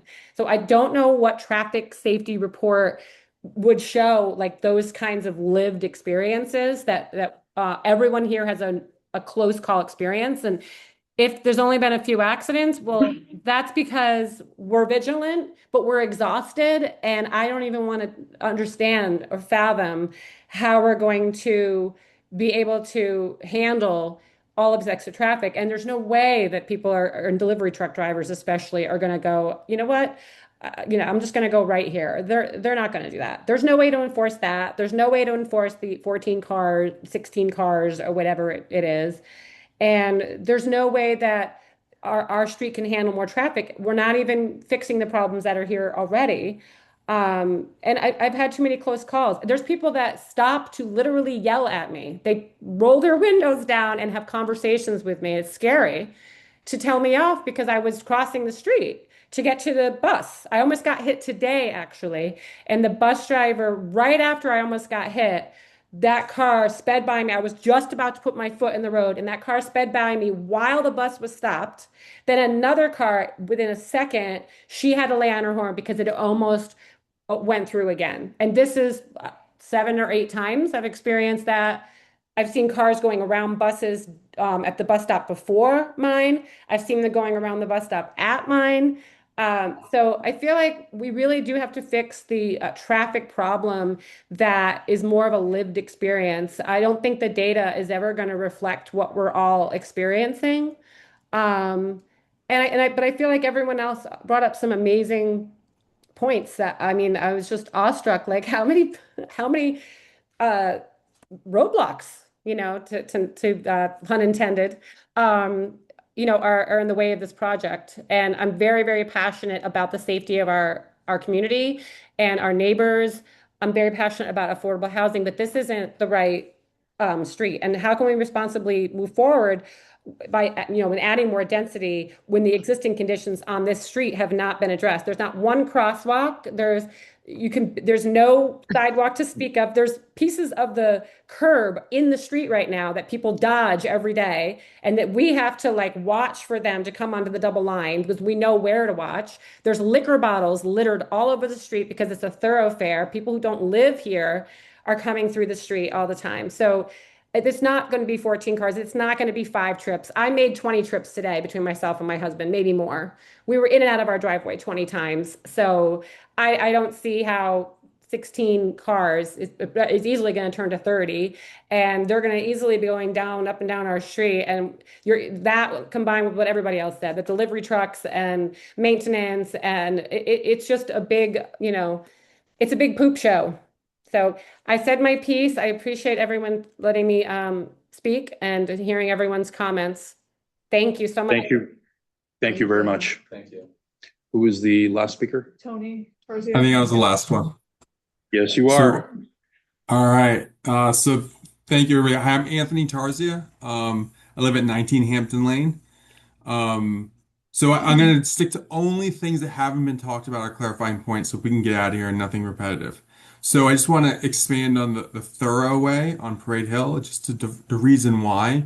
So what I think everyone's trying to say is what you get triaxle trucks with trailers coming through there. And that's a product of, in the morning, if you have a triaxle and you got an excavator on the back, you got a 35,000 pound machine, you can't take the merit. So you got to come on 95. And if you're going, it's used as the thorough way to come up 95 on Route 7, up 123 to get to Oak Ridge and west. You can't come up off Old Stanford Road because there's a bridge with a low overhang. So it's really the only way to get up to that area. And it's something that hasn't been talked about. It's a forced, if you have a triaxle truck or you have something high, it's the only way to get stuff through there. And that's one of the big challenges. So you have, that is like a clear access way for commercial vehicles. And it's landscapers through any sort of excavation, triaxle trucks, dump trucks. Second item is, all right, I want to formally kind of request that we got that, given the sight lines on the entrance, you formally need to have concrete barriers there for safety. Given we know how big of a risk is taking a left there if somebody does, given the sight lines, my request is that we should be reinforcing that concrete barriers there for the people who live there, their safety. So somebody who's a young driver or an elderly driver or someone visiting who doesn't know the property, they're forced to go right. Signs a good notion, the painting's good, but let's force them to go right for their own safety. The third thing, Mr. Campisi mentioned the hemlock trees, and there's a question about it. I just want to clarify on that. So yes, it is the hemlock wool algae bug that's been killing it, which everybody you see all over town. What it is it kills the hemlocks from the bottom up over time. Once they're dead, they can't come back. Those have been infected for years. They're dead pretty far up. I don't know if it's about 15 feet. That segues into my feedback on the planting plan and the question about, what's in the air. There's a lot of deer. I live on 19, which is, it touches the corners, touches the properties.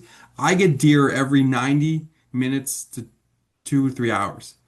And if you look at the planting plan, none of the plants are deer resistant. They're all the cheaper arborvitaes. I have them at my dad's house, Stanford. The deer will eat them right up. If you live by the water, you're okay. If you live up here, they're going to be gone within a month. It's not a big thing. It's just these are just like feedback from living there, and it's just my input to help support the planning. It's not a big thing, but let's put the right stuff in so they're not eaten in a month, because nobody wants that. So I would say there's a ton of deer. There's like a whole family of them that come through every 2-3 hours. 4, let's see. All right. There was another gentleman mentioned parking, Parade Hill, there's no parking. Said, well, Hampton Lane. I just want to make it clear. Hampton Lane is a private road. There is no public access to Hampton Lane. There will not be anyone parking there because they will be towed. Okay? Fifth point is I think Mr. Campisi also brought up some of the pieces maybe check each box, but the sum of the whole doesn't add up. And a great example of that is if you look at the drainage plan, you get this lower level. It's an ongoing theme of water in the area, and I am very familiar given I just built a house and you were doing site work, and you really get to learn the property. I know the water table is at 278. It's facts. You dig any hole, there's a water table, and great example of this is those window wells for those lower level garden apartments. If you look on the plans, you've got drains at the bottom. They're quite odd, those window wells. They've got drains at 276.1 of elevation. All right, and they're in solid 4-inch, which should really be 6, but they're in 4-inch solid, and they tap into the RCV, RCP, whatever it is, and it goes right out into 5 Mile River. All pitched appropriately, 1/4 inch, If you look at the FEMA map on it's zone AE 100-year flooding right up to the edge of Parade Hill Road. Do you know what the water line on the map says? 277. So how can we reconcile how when the water level where it connects to is at 277 in a solid pipe won't turn those window wells into pools? If they're connected through solid pipe to 5 Mile River where the water level is going to be at 277. And that's a great example of you got to take a step back and look at that drainage plan on the greater 5 Mile Basin map linked up with the FEMA map. When you connect the pieces, you say, yeah, in theory it works. But if I've got solid pipe and I'm connected to a river and the river's at 278, 277, that's going to be a problem. Those units are going to flood. And so we'll submit that type of information. So those are kind of key initial feedbacks I have. There's a need for affordable housing. This is way too many units on a lot. Unfortunately, this is not a great lot in town. Quality of the soil, location, there's, a builder would have probably built the house a little faster. But those things that make it, and then when you try to throw 14 units on a lot that big with the traffic issues, the quality of it, it's not organic, it doesn't work. And there's a ton of safety issues, and those are things I wanted to add for consideration today. And I appreciate everybody's time. Thank you, Mr. Tarzia.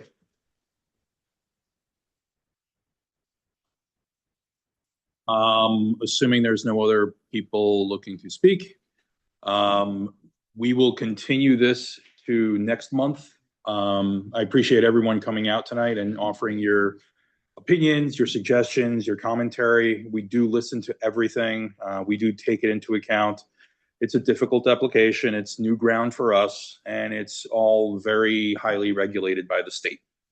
So we will do our best to reconcile everything we've heard and everything we're allowed to do and everything we're allowed to weigh in on. We need to hear this next, at the April hearing, or? Yeah, I mean, we'll have to continue it to the April 28th. April 28th meeting. At that point, we will not be taking any further public commentary. We can close that tonight, or? I wouldn't close the public hearing until Leave it. after Yeah. applicant has responded. So you've been taking notes very diligently from every one of the commenters who've been coming up. Greatly appreciate if you could summarize those and offer responses to where you think there needs to be responses. And submit those back to Sarah, quite frankly, as soon as possible, so they can be posted and the residents can see them, read them, respond with, a letter or comment back to them so we can digest them as well. Are there other commission questions arising out of tonight that you would also like us to have addressed for ahead of the next meeting? Not right now. We will have a bunch of questions for you at the next meeting, both on things we've heard tonight, as well as your responses that you came back to us in preparation for this meeting. Everything from the design of the building to the scale of the building to the funding and how it's structured, and we've got a whole bunch of stuff, but it's 11:30 at night. So Understood. it'll have to wait till the I next mean, to meeting. the extent that any of those questions can be directed to Sarah and then sent to us, so we can start to get ahead of them. Sure. Obviously waiting another month and then trying to get back to those, given the extent, where we are in the calendar and everything else. If any of those are known sooner, We can we'd do be that. Happy to get Yeah, for started sure. on this. Are Absolutely. we sure we want to wait till the 28th to have this again, or do we want to have a special meeting in April? Well, we Or have in early May? more special meetings to talk about, so I think we have to push it to the 28th. Okay. May I ask one last question, because it might impact what they need to do for the next meeting? Because that's such a major intersection, anybody who's trying to walk across that intersection, is it going to cost, are we gonna have to put a stoplight there? Oh, God. That's not something we can determine. That's It might be interesting for them to consider. the applicant will have to weigh in on that with their traffic consultant. Thank you, everyone. Thank you, everyone, for staying so late. We Thank you. appreciate it. We're not done, so we're gonna hang until everyone leaves. Thank you all. Thank you.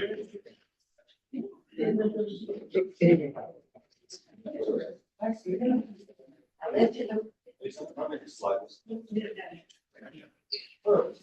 think I know who the ad. It's very similar. I think it's just like, very good. We didn't ask any questions. It would have been a can of worms. No, I know. I was saying that we had pretty good restraint. Yeah.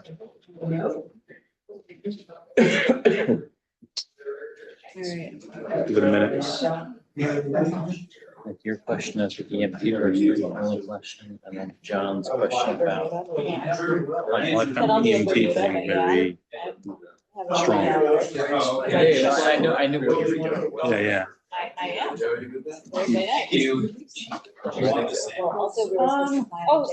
If it's okay that I keep them, I will keep them. Worried about TSA.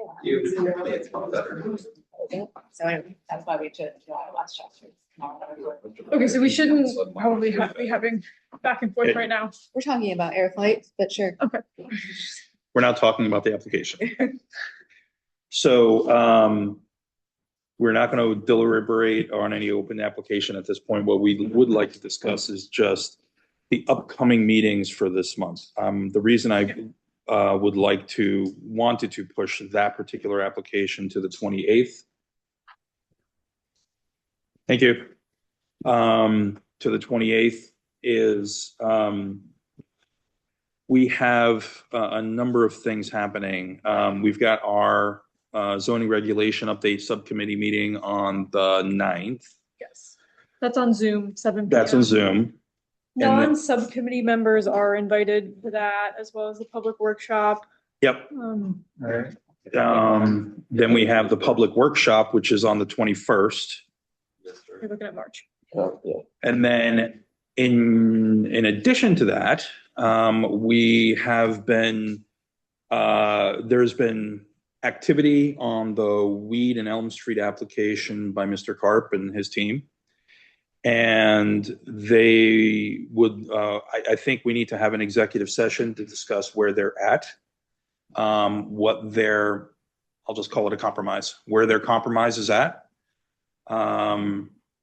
They have been having discussions with the neighbors. Deanna and others in town and Steve have been talking to neighbors and trying to find a happy compromise. I hope we're close. I don't know that for sure, but I think we need an executive session of our commission to be able to explain to everyone where they're at and get feedback from you guys as to what you think of the compromise. Given now take into account, he's been fully approved for 102 units, 5 stories high, as submitted. All appeals have been overturned. He can make a sewer connection. He can go through the easement. He can build it exactly the way it's been submitted. Or he can sell it to someone who can do that. So there's a lot of pieces in play here, and I think it's worthwhile to do that. And I'd like to have that executive session at 6 p.m. on the 9th before the zoning regulation update subcommittee. And we can do that via Zoom. Wait, what? On the 9th? On the 9th. At 6 p.m. Why? What's wrong? I'm going to be in Bermuda, but sure. Sounds good. Oh, Yeah, I'm gonna be in Florida, so. It's spring break. Yeah. It's full swing. I mean, I get it. It is Got what it. it is, but yeah. Right.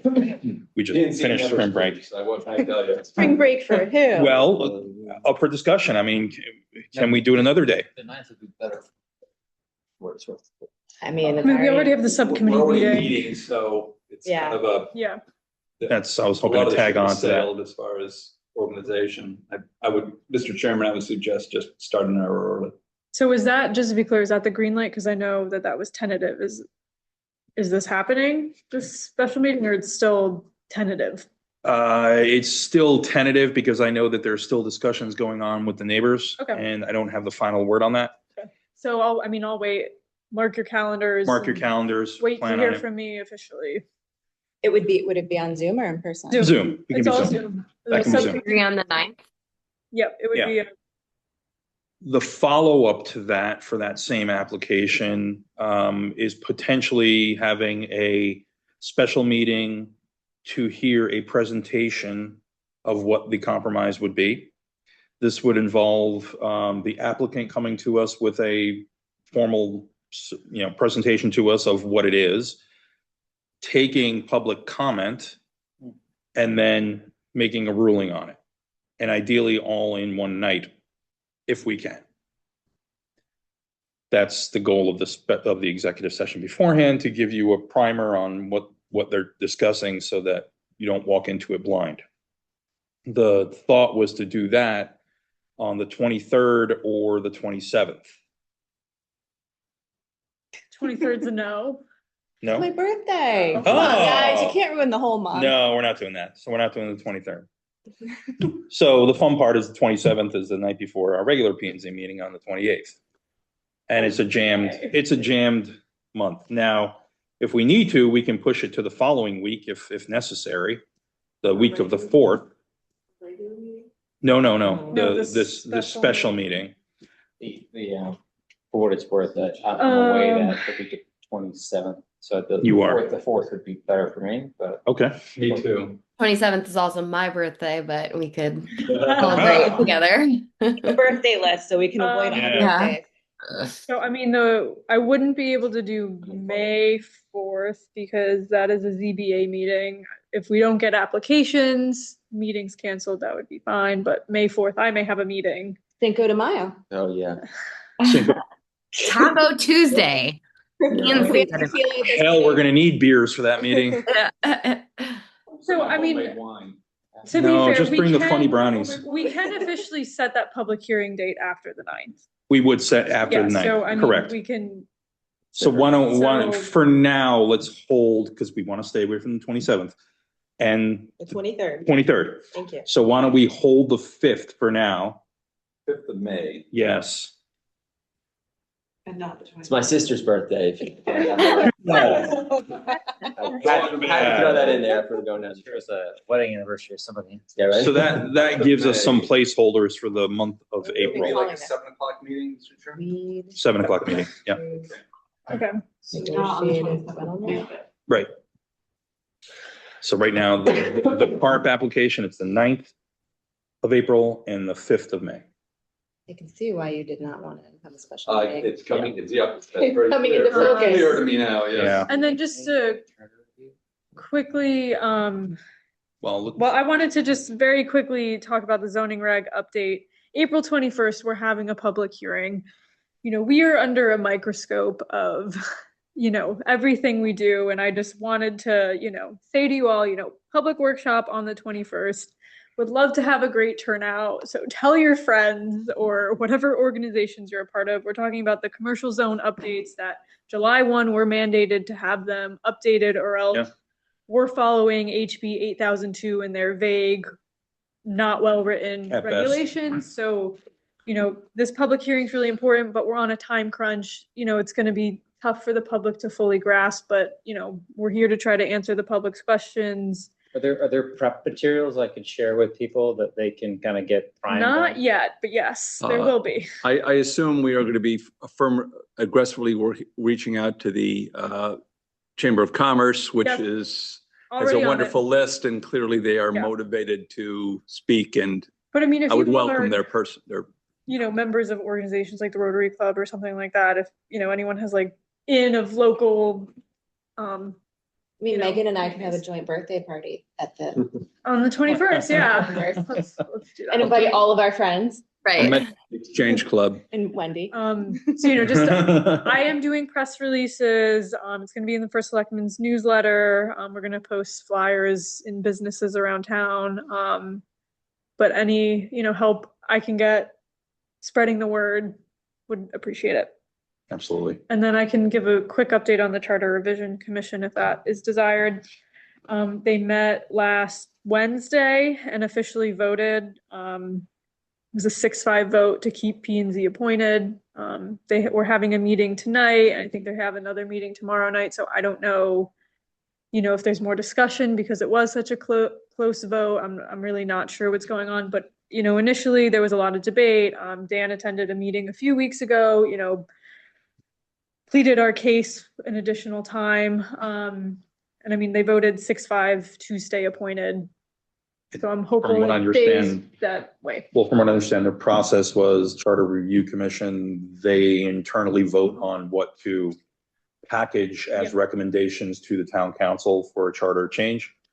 That then goes to town council and town council votes on it, whether to adopt it or not. And I mean, I will say, I know that they are planning to talk about things like term limits on appointed positions and also looking at editing the appointment process to where maybe like when, you know, a new alternate member is added on, or like, you know, Christina, as example, just became a regular member.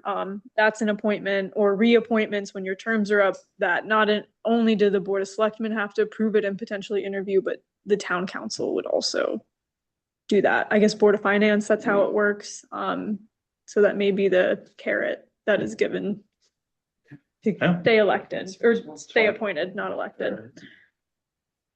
So that's the scoop. I continue to monitor it, and if there's anything, earth shattering, I will let you all know. Yep. And then just really quick, if you decide to send me Parade Hill questions, only email me. Do not copy anyone else on the commission, just to me. I will send it to the applicant. I do have to say that I'm really appreciative of all the neighbors that came out tonight. Number one, they didn't repeat themselves, not Yeah, too they did a much, good job. right? Yeah. They were very thorough. And all of them, I mean, they went over 3 minutes a little bit, but most of them kept to within that 3-4 minute line, which was great. We powered through.